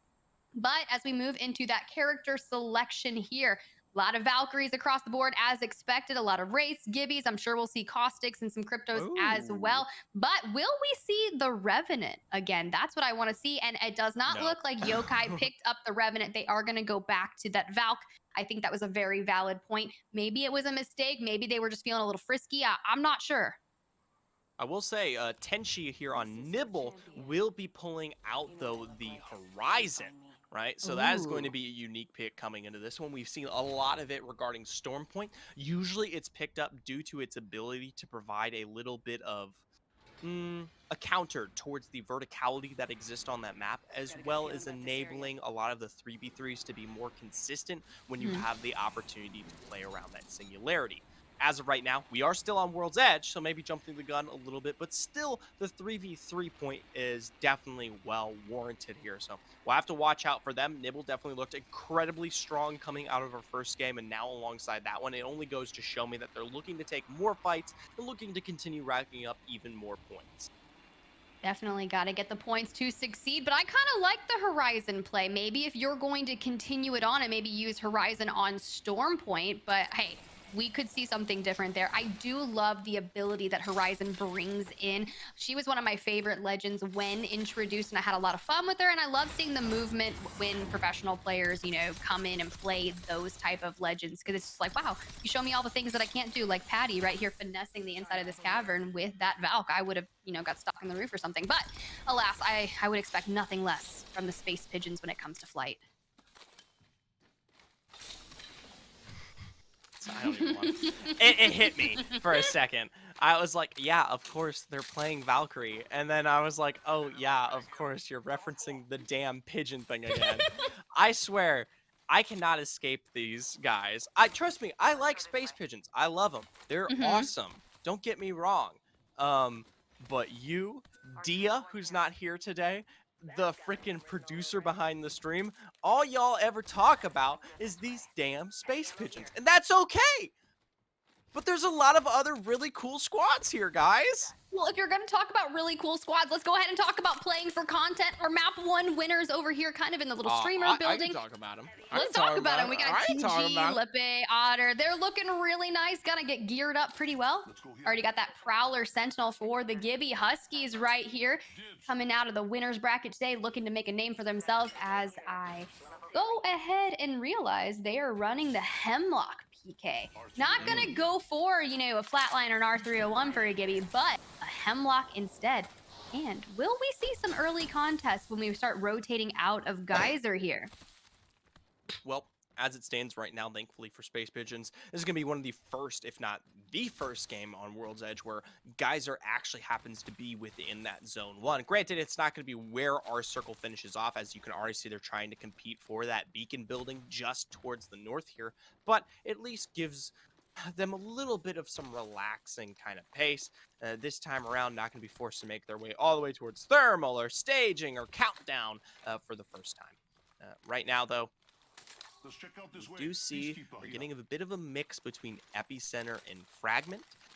When we do have zones tend to pull up this way, I like it when squads tend to position themselves in the epicenter kind of high ground ridges. I think it's a little too early to do that right now, but later on, especially once Zone 1 kind of finishes and closes up and most of the squads kind of have made their way out or maybe towards survey, that's when you kind of square up on those high ground ledges from epicenter. And those transition very nicely if you have to carry yourself even further east, more towards what is that ridge line, the train line below, and etc., or the bridges, where sometimes very nicely if you have to carry yourself even further east, more towards what is that ridge line, the train line below, and etc., or the bridges, where sometimes the zone does tend to finish. We tune in with Space Pigeons, though. It looks like they're having the time of their life, just finishing off the slappers here as they take away this beacon building.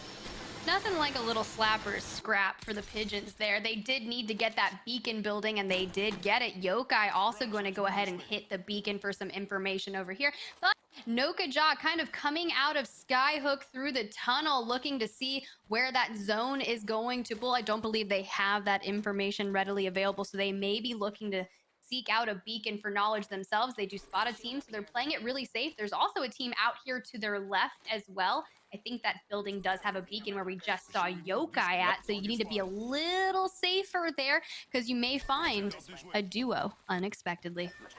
By the way, I have to do this out of respect for him because he's my boy. Do you know how ripped Baza is? Like shredded as in like the Hulk shredded? Oh yeah. Oh yeah.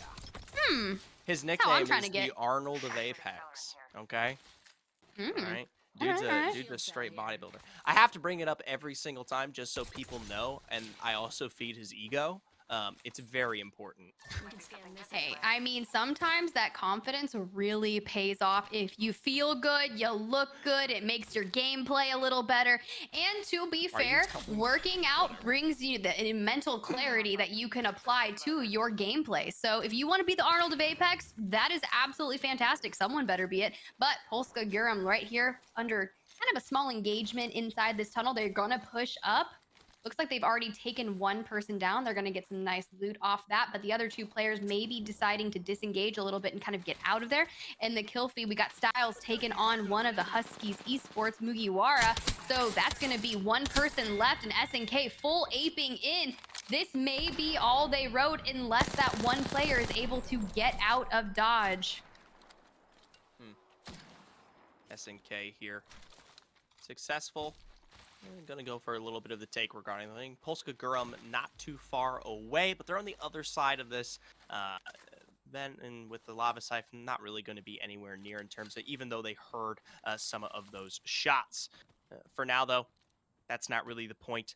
Most of these teams still have to carry themselves way further towards the north. This isn't where zone typically ends up, but surprisingly, most of the squads are actually kind of well within the range, not just for this first one, but also zone 2 as well. Already beginning to hoist themselves at least towards the kind of fragment west area. There's still the open center of epicenter that has not been capitalized on, as well as the ridge, and definitely some of the area of fragment east. You can definitely get a few squads in there as well. I would expect to at least have 15 kind of going into round 3. Yeah, this is kind of interesting. You've got Kumbra, Nico, and Spaces down there, or Styles, I apologize. Khanib still down there. Looks like Big Mod being pinged in, but the ring is coming in, so they are going to have to begin that long rotation. Hopefully, they did hit a beacon and they do know where they need to go. Meanwhile, playing for content is setting themselves up in a really nice position on the bridge. We got that skyward dive coming in from UTF. They're going to reposition themselves in fragment, but they are completely under fire, still looking pretty healthy as long as they don't land on a team unexpectedly. But they look like to be moving into an uncontested building, so I like this for them. Should be okay here for UTFT. They're able also to find the beacon for themselves. They know that this zone is going to be pulling a little bit further east, so right now it's just a bit of respite before they actually put themselves where they might want to or plan out. As for Nibble, it seems like they obviously are just waiting here. They definitely know that there's squads out here towards the south in Lava Siphon, potentially Polska Gurum, who we did see there on their rotation. Don't know if that's specifically them that they're waiting for, but even holding the choke right now is going to look good in terms of stacking yourself up if you know you can successfully take those 3v3s. I will say it is fairly low in terms of where the kind of zone 2 does hoist itself. So I'd like to see them potentially start looking forward regarding making their way into the village, epicenter, or anything above, because most of the time it's not very safe, right? I mean, a lot of this Mhm. area, especially out here towards the east, is very open. You can actually get a clear line of sight of that one. Thankfully, though, a zone is actually pulled directly into epicenter. It's been a long time since I've seen a POY finish for epicenter. Yeah, this is going to be really great. And you've already got Danny sitting in the epicenter itself. So holding and anchoring that for that team. You've got a couple teams. I think Space Pigeons just got themselves the beacon. They're going to know that they need to rotate into epicenter, but they're relatively uncontested for the time being. But they have to go through a lot of open terrain to get there. Might see a Valcolt into epicenter, but you do have a lot of teams that are kind of playing the high ground, those icy spikes outside of epicenter. But then we just have a couple teams that are making their very late rotation. That's going to be four of them. We did see some of them, especially playing for content, trying to hold the choke points and find any kind of KP they are. With playing for content being our number one map winners from map one, what are they doing in Harvester? Is there a beacon down there that they're just casually trying to hit prior to rotating in? Or are they just, off adventuring in World's Edge? Why not, right? Adventuring in World's Edge. Beacons can spawn down there in that area as well as they could potentially be kind of holding up against anyone in the gate. We did quite get the sight line regarding what teams might be even further south there, but we do know not everyone is here. So for playing for content, they could be picking that one up. I will say though, it's such a deep rotation for a squad that we did see earlier on in Fragment. So Mhm. it goes to show me that they are looking to pick up specifically. I Okay, love our there's a observers. little bit of sass there on Like, that zoom here it in, is. I'm Warchog. so sorry I didn't go far enough down Okay. left. But, we do see the Space Pigeons taking flight and landing into Epicenter itself. But I think this is going to be a really great bridge to play. We did see Yokai Gaming inside the bridge earlier on, but they may have just landed in their grasp. Hmm. This Hmm. bridge is tough to hold. Any of these bridges that the zone kind of currently puts themselves on and in, especially the longer ones out there towards the north, but these two as well. Obviously, you're trying to hold off against both sides. And at the end of the day, until that zone kind of finishes and closes in here, you have to defend both ends for the extended period, right? So for now, we do see that pigeons are actually though looking to kind of make their way more in towards the south, kind of those epicenter ridges that I talked about, where you do get a little bit of a kind of slight vertical advantage on the very edge of the POI. We'll see if they do find their way completely out of the bridge or they do hold up there. Instead, we tune in towards reset. They're still kind of holding the outskirts of these teams who are just making their way in from the North Climatizer. Ted Bog holding this area here and already starting to find the shots. Yeah, I was going to say Reset coming in very aggressive. They do have the God spot on the team that is down below. We did see the wingman connect, and it's kind of like a little bit of warning shots like, hey, I know you guys are down there. This is bad news. If Reset decides to give up the high ground, which I wouldn't advise, they could just be a complete nuisance because they are going to have to rotate off that lower ground in the sheer open unless they decide to Valcolt out. But we just know how strong the gunnies are on these teams, and Valcolts, they can easily be taken out of. So they're going to have to plan their timing just right, but Eris Esports still alive and well, holding this kind of other side of a hill, just getting some information on the teams as they move out of fragment. Mm. This is a fairly open area. We do spot out a redeploy there, just out there towards the east, of course. Eris, though, still kind of holding what is more towards the south here, even though they have that information available. So just watching the village, another redeploy also taking place there, right on the very edge of that zone there. So able to pick up both of those. Thankfully for them, no one is really pressuring on any kind of angles here, especially kind of towards that ridge line of epicenter. So for now, fairly safe. Potentially, if Noko Jaw head a little bit more out here towards the west, they'll be able to spot them out. But as it stands right now, still looking fairly good. Noko Jaw, though, on this ridge line, are going to be able to start targeting those that are coming out of Fragment East here, or west, my apologies, as start just a little bit of a beam down. No real knocks yet. No real knocks yet, but we got Space Pigeons inside the kill feed taking down Husky's Sabayas. So that's a great move for them. But Sabi, last one standing. That's going to be all they wrote for the other two members of their teams. Not sure if she's going to be able to get in there and grab that banner. But regardless, I love the move to go ahead and pop the ult accelerant and maybe rotate out of this area and find a better hold up rat spot and play your life. The thing is, there's still 17 teams remaining as the circles are kind of collapsing, and they're forcing these teams to collapse on top of each other. I mean, you look at Epicenter right now, you've got UTFT, and they're kind of just set up over there. We've got a couple teams down to the right, and then they're still not even in the next ring. So Kiklos, I like their position right now. Just outside of ring, there are some teams that could force to hold them, but I think that rotation will be nice for them. I'm still kind of more favored, of course, towards Space Pigeons. While they aren't kind of in that bridge anymore, it'll definitely hold for at least Zone 4 and further. It's then when they do lose half of that bridge that they are going to be able to successfully defend against their backside. But it's that question regarding making their way out of that and then kind of into this open area of epicenter. That's what kind of leaves a big question in my mind as we're going to see this game finish off. Still, though, plenty of squads, especially those kind of coming out of Fragment or out from the east. Very curious to see how successful they will be. As it stands right now, though, Las Baguettes making short work of Lewis Connor here from the UTFT squad. I feel like Los Baguettes just bullied Connor. I feel like they all just surrounded like sharks on Chum. That was, I mean, I get it, it has to happen, but Connor, man, I'm sorry, but this is a good positioning here early on for Los Baguettes. Sometimes if you do rotate in a little too early, but you do have the height. What I would love to see is not this other team pushing in as UTFT has fully eliminated Los Baguettes kind of under fire here, and that's going to be from the Northmen themselves. They are used to the cold weather, used to the ice, and they are thriving. Well, more importantly, they're going to be able to successfully take away some of these death boxes and play towards that advantage underneath epicenter here. Not the best of positions, as we just saw how quickly it can be capitalized on, but thankfully for Los Baguettes, they were able to find their way out here. As of right now, though, probably one of the last squads to come out of that northern area. There's still at least one kind of positioned out by that bridge, and Los Baguettes actually make their way back, up top here towards the tower. So they're going to continue to rack up damage, pick up what they can, which is what this tower is known for.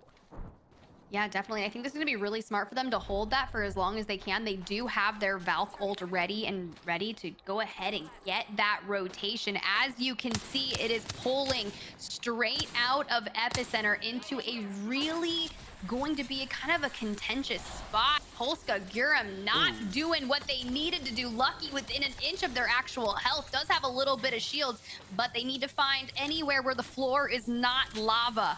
And they do just that.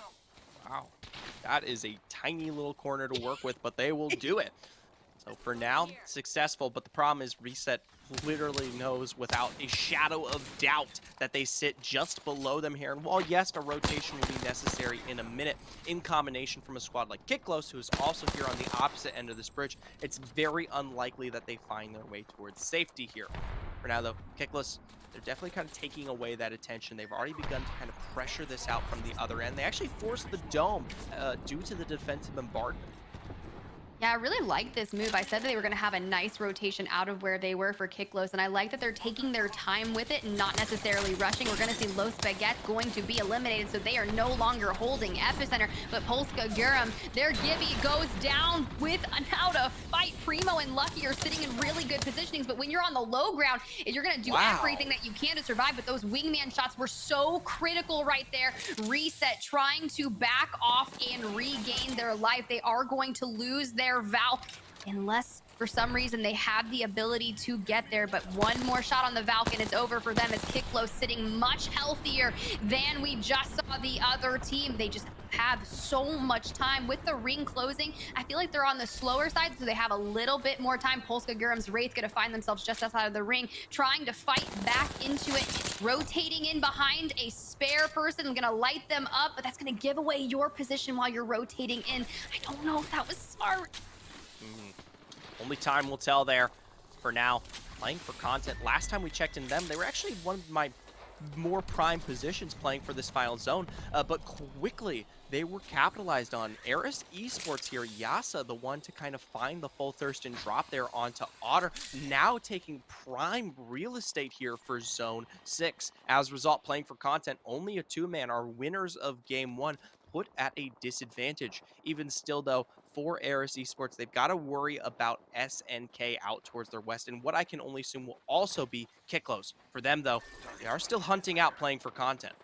Yeah, I was going to say, just based on that observing shot where we get a nice overview, it looked like they were potentially about to get aped. I just cannot imagine a team trying to give up high ground when there are 12 squads left. You don't want to put yourself in a precarious situation, and Eris Esports right now has a great advantage. Like, it is literally, this is where you want to live in the final circle. You have the Caustic securing and anchoring your spot. Now, noted, they do not have a Gibby for this end zone, so no bubble available for them, but they do have that NOS gas, and it's going to be astronomical. They force bubble on the team on their right. As long as they stay aware of their situations and the team surrounding them, it looks like they do know that playing for content is hidden within the mountains somewhere. Griever, shots firing out with the wingman. I really do love this. I'm excited for them. SNK, though, that gives us the notion that they did move in from the east. They're going to be playing that very small area out towards their side, and that could be a thorn that we will have to revisit. Kiklos is also going to be another one of those squads that I'm very interested in watching here. The decision whether they go in towards Epicenter or try to play the outside will be very important here. Zone is already beginning to close, and they're starting to favor the Epicenter end. Oh, this is very interesting. A rat has been found, but they are going to queue just right into the hands of Kiklos. That may be all they wrote for that rate. They are currently alive for the time being, but as I say that, it happens. But Kiklos bringing themselves out into the open. Another team spots them, and Yokai is going to fall completely out, as well as TTD.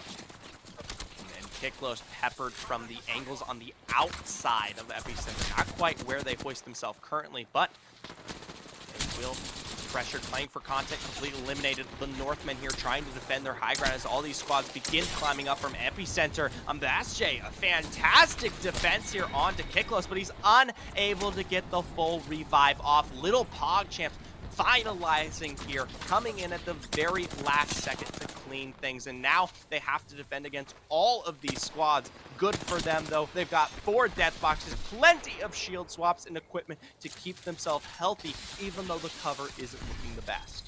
Yeah, they don't really have any cover, but they do have a Loba, which is going to provide them even more shield swaps that they didn't potentially have in front of them. Little PogChamps are finding themselves also in a really nice position, and as I say that, base pigeons doing what pigeons do best, taking the low ground, hanging out down below, lurking. All right, I'm going against that.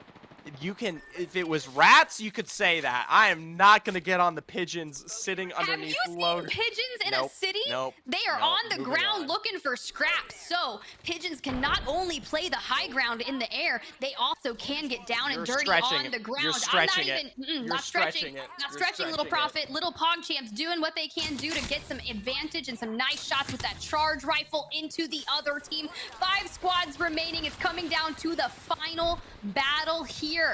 All the cues coming out from the Valks. Let's get a nice little shot of Eris Esports. They are holding the side of this mountain, where we formerly saw playing for content, but this is also going to be Nokajaw looking for some information as well. So I Oh, think it's redeploy. only. Oh, get the angle, get the angle. No. I feel like he just really let that slip out from the palm of his Arnold-like hands, Zephyr. Correct. And usually a man with that kind of grip strength wouldn't be losing something like that. Still, though, they put themselves back in the same area, so hopefully a point to, find redemption here. The gas is going to tick down as Nokojaw can't quite accelerate themselves, but with that drop, the missile swarm onto Yasa, they're definitely going to feel a whole lot better. Nokajaw now taking advantage of any and all of these rotations, finding all the knocks. Ares Esports eliminate, now turn their sights towards just below them. I'm more than sure that this is Space Pigeons, as a one quick ordnance will make short work of that house there. Yeah, this is not looking good for Space Pigeons right now. They really got caught down there, but little PogChamps are also going to be fully eliminated. We do see that our Arnold of Apex Vaza was able to get it down on Nico. The chaos is ensuing. Nakajaw out here on the top. Gibby Bubbles are down. Mastiff is out. This is going to be the Arnold of Apex trying to secure a dub here in map number 2 for Nokajaw. Oh, look at it. It's just perfect. They drop down below, and Nokojaw clean up house here. And I gotta give him props. That was a very difficult end zone to play because for such a long time, it was Ares Esports constantly on top of controlling that entire high ground. You saw how much gas was there that prevented Nokojaw from completely taking that one away, but they bided their time, respected the lack of spacing, and then were successfully able to turn it once that kind of final zone closed in. And then once they had that high ground completely towards their advantage, all they had to do was clean up anyone who's trying to climb up from below. I mean, true. And I was a little worried at first when we saw Baza fail to immediately enact upon that skyward dive. But regardless, it still panned out incredibly well for them. Sometimes being patient does pay off. Maybe they weren't exactly sure where the shots were peppering them from. And since no real damage was done, it forced them maybe to land just on top in that same area. And you're right, it played out really well. Congrats to Nakajaw for taking the dub home in map number 2. Well, for Nokojaw here, they're going to feel fairly successful. Remember, they were sitting at what was 8th prior towards this game, too. And now, as we take a look at our standings here, I'm more than sure that they sit within that top 3. 25 points, tied with Space Pigeons right there, playing for content, still leading, but the gap has completely closed. Completely closed indeed. And let's take a look at the top 4 of our standings right now, all within 4 points of one another. So you were talking about a top heavy bracket. We're starting to see multiple teams in that 20 range.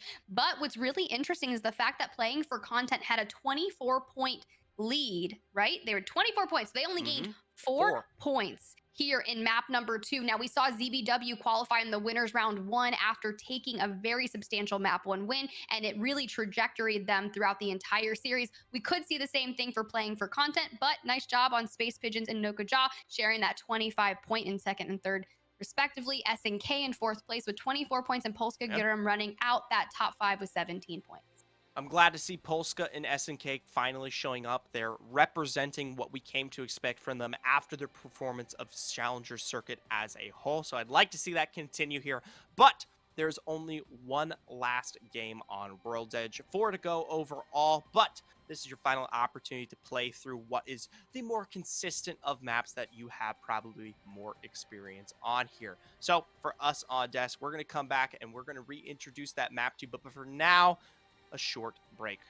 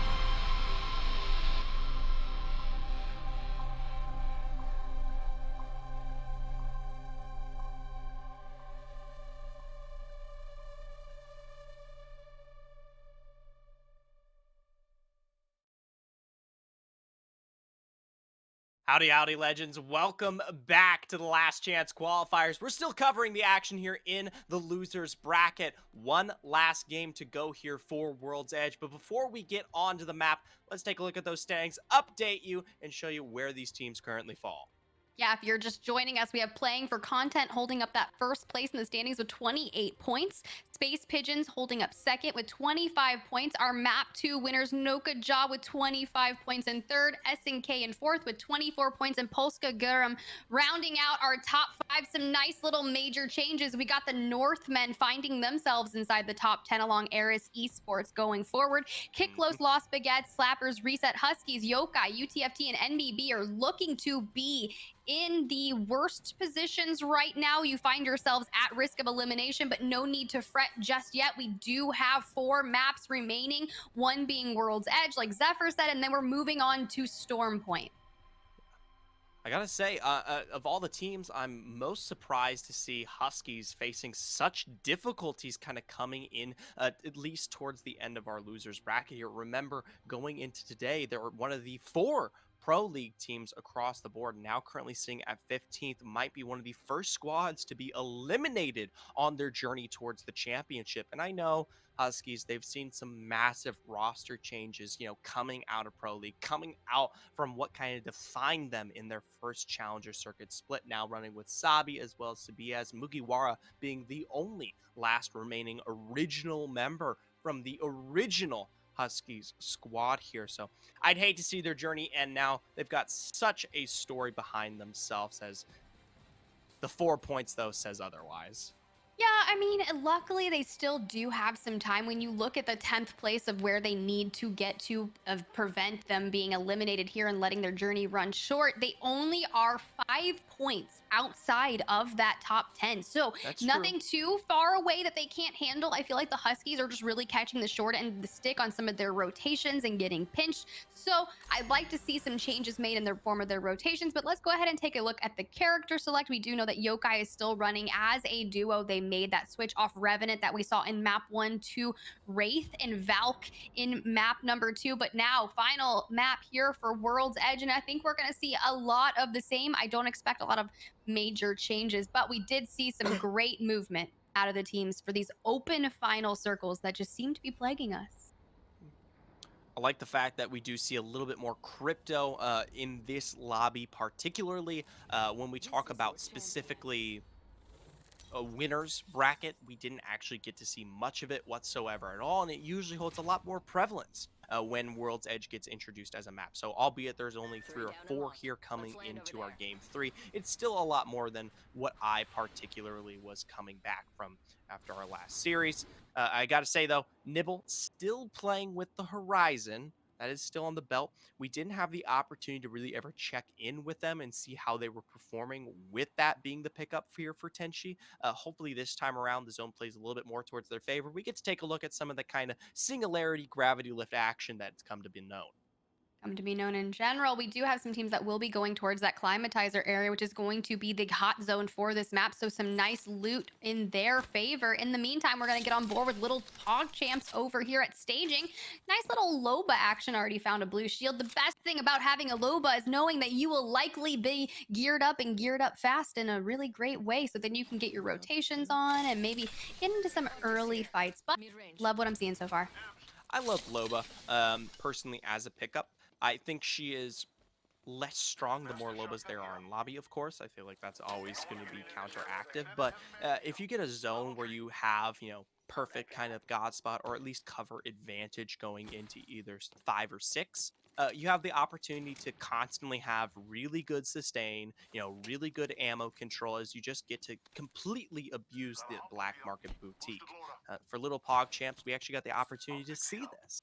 Coming into those final moments of game 2 right there, they were playing the outskirts, the western end of that epicenter kind of final close. And while they weren't ever able to kind of make their way onto that high ground, it at least allowed them to hold on for quite a long time on the opposite side of that ridge. Opposite side of the ridge, indeed, but on board with Polska Gurum over here at launch site.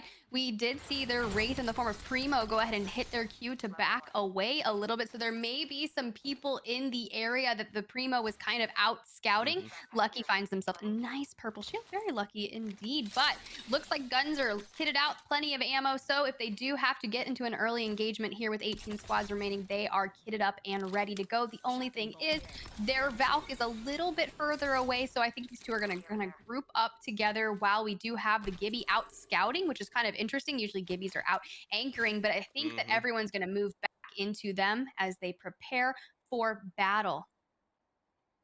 We take a look out here towards the east, not too far away. Huskies, one of our teams that we talked about kind of expecting more, but do realize that they're only what could be one really good game away from putting themselves in that top 10. Just sitting here, Lava City, SNK coming out of the big mod area style, only with the purple shield. Kumbra and Nico not as lucky themselves. Not as lucky indeed, but nice little positioning though. Kind of unfortunate if Kumbra and Nico only have white shields right now, but if you can find a red replicator, you could kind of maybe go ahead and use your crafting materials to upgrade your skills and your shields right there. But, you know, I think they're relatively uncontested. No! Oh my god. What are you saying? They left that R301 up in there? Did they? Well, okay. Warchalk, that's fine. We can move away from an EV8. No one cares about EV8s. They're trash. Except Warchalk. Except Warchalk.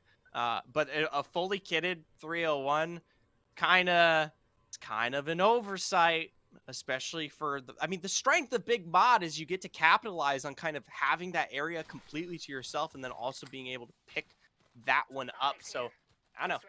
Bit of an interesting take. I wonder what they were pulling away from that instead. So there has to be a good reason. There's no way the oversight would be there. I mean, Mugiwara himself already has an EVA 8, so maybe he doesn't want the one that's kitted out there. But that R301 is what I would say. But SNK finding themselves at a replicator here in Geyser to go ahead and upgrade their shields. Gonna love that out of them. As long as no one gets sight of them crafting, they should. But I think they're relatively in the clear and uncontested in this area. So nice job. Space Pigeons not around right now. Looks like they made their way out, and they actually trade. They're going to give Kumbra the shield for now, as actually it's because they need to have the crafting materials necessary, and Style's the one who currently holds them, so they trade those out. So going to pump the damage on that blue shield as much as possible, potentially get it up or close to purple there. Yeah, I think that was a great move to go ahead and upgrade their shields, but looking to be in a lot better position here to go ahead and get into any engagements. I don't think we're going to see any fights, but as I say that, we come on over to UTF. And Neon is going to fall, trying to get inside with his teammates. I think this is going to be all they wrote, and that's going to be Los Baguettes bringing the hammer down on Neon. I mean, that's not what you want to see, but it seems as the other two teammates were able to get away for a little bit, but, you know, they probably are nearby. I would say probably just right across from them. They're here. Finally, though, we get the opportunity to see where this zone will be finishing off. Once again, pulling very far north. Countdown, the POI being completely in play, but Skyhook as well. Both of these POIs are prime real estate to try to play out for, so teams going to be kind of placing their bets, hoping and praying it pulls towards one or the other. Most of them, though, putting themselves in Skyhook. Being early in Skyhook is definitely the place, you know, you kind of want to be. At least Countdown, you can fight your way into, whereas going for those buildings is a lot more apparent when you try to do it in the late game.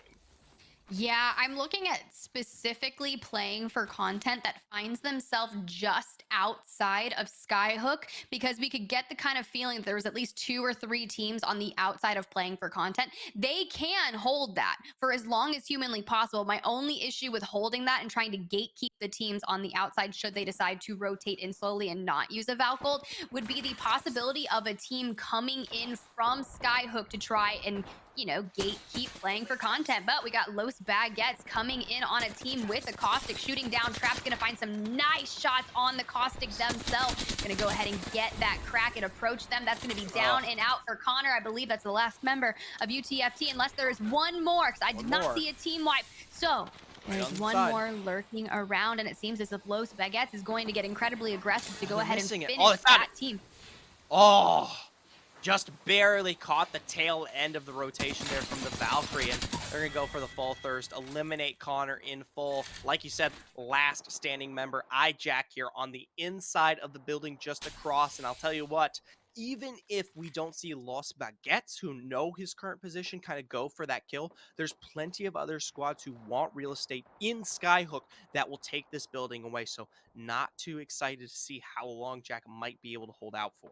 Yeah, this is tough positioning if you're UTFT. You don't want to have to rat it out starting out at the very beginning because you can't be aggressive. You can't 1v3 here in Apex very easily in any way, shape, or form, especially with the talent and the gunnies that these players have. So you have to play your life and play for the placement points. And when you're sitting in 18th place, we got a long way to go before you even start getting decent placement points. You're looking, you need to go top 5 at that, and even 5th place only nets you 4. So if you are hijacked, that is not what you want to do, and you know they're going to be camping the banner.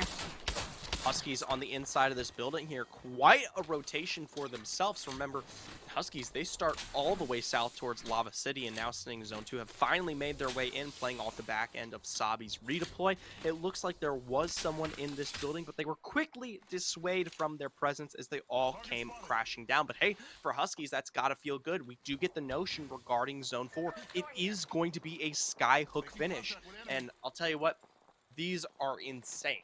Right? Because there are so many buildings available in Skyhook, you get a plethora of teams available, upwards of Zone 5, a finisher of saying 16, you know, going into that round 6 as you begin to have those chokeholds tighten up the wall here. Checking in with Playing for Content, though, definitely pressured out. That kind of late or lollygagging presence into Skyhook might come back to bite them here as they're already being pressured from Kiklos. Pressure for Kiklos, indeed. This is what I was completely afraid of when I was talking about their positioning earlier. If they try to push in, they are going to be at risk for whichever team is going to be gatekeeping them. Love that you bring up the fact that there's going to be so many buildings inside of Skyhook for these teams to kind of congregate in. But my specific building that I like to look at is the circle building out to the left of Kiklos. That I feel like we'll see a lot of teams kind of on the different levels of that, and maybe the ring will kind of involve that building in some way, shape, or form. I've actually seen several rings like that. So really nice shot on Poppy Droam right there with the Sentinel as that connects. For Kiklos, no more angles to be found, though, on a majority of these squads. They've warned them that they're here, and as a result, no one will be a peeking. Playing for Content, it looks like they've made quite the aggressive move. Might have been off the back end of a portal there towards one of these buildings. So now put themselves in a much more defensible position. And the craziest thing is, you know, with most Skyhook zones, I would begin kind of discussing, well, these buildings aren't going to be in play here. You know, nothing's cut off yet, right? So it's very likely that we will get all 17 squads at least somewhere in the area here, as not just Skyhook, but you still have the availability to kind of play that northern end of Countdown and fight your way in. Albeit it's the weakest location, but it's still a location for another squad to put themselves. NBB finding it. Ah! I'm so sorry. That just made me almost crack up the caustic in the form of Brusk out here just knocking Blade the Valkyrie in the face with their trap. I mean, hey, it happens. You just pick it up and reset it. You do see some teams that are working on the top of the circle building already, but this is going to be something that they may be able to hold. But what I'm looking forward to, if you're not already in Skyhook, you're going to be making a late rotation, because with the height of a lot of these buildings, any latecomers to the ring that are walking in and not skyward diving with their Valk in is going to be opening themselves up for fire, like we saw between Kiklos and Playing for Content. So TTD, that's that squad that hopefully you, Tiffany, will be more akin towards watching. They currently hold the northern kind of high ground circular building position for themselves, kind of covering all those angles. We'll have to see if the zone includes it or cuts that one in half. Tighten up towards it. For now, though, Space Pigeons on their slow rotation starting to run into SNK here. You can already see them trying to provide a bit of damage out here from Grandma's house, but Pigeons, they're quick to reassume. They're going to take to the skies, utilize that redeploy, and see if they can find themselves a happy home here in the Skyhook area. And you got to be careful. At this point, most of these are all picked up. The buildings that are empty are going to be on that far western side. Yeah, and I'm really curious, but you see the Space Pigeons landing on an entire team Digi going to try and portal out to save their life, but they've already lost their Gibraltar, and their Valk is at risk. Sorry, Patty, go ahead and try your best to get out there. Finesse with the Valk. She is going to make it out alive, but unable to get inside the door because they're going to find the portal is going to be the unfavorable thing. Oh, come Will on. fall. I don't know if I like that play. I understand why they did it. It was just not a smart move. But now they are going to get aped on by nearby teams. Digi's going to go ahead and grab that portal and retake their building and just do massive portal plays here, but it's not going to be enough, and they will be eliminated. That is Space Pigeons down and out in 16th place. Yokai also falling. And it's a bit of a shame because, like I said, you don't really know which of these buildings, especially when you're, Zone 3 are currently held. So for Space Pigeons, their journey ends here. But I gotta say, they had some decent starts for the rest of this day. And now as they make their way towards Storm Point for our final 3 games, there's still plenty of opportunities for themselves to shine.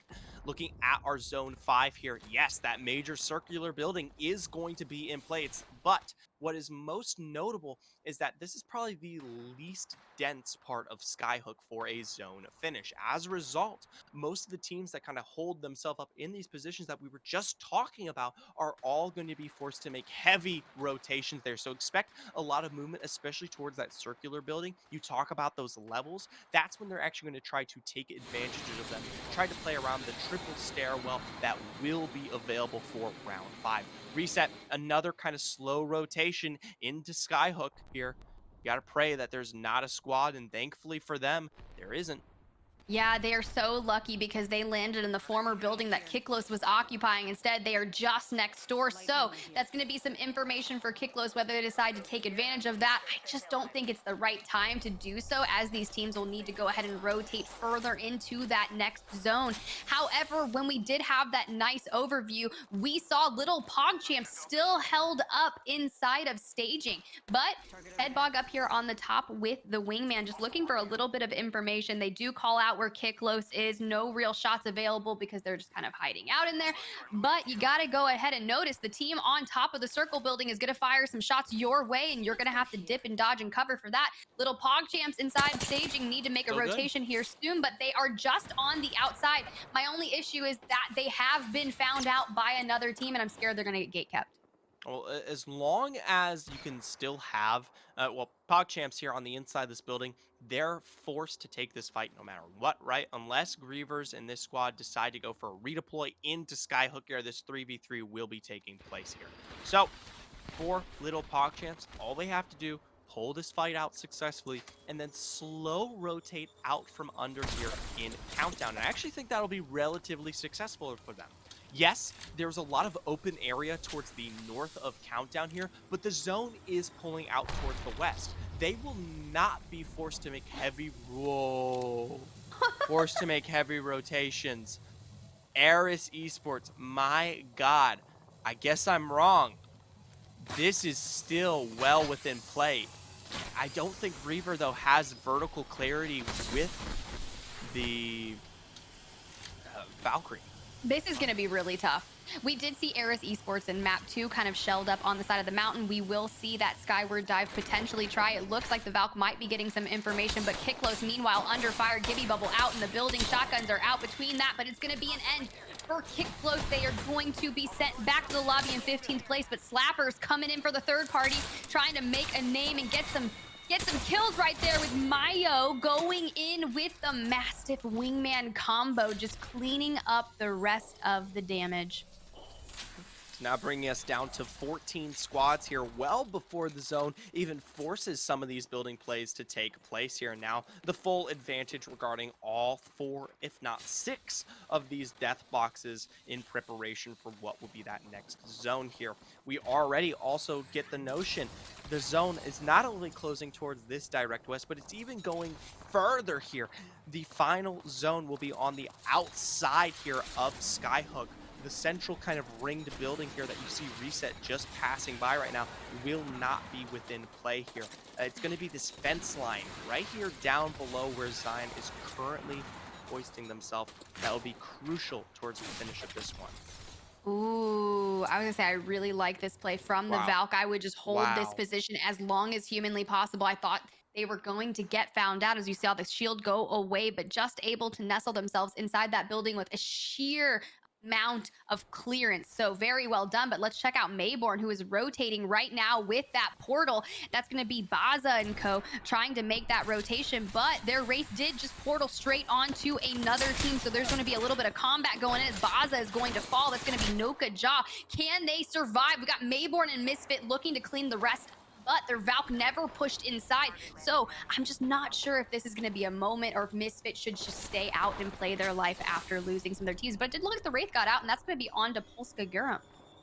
Oh, Polska Gurum here able to successfully defend what was this building here. Noka Jaw still within play, albeit the lesser member down here. And playing for content, they were quick to also make their own rotation with the redeploy to play the roof of this one out here. So potentially Polska Gurum could be making their own moves here in just a moment. But thankfully for the both of these squads, the next zone isn't too far away. So even if you are forced to take a fight, the third party won't be too difficult. This fence line is still going to be at least some protection as we start talking about round 6.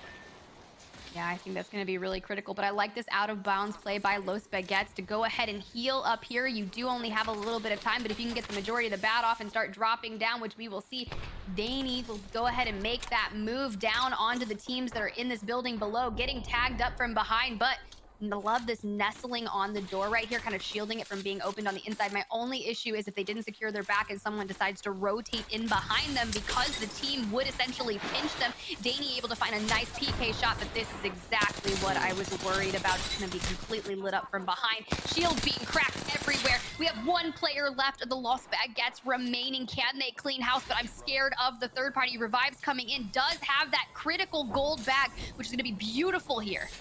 Fantastic. For the revives, going to make sure that Los Baguettes are able to defend against any potential third parties. And it looks like none to come through here. So now they get the full reset, going to go for those heals. And sad to say, Huskies are officially eliminated. Most squads, though, this is now your moment, okay?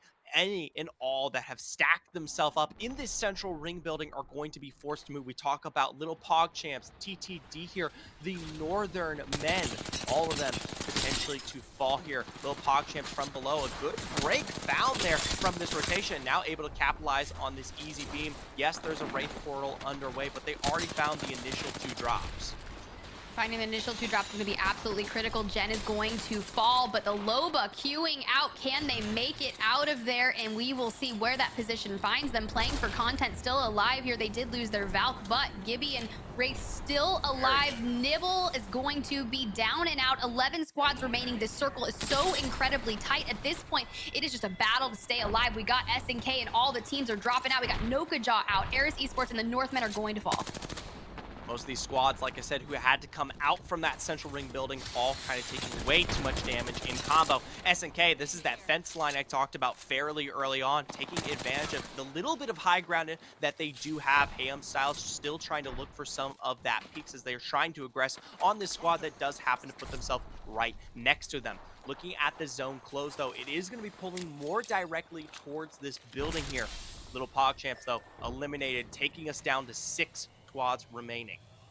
Yeah, this is going to be really tough. We have Otter, last man standing for playing for content. I love the idea of just staying out of the fight for as long as possible. You've already made it to 6th place at this point. Just hold on a little bit longer as these teams are forced to collapse on top of each other. We have one team in particular pinched in the center, but we are on board with Slappers right now to see what they can do and make happen here in the final moments of map 3. Arc Stars are flying onto the teams below. No real connects just yet, but we will see what is going to happen. I want to see some insane carnage with that flatline happening, but they are just getting absolutely bombarded in the form. Gibby Bubble being forced, and they move up on them.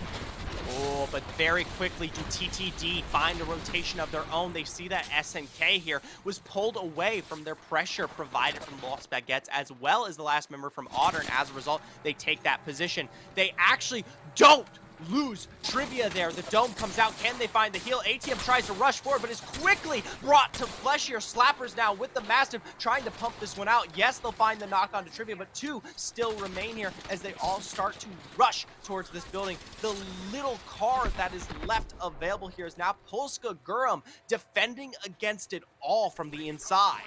Love this for Polska Gurum right now. We just saw playing for content and TTD fall, so it's going to be 3 teams remaining. And as I say that, 2 teams, Polska Gurum versus the team in front of them. It is a Slappers. battle of who can hold this longer. Oh, Slappers, they have no cover here. The minute they're forced by that zone, Polska Gurum are going to take quick advantage. Dome is down. Gibby's trying to find the beams, but a Dome response is put out as well. And Polska Gurum, with 1 member left to eliminate here, are your winners of Game 3. Just absolutely brilliantly well done, as we saw the Wraith doing some nice ninja kicks, trying to get in there and be like, hiya, I'm going to take you out with a ninja kick, which would have been actually very stylish. But congrats to Polska Gurum here, taking that map 3 victory on the last time we will see World's Edge today.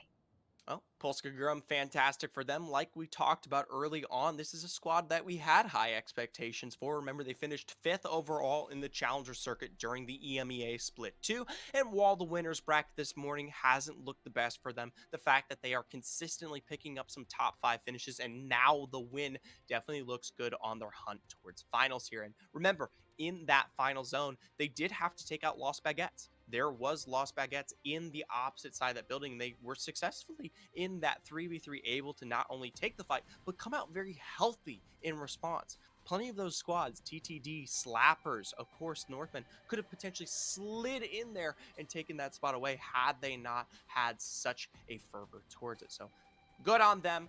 I don't know where that puts them on the board, but I'm pretty sure it might take them to the top. Well, if it'll take them to the top, indeed, let's go ahead and see it. Let's take a look at our standings after map 3 and see where Polska Gurum wind it up. And the prophet has spoken. Polska Gurum has found themselves leading the standings with 43 points, playing for content in 2nd place with 36 points, SNK 3rd with 31, Noka Jaw 26 points in 4th, and then Space Pigeons rounding out the nice top 5 there with 25 points. A lot of teams starting to hit that 20-point threshold, but it seems as if Eris Esports and the Northmen have fallen outside the top 10. No worries, though. 2 and 3 points just keeping them outside of it. So, shaping up for an intense battle as we move on to Stormpoint. Yeah, I will say there is a much larger gap this time around, given that you have a lot of these kind of lesser end teams giving themselves away in terms of the quality of at least their game sense here. And as a result, that's why we have, 40 points going into round 3, but not too far behind, 36-31. I mean, those are also massive numbers to accrue in just 3 games here, which that means, of course, it's going to be very limiting as we approach Stormpoint. There's probably only going to be 2 to 4 spots available to kind of switch around as we make our way through that map. Make our way through that map, indeed, and I'm excited to see some changes that we may see in the team composition, or if a lot of these teams will decide, hey, I was feeling really good. We were already using Ashe. Some pulled out Horizon. We could see some really dynamic things. We will see, obviously, less crypto, maybe 1, if any, but to continue this on, we'll cut to a quick break, and when we come back, more action coming to you from Stormpoint.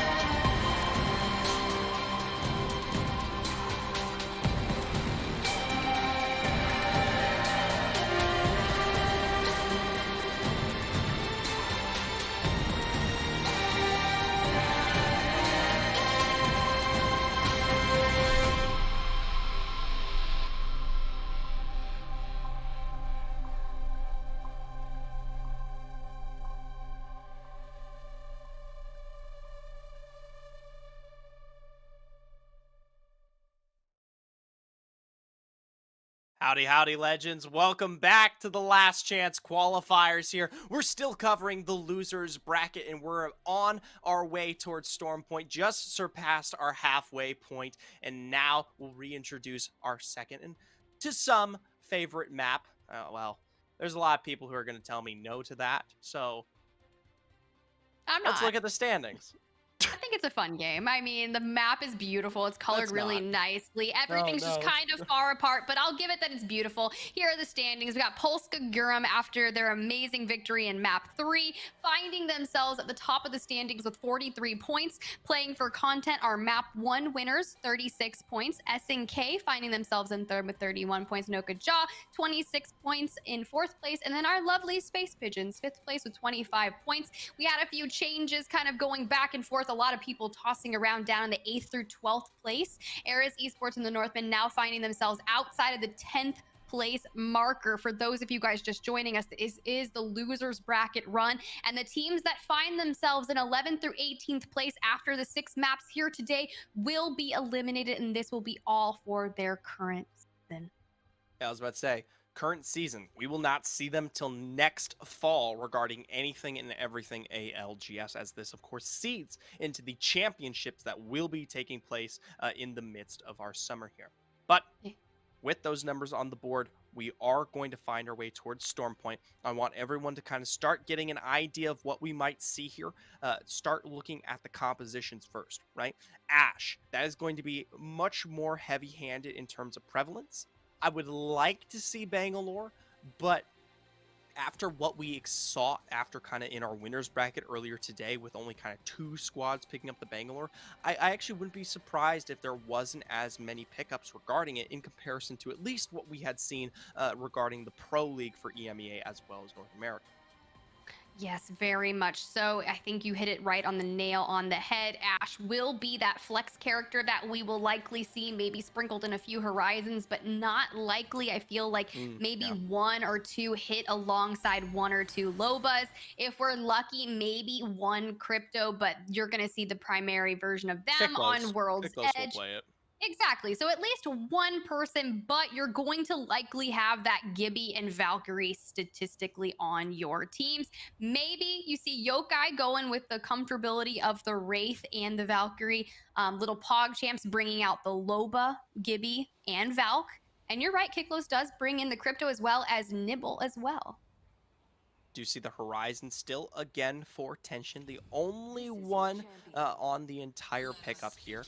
Still a very unique pick. It does fare a whole lot better on Storm Point as you get to take advantage of the gravity lift kind of being more useful in comparison to what exists on World's Edge, but the Wombo combo stays all the same. Once again, though, the Ashe definitely well and more prevalent. For a lot of these squads, though, we start taking a look regarding their drops. This is going to be the first time that these 20 specifically have made themselves apparent on Storm Point, right? And it looks to be we've got a little bit of some contest going on at Cenote Cave, Stormcatcher, and Barometer. Ooh, it's gonna get a little dicey. At Stormcatcher, we have little Pog Champs will be contesting NBB in Cenote Cave. You got Playing for Content and Reset. Curious to see how that favors for them, but we're going to start on board with Northmen as they begin their journey at the very top of the map here on Storm Point to find some nice loot. It is a little spread out, but you do have a few buildings to work with. One of the things that I haven't, for my strategy's sake, haven't found a preferred place to land lately. I've been going the mill because I feel like the ability to get loot is preferential unless you're contested, but we do see a team making their way over to the mill, and they are the only ones there playing for content. Kind of landing just now into Cenote Cave, but they are going to be late landing and pushing to the left side. So I'd be excited to see if that early contest does kind of shake out and maybe one team goes down, or we could see the team that's closer to the circle kind of rotate in early. Generally, just some very large spreads here, notably because there isn't the full 20 squads. You have the opportunity to do something like that. One big characteristic that I am noticing, though, is the fact that Jurassic Park is completely open. So if you are a squad that does tend to fall here potentially in the next 2 minutes or so, and you want to go for, a very quick change, given that you just need those points, potentially starting to look towards there might be an option. We tune in, of course, with Reset. They're just across from playing for content. They're also landing in Cenote Cave, so could potentially be the first 50-50. We're already seeing shots fly here in this cave system, as I believe they've already found each other out. Interesting. I was curious to see if one would just maybe loot up and take their leave, but look at Reset finding 2 purple shields and a blue shield off drop, utilizing that triple take to try and connect with something, but playing for content just as lucky, finding blue shields for themselves. Only Lepe is left with the white shield, but that R301 PK in hand says, I am more than confident enough to make things happen, but I believe TG just got sniped by that triple take. It's going to be an absolute nuisance if those connect, but R301 shots are out. You see the information. We know 1 purple, 1 blue, and Gibby's going to rotate back into the building.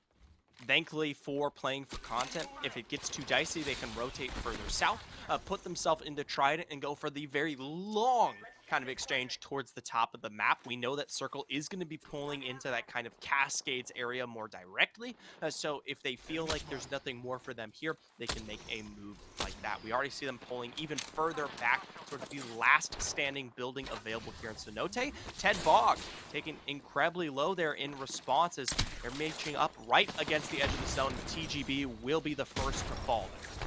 Oh, wow. This is getting a little dicey if you're on the side of Reset. Bubble is being forced, and they are just trying their best to get some shields in their life. TG is going to fall. Is Lepe going to be able to stay alive within maybe an inch of actual health? Otter, very healthy, though, on top of this building, going to go ahead and utilize that nice I almost said Horizon.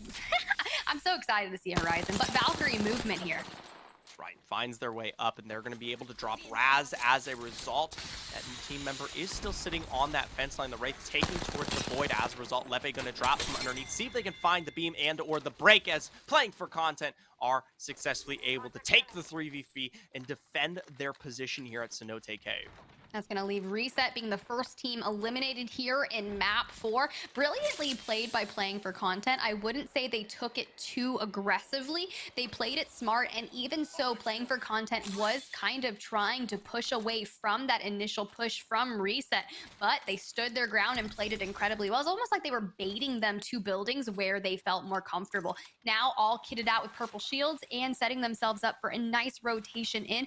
There are a few teams kind of towards that area where you have the mill. That team is rotating out of the mill just a little bit south. There's a beacon down there that they can take the advantage of before rotating in. You can see it is going towards checkpoint and Cascades. This one we tend to see finish more directly on top of Cascades, or potentially towards the north, or in the parallel buildings out here where you currently see Brusk there, and I believe the NBB squad, right? We actually saw that finish in Pro League for EMEA. That's where we saw the game end, as Kangarna held up there the entire time, and then were able to find what was success in those final moments because they made those bets early on. So one of those 3 locations we'll tune in a little bit later on, especially after round 1 close, to give you confirmation where that one ends up. Yokai here just casually sneaking by Antenna. They know there's a squad here. They know they're a 2-man roster. Yeah, for a 2-man roster, they found themselves currently in 15th place on the standings with 6 points. But when I'm looking at it, they're only 8 points away from finding themselves in 10th place. So as I know they're down a player and playing, you're right, as that 2-man squad, but I feel like I still have a little bit of faith here for them. I think it's possible that they can do it if they just play their rotations really kind of smart and just work their way in casually and just stay kind of undetected, right? You're playing a little more ratty, and that's okay here, because even then you will have your 3rd person likely back for the finals if you can just get there.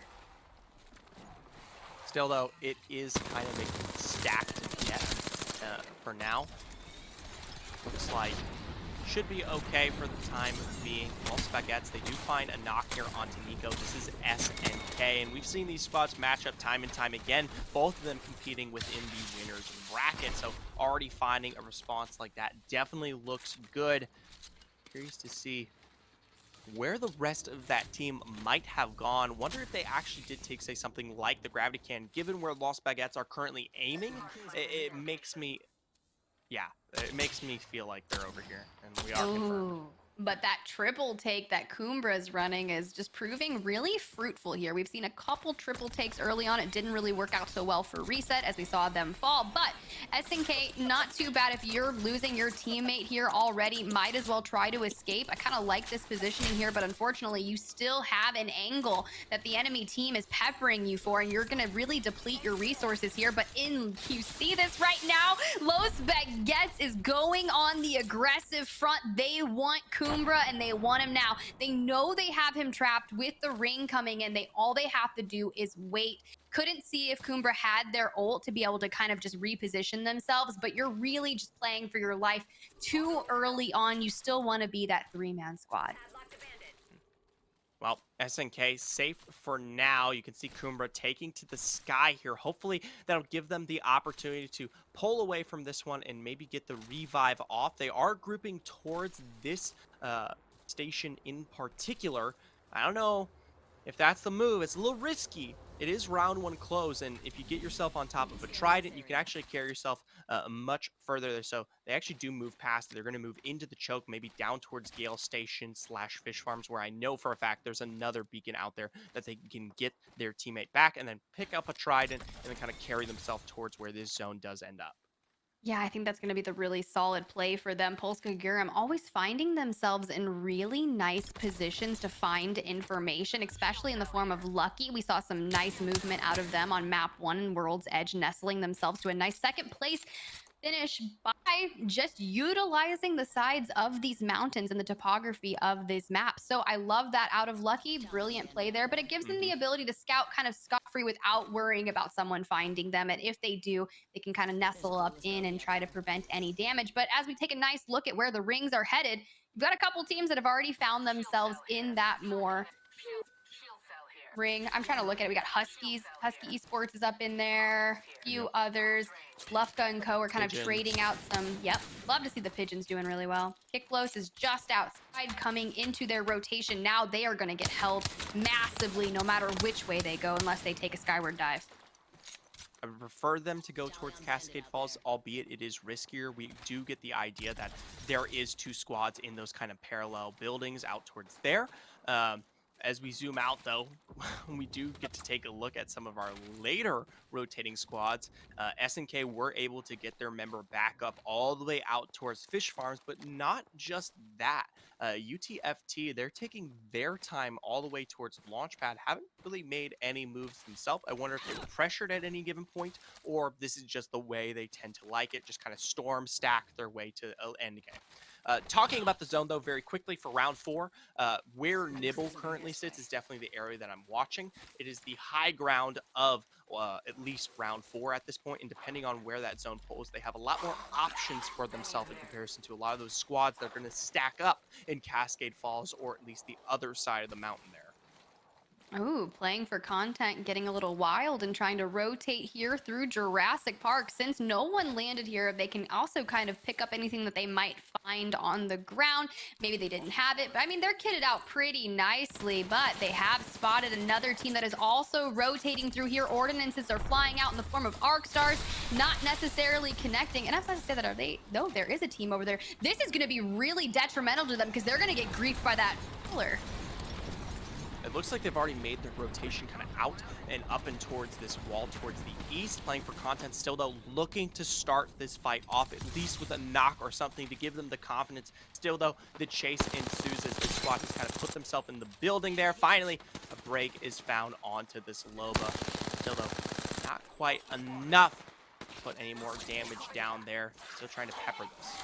This is going to be on Los Baguettes trying to thrive right here. They do have a lot of really nice utilities here, but as I say that, getting griefed by the Prowler is not what you want to have happen, because if you're focused on the fight at hand and you get hit from behind by a Prowler, you're going to easily get at least your shields taken off, which could be really detrimental to your fight. You do have your ult in hand as you're peppering with that R301, but you're just firing some warning shots because they decided, hey, you know, maybe this isn't it. Let's go ahead and regain, try to get into that zone. This isn't our fight right now.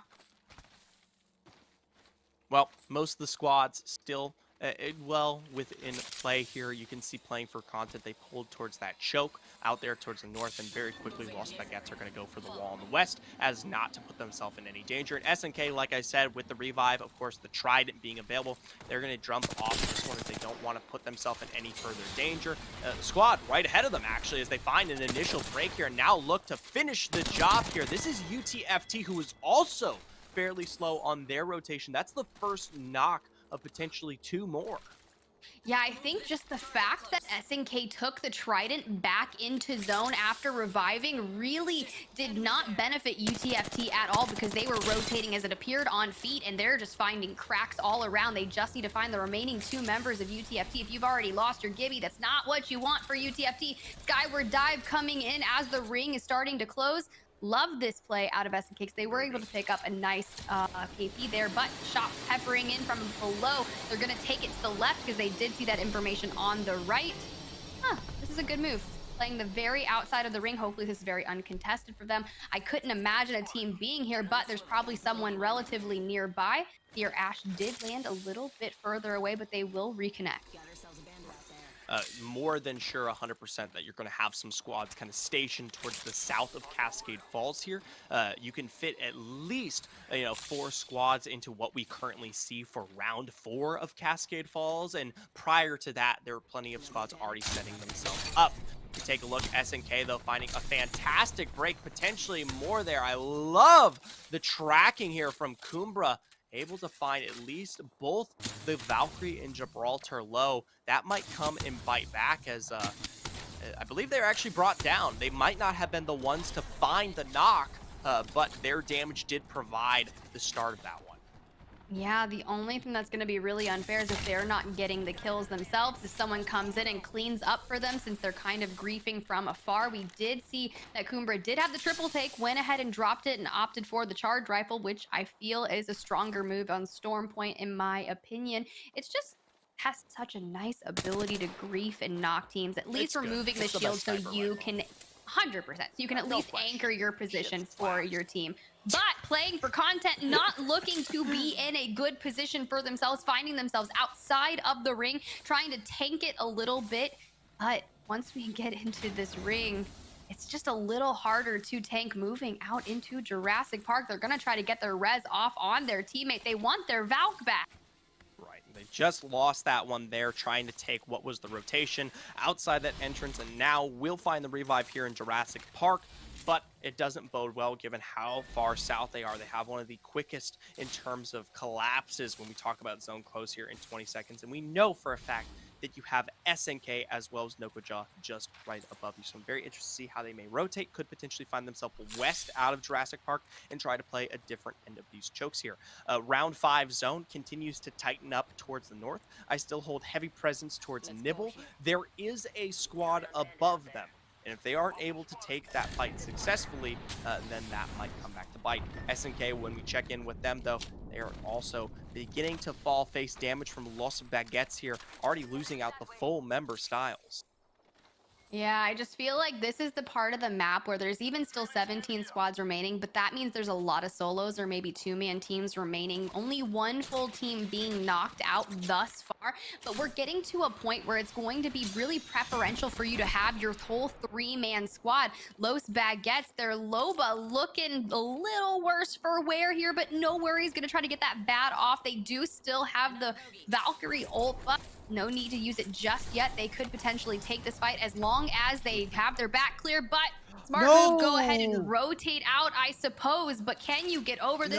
You'll be just fine. But look, there's another team rotating over to the right, but where are you gonna land? You're just looking for information at this point. They didn't bring Fury along.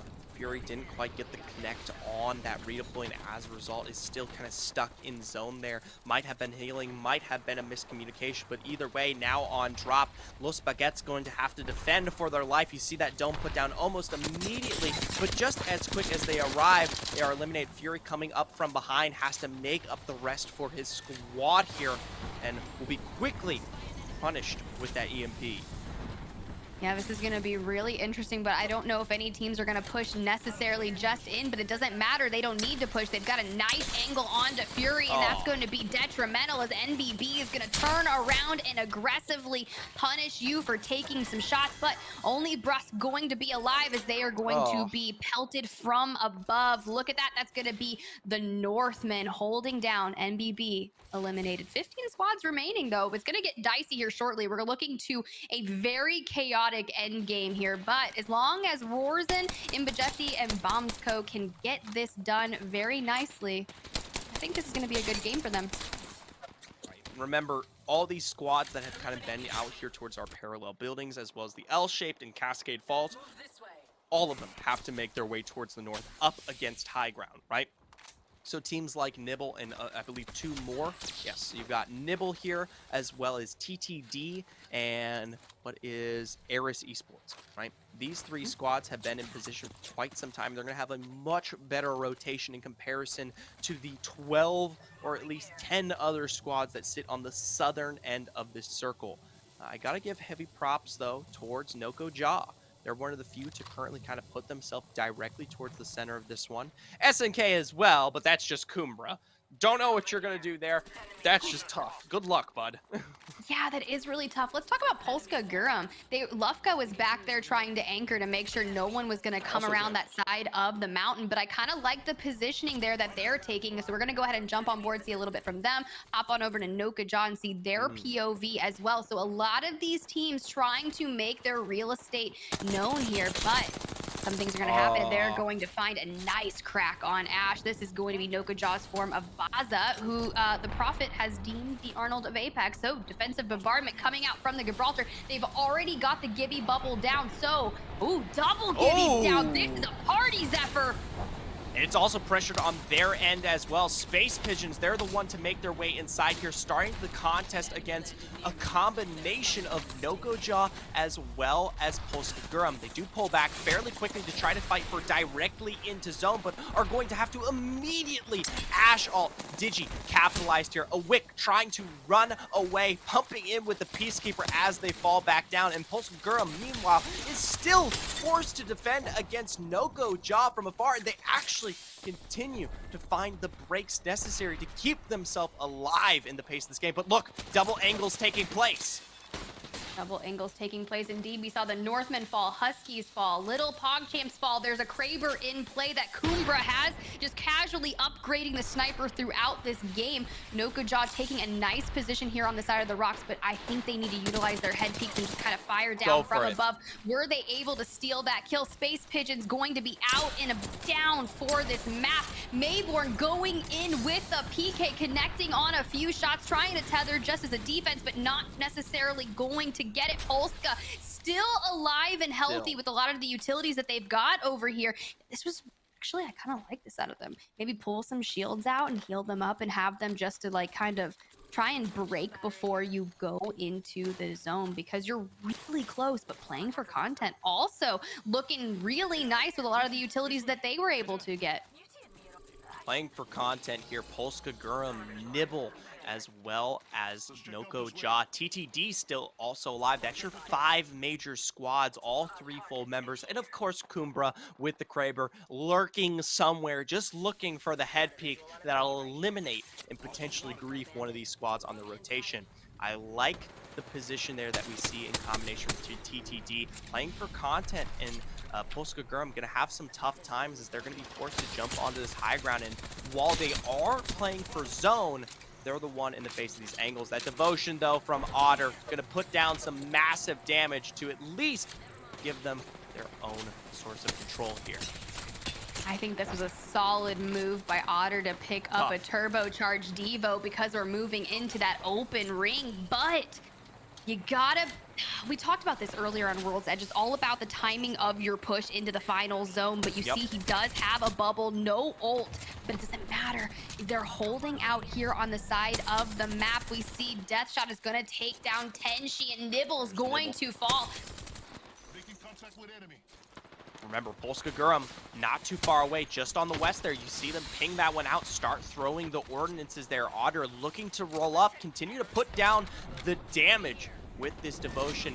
Not going to move away too far. Still, zone pulling towards the north, right into the hands of where we talk about specifically TTD. The only squad still left alive towards that northern end. Polska Gurm finally making themselves known here towards the Playing for Content roster. PGB rock.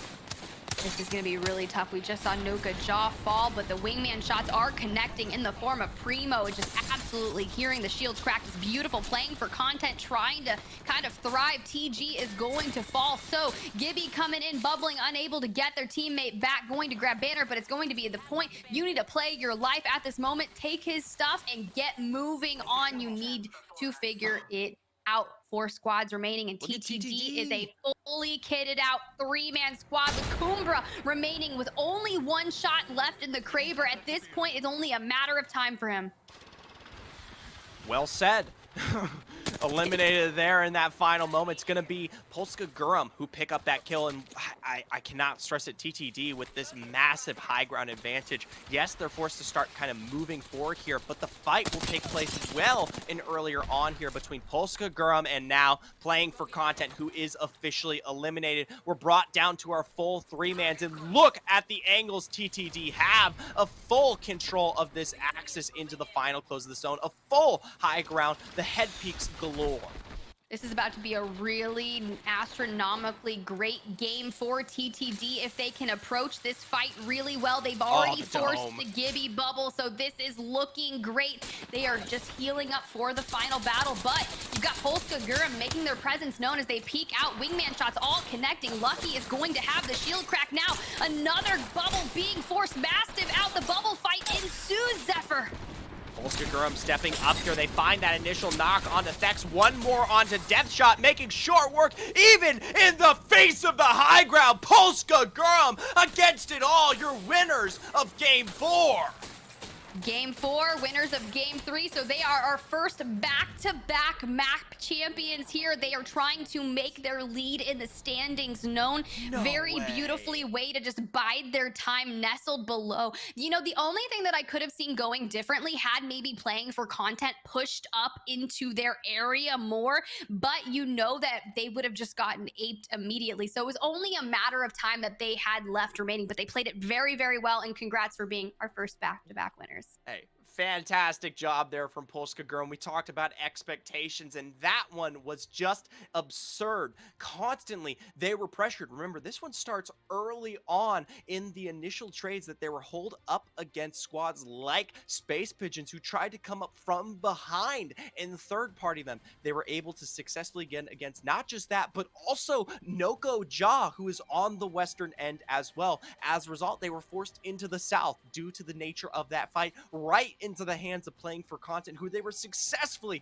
against it all, able to constantly take a repetitive amount of damage again, time and time again. Eventually, Playing for Content, they fell in their own right, and then they had to fight up and against the high ground here into the face of TTD, and they were successfully able to do that. I mean, that is just a fantastic victory to walk away from last chance qualifiers with. I mean, you've got to feel really good right now if you're Polska Gurm, but I believe the standings are ready. So let's go ahead and take a quick peek at those and see what that has given them. Let's check it out. Polska Gurm now with 68 points in first place. After map 3, I believe they had 43 points. So a massive, massive 25-point game for them. That's going to net them pretty much a solidified safety here. They're going to find themselves in the top 10. Playing for Content, second place right now with 58 points. SNK, 38 points. TTD after a beautiful second place finish there in map 4, 32 points. And Nokaja with 31 points. If you are the Northman, you're starting to maybe sweat a little bit, but you only have 5 points that are keeping you outside of that safety within the top 10. But I think this is beautiful. I'm excited to see where the next 2 maps are going to take us. Yeah, I mean, there's still a lot of competitiveness regarding, you know, getting into that top 10. UTFT, even at 4 points, still has that opportunity, right? Just one decent win would put you up there, but it is starting to tick away here, and we are seeing some consistencies regarding the lower end of our bracket here. So need to see a complete turnaround. If you want to make your way towards those last chance qualifier #1 finals, right? I mean, we need to see just a revision of what has existed, at least for the last 4 games. When we come back, we'll be bringing you Game 5 here of Storm Point. You won't want to miss it.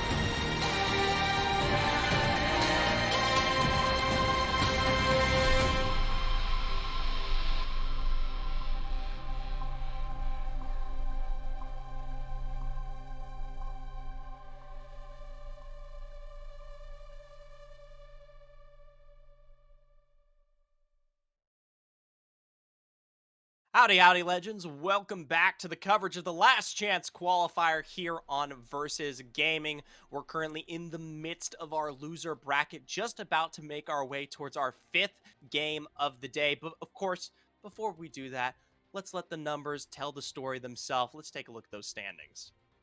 Let's take a look at those standings. Indeed, and more specifically, the teams in 11th through 18th place that are fighting to keep their dream alive here. If you're just joining us, like Zephyr said, we are in that losers bracket run. About to go into map number 5, but these are where things are starting to get a little dicey. We have the Northmen, Eris Esports, Kiklos, Reset Huskies, Yokai, MBB, and UTFT that have found themselves in a potential elimination role. They need to find a way into the top 10 to keep their dream alive here today. You have the likes of Polska Guram holding up that #1 spot on the standings. Our back-to-back map 3, map 4 winners with 68 points. I feel like that's a really nice way to solidify yourself going into map 5 and 6. 100%. I mean, there's not enough points on the board for most of these teams to kind of take that one away from Polska Guram. And I know there's no advanced points, but just being safe definitely has to feel good here. But for teams like UTFT, NBB, Yokai, who are currently on the opposite end of the bracket right now, it's not over. Right? A win on any of their belts at least puts them a whole squad or two away in terms of points to push for that top 10. The fact that there are still 2 games left remaining means it is potentially anyone's option to find their way towards the finals here right now. No one is out just yet. I completely agree with you. And I feel as if maybe the teams that are maybe less safe would look at 5th place and down. Noko Jaw with 31 points, Space Pigeons with 27. These are kind of the teams that could potentially get overtaken should Eris Esports or the Northmen or Kiklos have a really standout dominating victory here within map 5 and 6, because they find themselves just, 5 points shy of 11th place. Let's go ahead and check out that character selection that is underway right now. It appears that Yokai may have not decided to play maps 5 and 6 as a duo. So understandable. I completely agree, or understand if you don't want to find yourself at a disadvantage and you think that you might not be able to get into the 10th, but just call it early and regain, come back strong in September. We see Brusk still playing that caustic here on Storm Point. No major changes that I can see. Yeah, as it stands right now, a lot of consistency regarding continually the Gibby, Valkyrie, Ashe pickup. Of course, you have the little bits of crypto that still exists, Tenchi still on that horizon, but everything else, just the general notion that we've seen time and time again. Getting a nice spread regarding the dropship here. It's not something that I discuss very often, but the fact that it does carry a little bit more towards the north means that you will have consistency regarding the drops, at least for any of the squads that find their way towards High Point, Lightning Rod, etc. But that usually doesn't come to be that much of a problem. But hey, if you want to make quick rotations sometimes in the early games, it definitely can bode a little bit differently here. Vote a little bit differently here. Indeed, as we have this beautiful overview of Storm Point, the colors of the exotic plants that are shining through here. Hey, look, they are big, purple, crazy plants. I actually really enjoy how they kind of livened it up. It just feels very beautiful to me. And as I say that, TTD jumping in, doing some nice emotes, really dancing in the skies. And we get a nice up close shot of the plants thanks to our observers. Very vibrant with 4 little stems coming out of the internal plants. Look, I don't know the specifics of these plants, but they're cute. I am no botanist, okay? I just appreciate what it looks like. I gotta say, for a video game, that's a pretty good looking plant. Like, I mean, it's not realistic, don't get me wrong, but it Fair looks enough. like a plant. It's definitely, when I see that, I see plant. Anyways, back towards our contest here in Cenote Cave. Reset this time around looking far more successful of their own. Lepe, TGB already down. Otter looking to escape somewhere here as they're already going for full thirsts.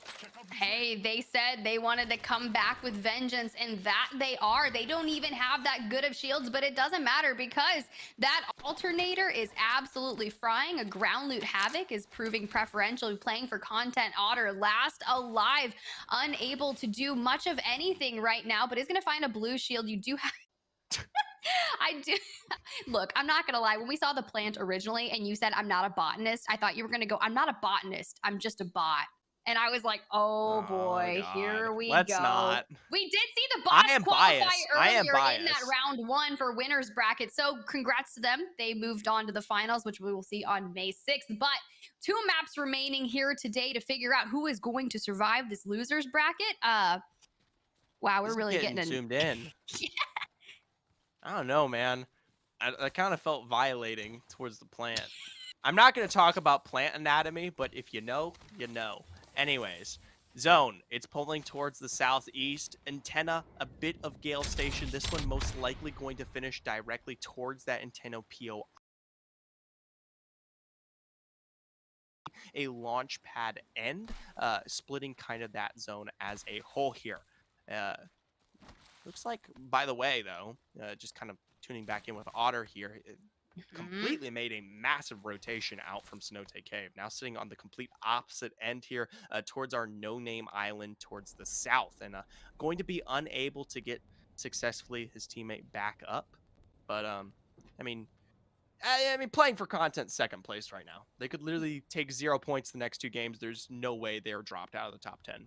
I think it's fair. I think the rotation and hitting that gravity cannon was really smooth. He's staying on that no-name island. I'm not sure if he can see the team that relies on towards maybe into fish farms a little bit on the other side of him. So maybe he'll just hang out there on the beach as the observer is giving us a nice shot of where Otter probably is somewhere on the map. But Kick Close here might actually have seen the gravity cannon go off or heard it because they are in aggression mode right now, currently sitting in 13th place of the standings. They will need a really nice game here in the 5th and the 6th circle. But did I just see a Gibby bubble on a Trident making yes, a you nice did. rotation? Could be Otter.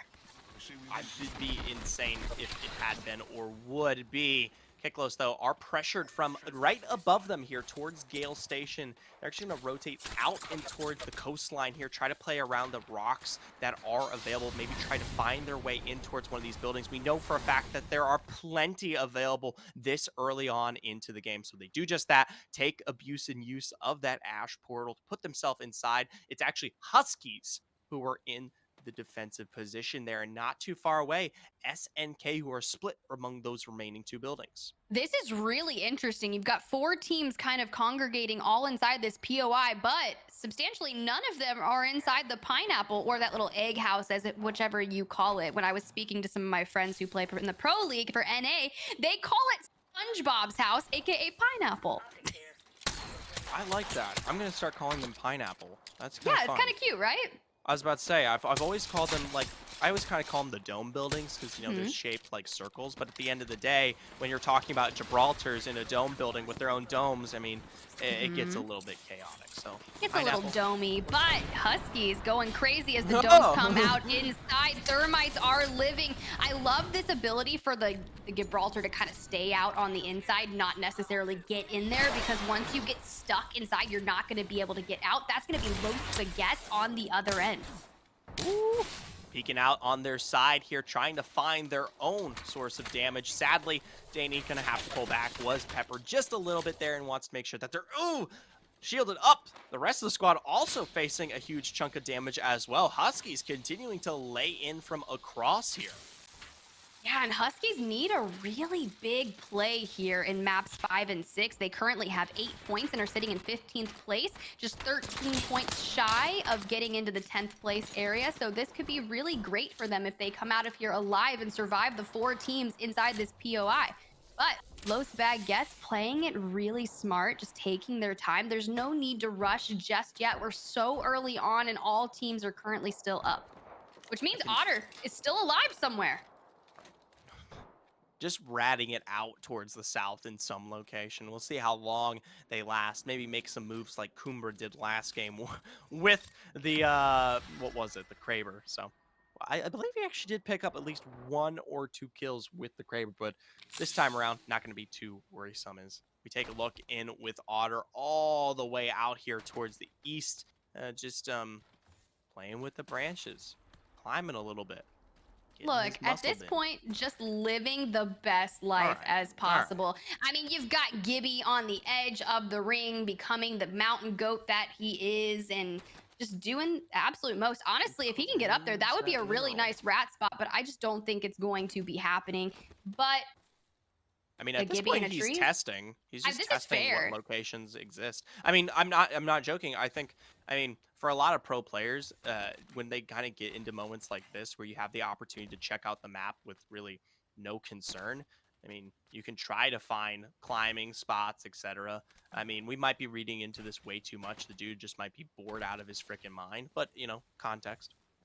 Okay, we were talking about pineapples earlier, and now Gibby is literally climbing in a pineapple tree. But if I'm not mistaken, pineapples actually grow out of the ground. So, Ground. chat, I'm just here to help you learn some things. Pineapples are not found on trees, they are found in the ground. And Gibraltars in the form of otter can be also found in trees on top of rocks in a very nice rat spot.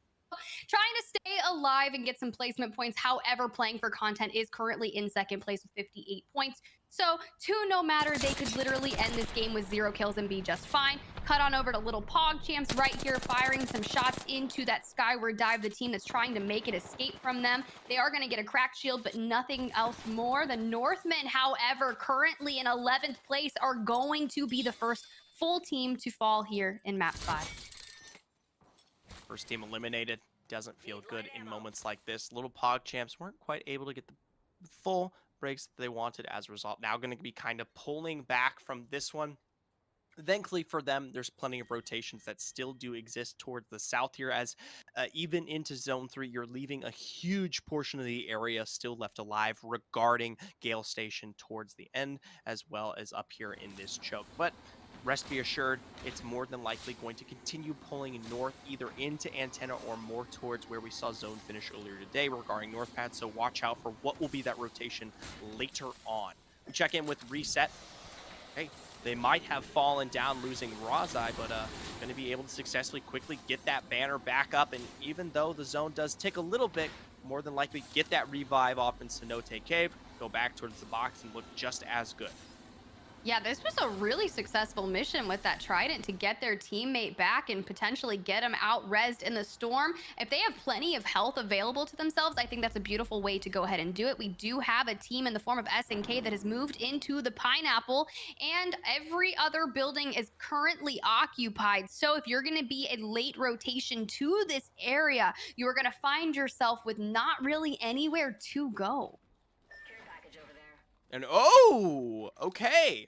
All right. So the zone's actually going to be running right up against the southern end. And I kind of counted this one out here because typically you can't have a lot of zones finish with that much of the at least wall in play. So this is going to be very difficult when we start talking about round 4 explicitly, because I mean, we saw it earlier today, but at the same time, it doesn't change the fact that literally half of your zone is unusable.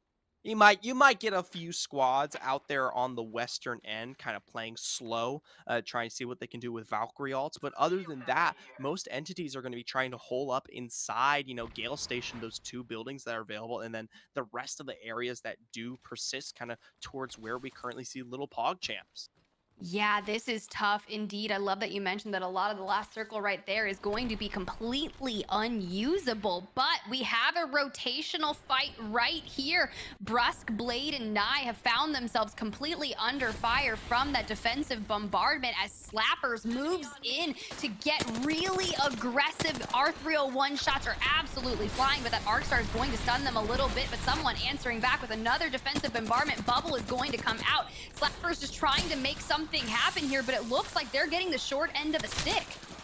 And on the other angle here, now starting to form an NBDD, or my apologies, MBB, quickly defending what was such an aggressive movement there from Slappers. Polska Gurm, though, hearing some of these shots, are quick to make their way out and across to try to capitalize on some of this damage, throwing down another defensive bombardment. Meanwhile, Nibble not too far behind on that low ground, but I love this. Quick shield swaps found here for MBB as they're going to continue to defend. Yeah, but let's check out SNK, which is lurking slightly above Polska Gurum. This is not where you want to be unless you are SNK. They are going to back off just a little bit. Maybe they got peppered one too many shots onto them. Styles currently with 91 damage. Nibble right here, kind of living, also deciding to disengage right here. I think this is kind of brilliant because I feel like as if there is going to be a one all-out battle, a lot of these teams are going to be kind of attracted to the noise that is happening, but NBB is that team with the one caustic in the lobby, so maybe that is keeping the other teams from being full hands-on because this is going to be littered with traps here. Really nice job of anchoring their position here that forced 3 teams to back off. Polska Gurum, SNK, and then we saw Nibble. Well, for now, MBB hopefully able to get a little bit of a notion regarding some of those boxes. We look towards the sky here. Going to be seeing the full rotation in here from Primo and friends. Be moving out towards that kind of coastline. There's not a lot of defense over there, but it's a good read from them. Oh, never mind. They're actually going straight for Gale Station. Immediately hit by the EMP. Lucky Primo, no shields available. Gonna have to take time in this dome here to get those batteries off before making their way inside. That was almost really detrimental. They are all able to get their bats off before pushing inside. Mastiff is out, 2 shots connecting, but Lucky is going to be within a centimeter of life, and this is going to be all they wrote for Polska Gurum. Noko Jaw coming in absolutely clutch right there in the form of Misfit, Baza, and Mayborn. Wow. That was the quickest fight I think we've seen today. They just manhandled Polska Gurum.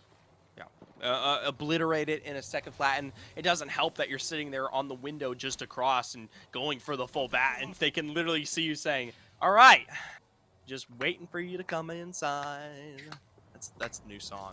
Thank All you. right, we're getting Prophet is singing Straight to us platinum. right now. Thank you so much, Zephyr. I feel so blessed to be able to be on the other side of that with you. But let's talk about what we see on the map right now. Otter. I just want to talk about the rat in the form of playing for content. 14 squads remaining. He's finally making his rotation in from above. We do have space pigeons lurking out there on the right side of antenna, but Otter taking that slow positioning. You can see it right now. He's about to... Ooh, is Space Pigeon's gonna find the Gibby out in the open? How is he out? I don't know how he's making this rotation. We see it from above. But regardless, he's making it happen, so thriving right now. I was gonna say, this building right here is where we might potentially see Otter fall. Underneath, he'll be safe for now, but the minute anyone... Oh, okay.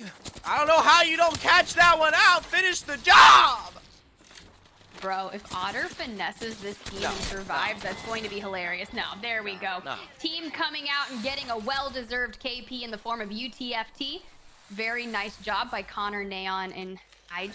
So that was brilliant. They don't have to really heal up too much. I like this positioning from them. They're holding a building on the outside of the zone. The issue with this is there's a lot of different ways to approach this building on the end, so very hard to anchor. They did just spot out that team doing their skyward dive rotation, but there's only so many places you can go when half of this ring is a mountain. Well, for UTFT Esports, definitely looking better for themselves regarding picking up the points necessary to kind of put them in that top 10. They still have to kind of carry on to this high ground at a certain moment, but even going into the next close of this zone, they're still looking fairly well, and if they can defend against potentially other squads that kind of try to foot their way inside, then should be fine. Noko Jaw, it looks like they were forced out of the second floor of this building here. Now 2 squads actually inside taking this place away here. So just kind of biding their time. Don't want to be the one to fall first here. Biding their time. Indeed, 13 squads remaining. Noko Jaw going to take a nice shoulder peek throughout the door to try and find some information. Very nice. That was really brilliant right there, to be fair.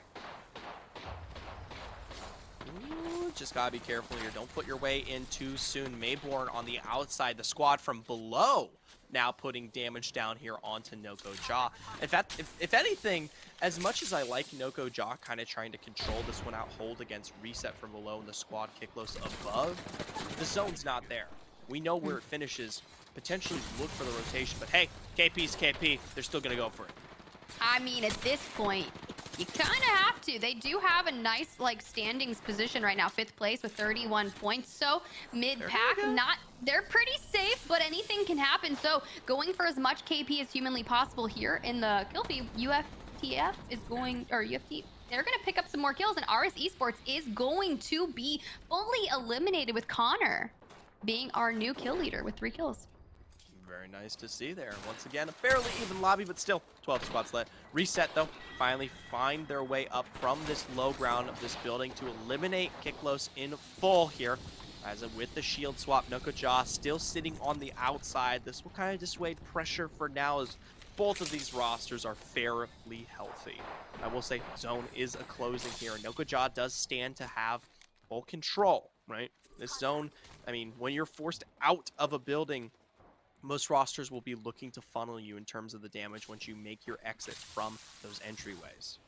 Yeah, and Husky Esports is still alive. They just eliminated Los Baguettes. So the final rings are upon us. Teams are going to start collapsing on one another. This is a very interesting shakeup that we've gotten here on this rock in front of us. Little Pog Champs right now on the top of it under fire, trying to stay up here for as long as possible, but they could get shot down. Did we just see a team take a skyward dive out to their right as opposed to walking through this little trap that Little Pog Champs have set? I think that was a brilliant move for them to go ahead and rotate around, because when you've got Jez on top lasering you down with that R301, there's really not much you can do, and that's going to be on TTD nestled here on the side. I mean, from this angle, if they get any kind of visual of you, it's just straight headshot damage. I mean, it's completely disgusting there. So Little PogChamps definitely in a win for themselves here. We tune in towards UTFT. They've made a big move out from their building, trying to play for the low ground here. And while this doesn't have much cover, it's definitely good for the next rotation when we talk about Zone 6. Look towards Zone 6. It's going to be finishing on the south side, that little singular round island over there. And from this angle, it definitely doesn't look pretty, but it's the best anyone's got to work with. Best anyone has to work with on board with Reset, just getting a little peppered up as NBB has been eliminated. Reset going to find the full thirst right there, showering them with shots with that R301 and that Valkyrie Q, that missile swarm proving very detrimental. Raz here has the defensive bombardment for when they get into those finals encounters, and a Gibby bubble as well, as long as they can utilize that and save it for as long as possible. However, it's only 30 seconds to regain that if they are forced to use it. Noka Jaw is also going to fall, so we're moving into our final 6 squads that are remaining. This is forcing everyone into the open, and beautiful wingman shots. That's going to be Chambi on Connor. Doesn't need a red dot to aim that thing. Beautiful.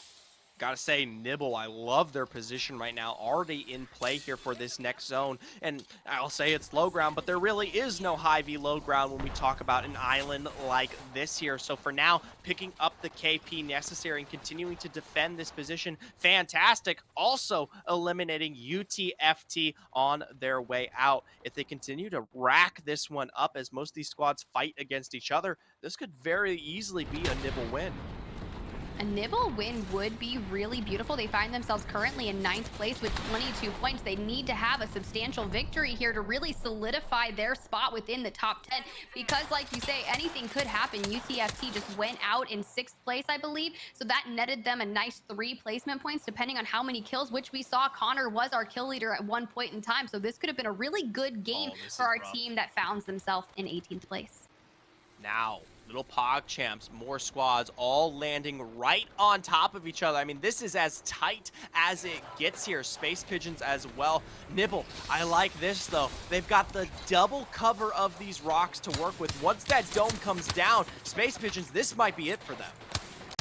Yeah, for them indeed. Chambi out here being an absolute demon with the wingman, connecting so many shots. 71, 41, PK coming out to try and clean it up, but is going to fall. That's going to be all they wrote for Chambi with the wingman, connecting so many shots. 71, 41, PK coming out to try and clean it up, but is going to fall. That's going to be all they wrote for Chambi and Gutbuster. Can Tenji clean it up? Gets a nice shield swap, just needs to make it happen. Space Pigeons is going to fall. 3 squads remaining. Massive shots card connecting, but I don't know if it's going to be enough, and Nibble Esports is going to fall.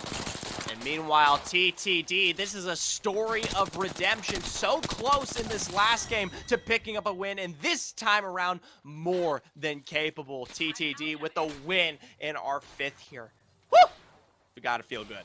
That got wild. Look at all the death boxes littered around the rocks. Congrats to TTD for showing out here in map 5. Emotes are flying. Looks like that Valkyrie's gonna take a nice little nap on side Gibraltar's shoulder. Love that for them. Love that for them. Well, Death Shot, be rest assured here. Your name still lives with grace after the remaining of that game 4. Coming with that win will definitely keep you alive in the Apex community. But hey, it also more than likely is going to keep you alive in terms of those standings. We talk about making your way towards the finals here. TTD now sitting in 3rd place with 52. More than secure. Job done. Job completely done. If you are not feeling safe, I don't really know. You could really do whatever you want. We saw Otter just moseying around the map looking for rat spots, holding up 2nd place for playing for content with 59 points. Polska Guram are double map winners there in map 3 and 4, still holding on to 1st place with 69 points. Let's talk about little Pog Champs and Slappers. They're kind of holding up the edge of that zone. Reset with 23 points in 11th place. I'm talking about the 1 through 10. like That's my that. zone. I I'm like talking that. that's my zone that you want to be in. Lost Baguettes, 24 points. Slappers, 24 points. 1 point separates you from a dire elimination as we are looming on the final map of our losers bracket. So, with that being said, when we come back, we will settle the debate. We'll settle the standings here, 11th through 18th. We'll be officially eliminated here across the board for year 2. Stick around, stay tuned for the final game of our losers bracket.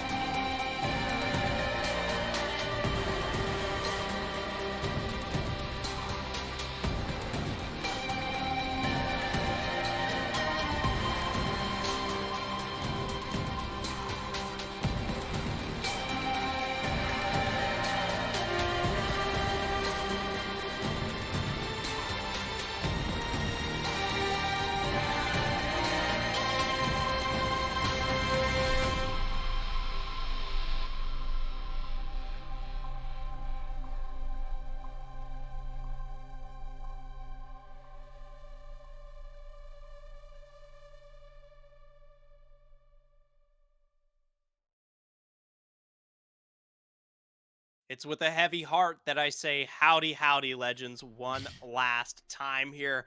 We're still bringing you the action of the last chance qualifier, the final game of the losers bracket. And Tiffany, after this one, we will be sending home our first 8 teams on their journey towards the championship. I don't want to send anyone home, Zephyr. It's so That's it. sad. They've been out here fighting for their spots to live on. Granted, the top 10 teams from the losers bracket will move on to the finals on May 6th, but they will not take home any advancement points that our top 10 teams from the winners bracket earlier saw. But before we get into map number 6, let's go ahead and get a refresher on with the standings and discuss kind of what is at stake for some of these teams that are potentially facing elimination.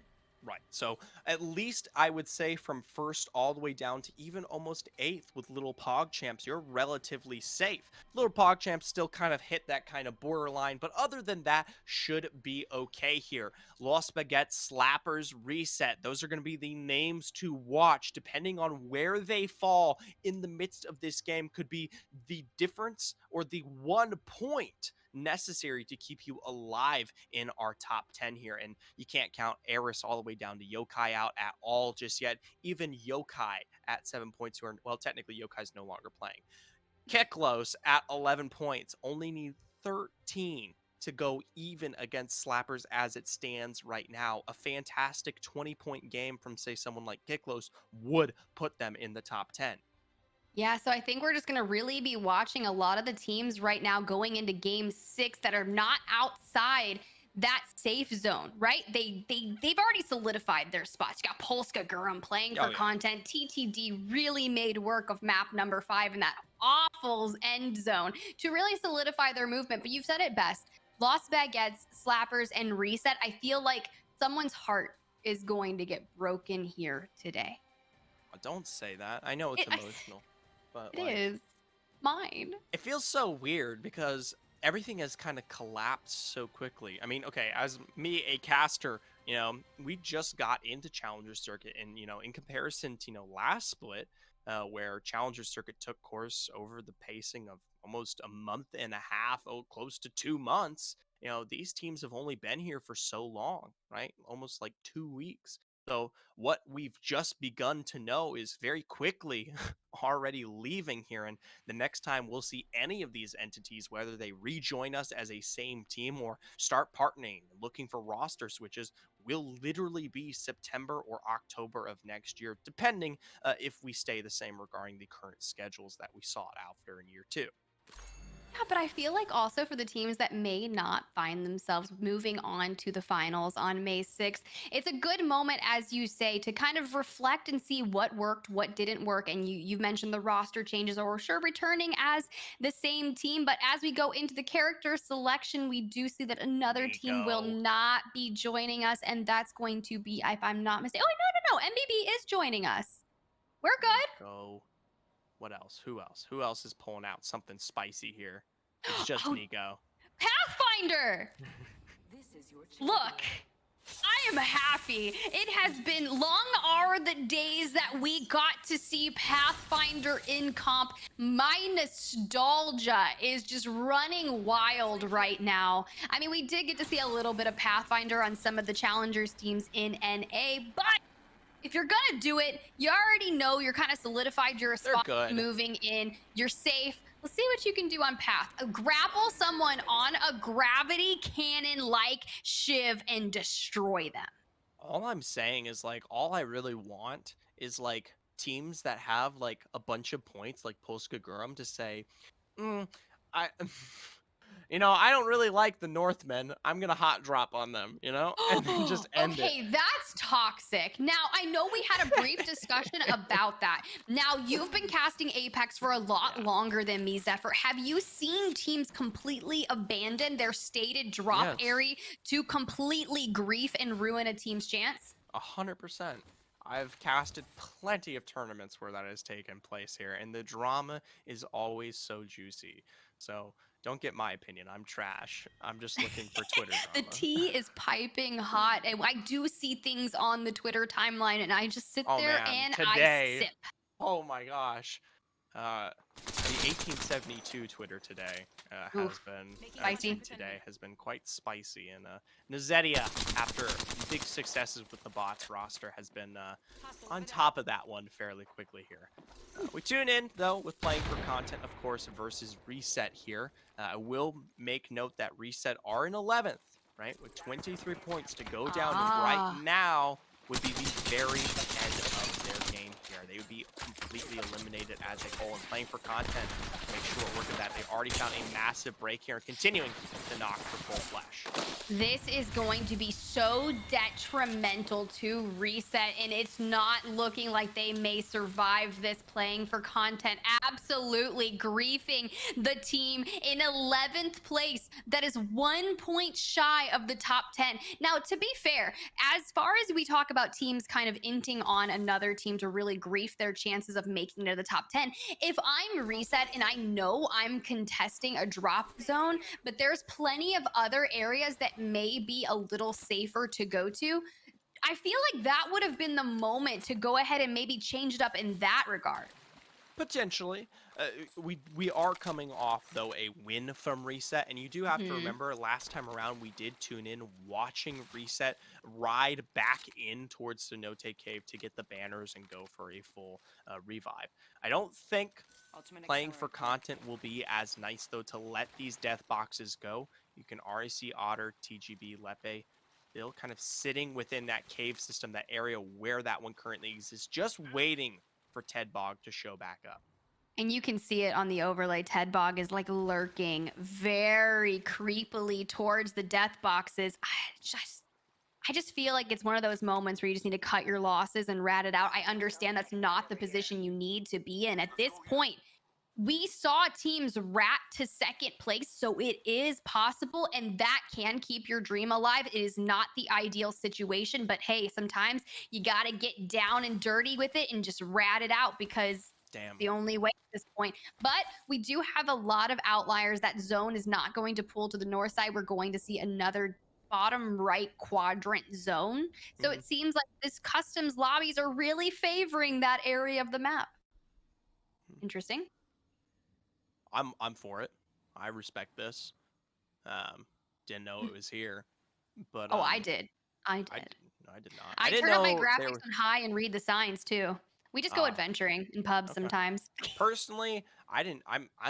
I stand in awe regarding the fact that there are little flies that exist on all of these. I think that is just insane. It's the little pieces of detail that don't exist on my monitor, because for a long time I had a 970 GTX 970 and I couldn't quite run anything, and I only recently got myself a 3070. So very first time making my own impacts here. SNK, we tune in with them more towards where we discussed regarding this zone. Something to note, not just the Pathfinder, they did also change Style S now running on that horizon. So definitely one of the more aggressive compositions. We know for a fact that they're already qualified and making their way forward to the winners finals. Or I say winners finals, but to the finals of Last Chance Qualifier #1. So I don't know. I kind of just want to see them full send this. Go for a team, take the fight, find the aggression, right? I feel like the aggression was found as they are getting peppered in through that window. So not too far away from them. Will they keep kind of repositioning themselves, or will they turn and let the fight happen? We can get a nice aerial view as the skyward dive in the form of Brusque, Nye, and co. are going to push in, but in a very poor position. It looks like they may have just landed right in between two teams that are fighting. Huskies Esports right here, right now, going into a crazy fight. They're going to lose Savvy, but the Gibby coming in clutch with a bubble res. Very good. I do love the defense provided there from CAD from the Lost Baguettes roster.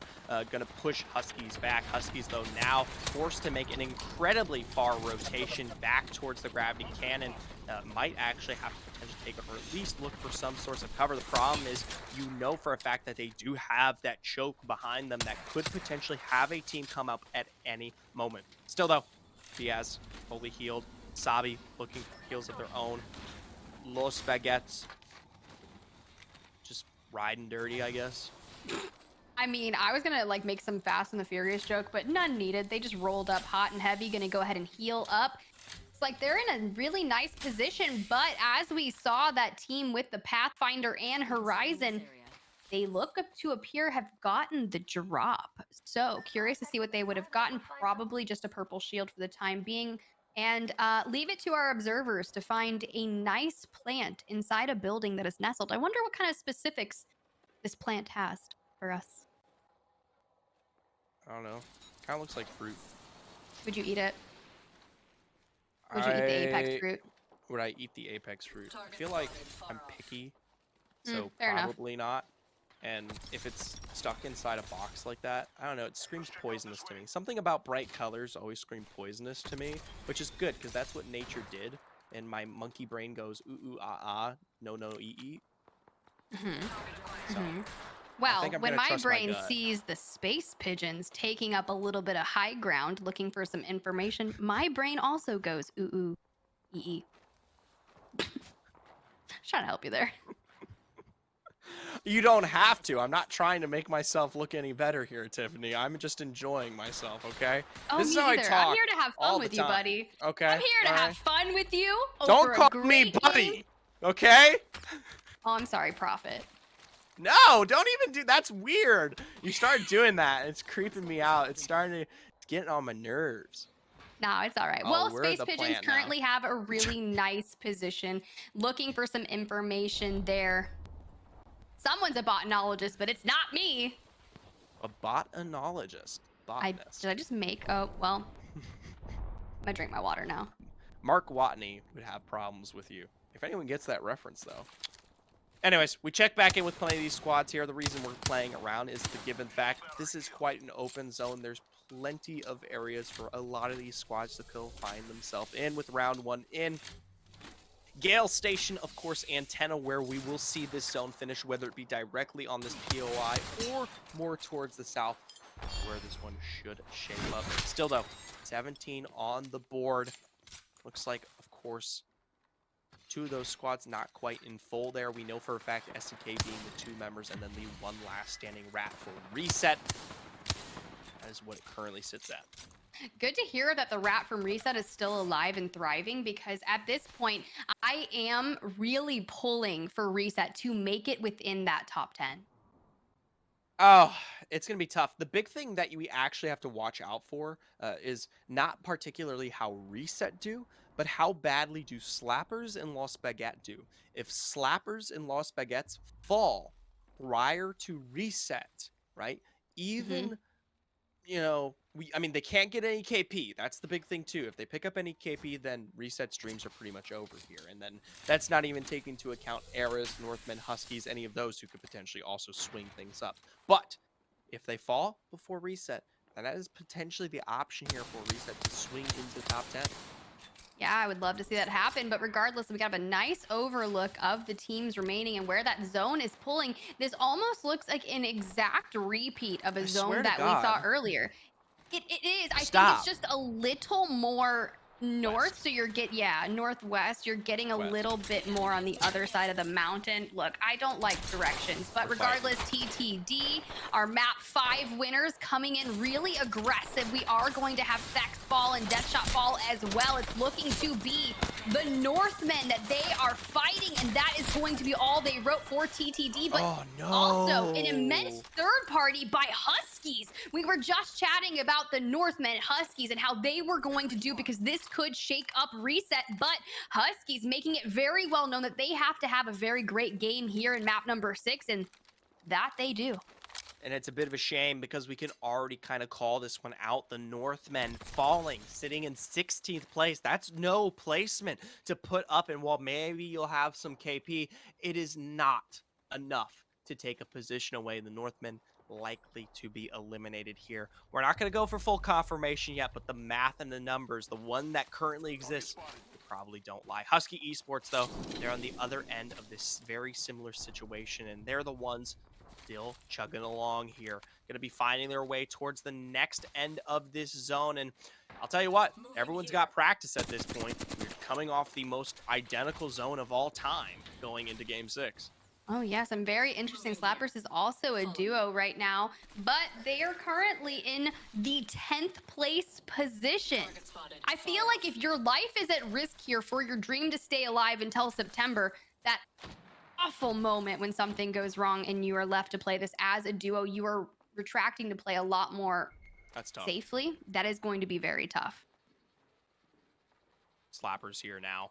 You can see them just further north of where we currently see it's Griever and the Aris Esports. This is another squad we're waiting to see how they'll fare, right? Now, they're the most furthest north position out of any of these entities here. We know that the zone will be carrying all the way towards the opposite position of where they're at. If it were them, I would kind of like to see them kind of put themselves, whether it be in Gale Station or out towards this area where Little Pog Champs continue to defend this high ground. This is kind of exactly where we saw them last time around, albeit more on top of the rock. I was going to say, I'm having major deja vu here, Zephyr, because this is looking exactly how map 5 was shaking up. And we know just how chaotic that went down. But leave it to Little Pog Champs to go to what feels right to them. They're currently sitting in 8th place with 27 points. So you've got to play to what feels comfortable for you because you are kind of at risk. There is a Right. team that is lurking below you with 4 points to their name, just separating you. So if you go down now, 15th place is not going. Oh, I lied. 1 placement point to your name. Whew. UTFT. This is the squad we watched from inside this building last game. I swear I can't make this stuff up. It is literally identical here. 15th place right now with 13 points. Not too far away from taking a potential top 10 position, but we need to see a win picked up. Hopefully this time around, they know how to approach this one a little bit better. I think the UTFT rotation was a bit early, and it wasn't aggressive enough. They put themselves kind of directly in the middle of the final zone, as well as where you currently see Little Pog Champs, and as a result, they got peppered with way too much damage before it was appropriate. The zone this time, thankfully, is going to be a little bit different. Carries more directly into the wall here, so going to be trying to play around the little bit of verticality and some of the exposures that do exist, as most of these teams are kind of forced to pull away from Gale Station or make their collapse up from that high ground where Little Pog Champs are. Yeah, the thing that's making me really uncomfortable is I like the positioning of Space Pigeons, but I know there are teams that haven't rotated into this ring just yet, and should they rotate in, they may be in the direct line of sight. Now these teams in the form of Polska, Guram, collapsing onto one another as defensive bombardments are going out. They are going to be forced to drop the shield, but these are our map 3 and map 4 winners that we are currently on board with. They are sitting in first place on the standings, so they are solidifying, but you hear all of the cracks and the downs. That defensive bombardment is so absolutely critical here. I thought Gibby was going to be able to kick him out. Lucky last alive, but that's going to be a new kill leader with 3 kills for Lufka. Can Lucky clean it up and go ahead and get the reses on, or will the third parties come out? Doesn't look like it's looking too hot for Lucky there, as Fury here and the rest pull up from Lost Baguettes to try to clean this one up. You can see they are able to go for the full boxes, but not quite the chase there onto Lucky. Still, though, Lost Baguettes, this is not what you want to see, say, if you're someone like Reset. They're already picking up KP. They're keeping the dream alive, continuing to rack up placement. As we start to approach kind of that 12th, 10th position and above, it only gets more and more difficult to take this one away from them in the top 10. But Lost Baguettes, you know, in their perspective, sitting at 9th place, you know, the more you can obtain, the safer you are. Yeah, look at this. They are moving straight into where Space Pigeons are, and Los Baguettes at least 1 KP to their name. We were talking about how if they took any KP, this is going to look really bad for Reset or Huskies, anyone trying to get inside that top 10, but they do know that Space Pigeons is nearby, and I didn't see them looking to make an engagement. And as I say that, the shots are coming out on Space Pigeons. What are you gonna do to survive that? But Space Pigeons are relatively safe in 6th place with 36 or 38 points to their name, but Lost Baguettes are gonna need all the KP they can get to make sure they retain in the top 10. Mind you, NBB just eliminated at 14th here, and more than likely that will not be enough points to correlate towards putting them in the top 10, as the placement's too early, and I didn't see too much on the kill feed regarding their names fairly early on. So as we kind of make our way forward towards that top 10 area of these teams as they start dying off, it's going to get a little bit harder to confirm who's going to be making their way towards finals. So definitely going to be really interested to see how those leaderboards shake up here. Space Pigeons still defending. Yeah, it's going to be wild. We just lost Polska Gurum and we lost Slappers. Slappers is currently in 10th place with 24 points. I believe they went out where they only scored 1 placement point, so it's going to come down to how many kills they were able to secure. SNK also out of the lobby, so 10 teams remaining, and Space Pigeons going under fire. Nibble trying to make the rotation work for them, but they're going to need a skyward dive to get out of here and over if they have the ability to. Well, they do not. No, well, they do. Who knows? At the end of the day, though, they're going to throw that singularity down. This is one of the first times we've actually ever gotten to see this ultimate in play, and it's a bit of a shame that it don't do a darn thing there. For Nibble, though, they are going to be able to force Pigeons out from that spot for now as they continue to assess what might be this team ahead of them here. Nibble definitely looking a lot more safe in terms of their position in the top 10. Don't quite need the KP, but anything definitely works. Space Pigeons, they're in this spot. We saw Little PogChamp play fairly early on the last game, and now are continuing to rack up the damage necessary. But hey, that defensive bombardment, that might put them down. Put them down indeed. They Whoa! are looking a little worse for wear as they now are down and out. That team has just invaded their space, and Little PogChamp said, "This is my rock. Go away, Pigeons." Yeah, that is absolutely crazy there. It was so quick, Jez, to scale up that rock almost immediately and find the double pump with the Mastiff there, and they knew they were low. I mean, they got the full cracks off with Jen's defensive bombardment, so it was just one quick 1-2 there as they picked that one up. And now, though, on the very edge here, not quite sure who this may be. It's a full 3-man.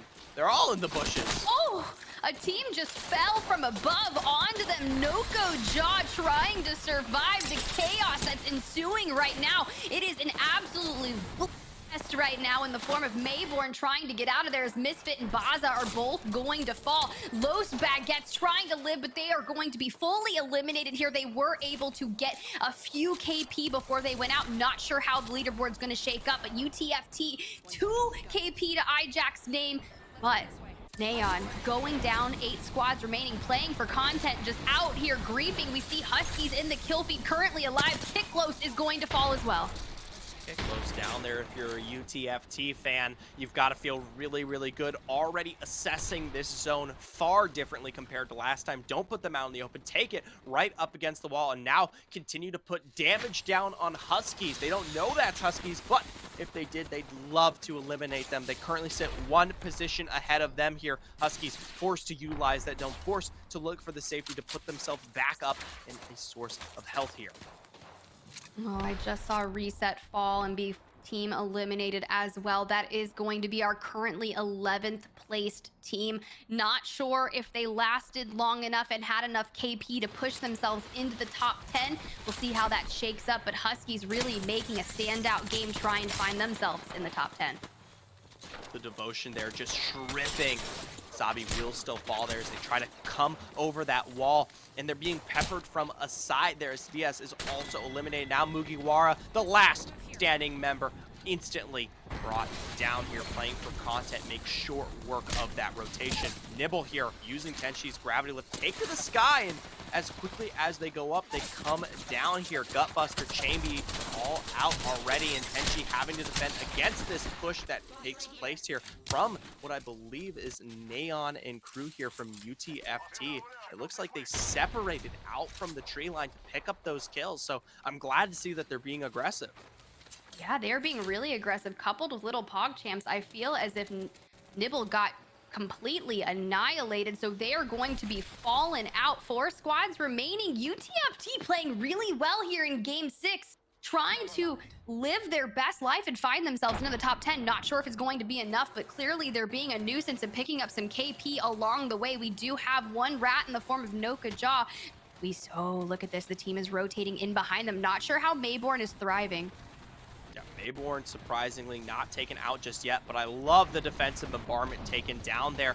It is going to get at least one knock available as both of them, though, still find the full recompass of their shields. And like you said, don't know how Mayborn's doing, but still alive there. UTFT do bring down Neon from an ordnance there, but will be able to get the revive back up. They do have the dome, so this is going to give them the time to put some health, some meat on their bones there as TGB finds that kind of knock onto Jez. This is absolutely shaking up to be a really good game for you, TFT, and I'm just keeping my eyes on them. Meanwhile, playing for content, trying to loot up a little bit. Connor, 2 kills to their name. If I'm not mistaken, that actually might have been the former player, and I just misread that, but still in a really good position here. Now in 3rd place, that's going to net them 7 placement points. The longer they last in this lobby, the more placement points. We do know they will have some KP within the team. So if you are a UTFT esports fan, now is your time to stand up and throw down for your team. They are so close. If they take this win here, this would easily put UTFT on their way towards last chance qualifier finals, but they're going to have to play this one out against playing for content. Now a 3v3 scenario here. This is as even as it gets in a situation like this. Lewis Connor able to get the full bat up as that defensive bombardment comes down. Jack, though, not looking as healthy here, is playing for content. Wrap around the backside, and look at the beams here. The 301, it shreds. TGB arrives here. The rest of the roster thrives here as playing for content is your winner again here.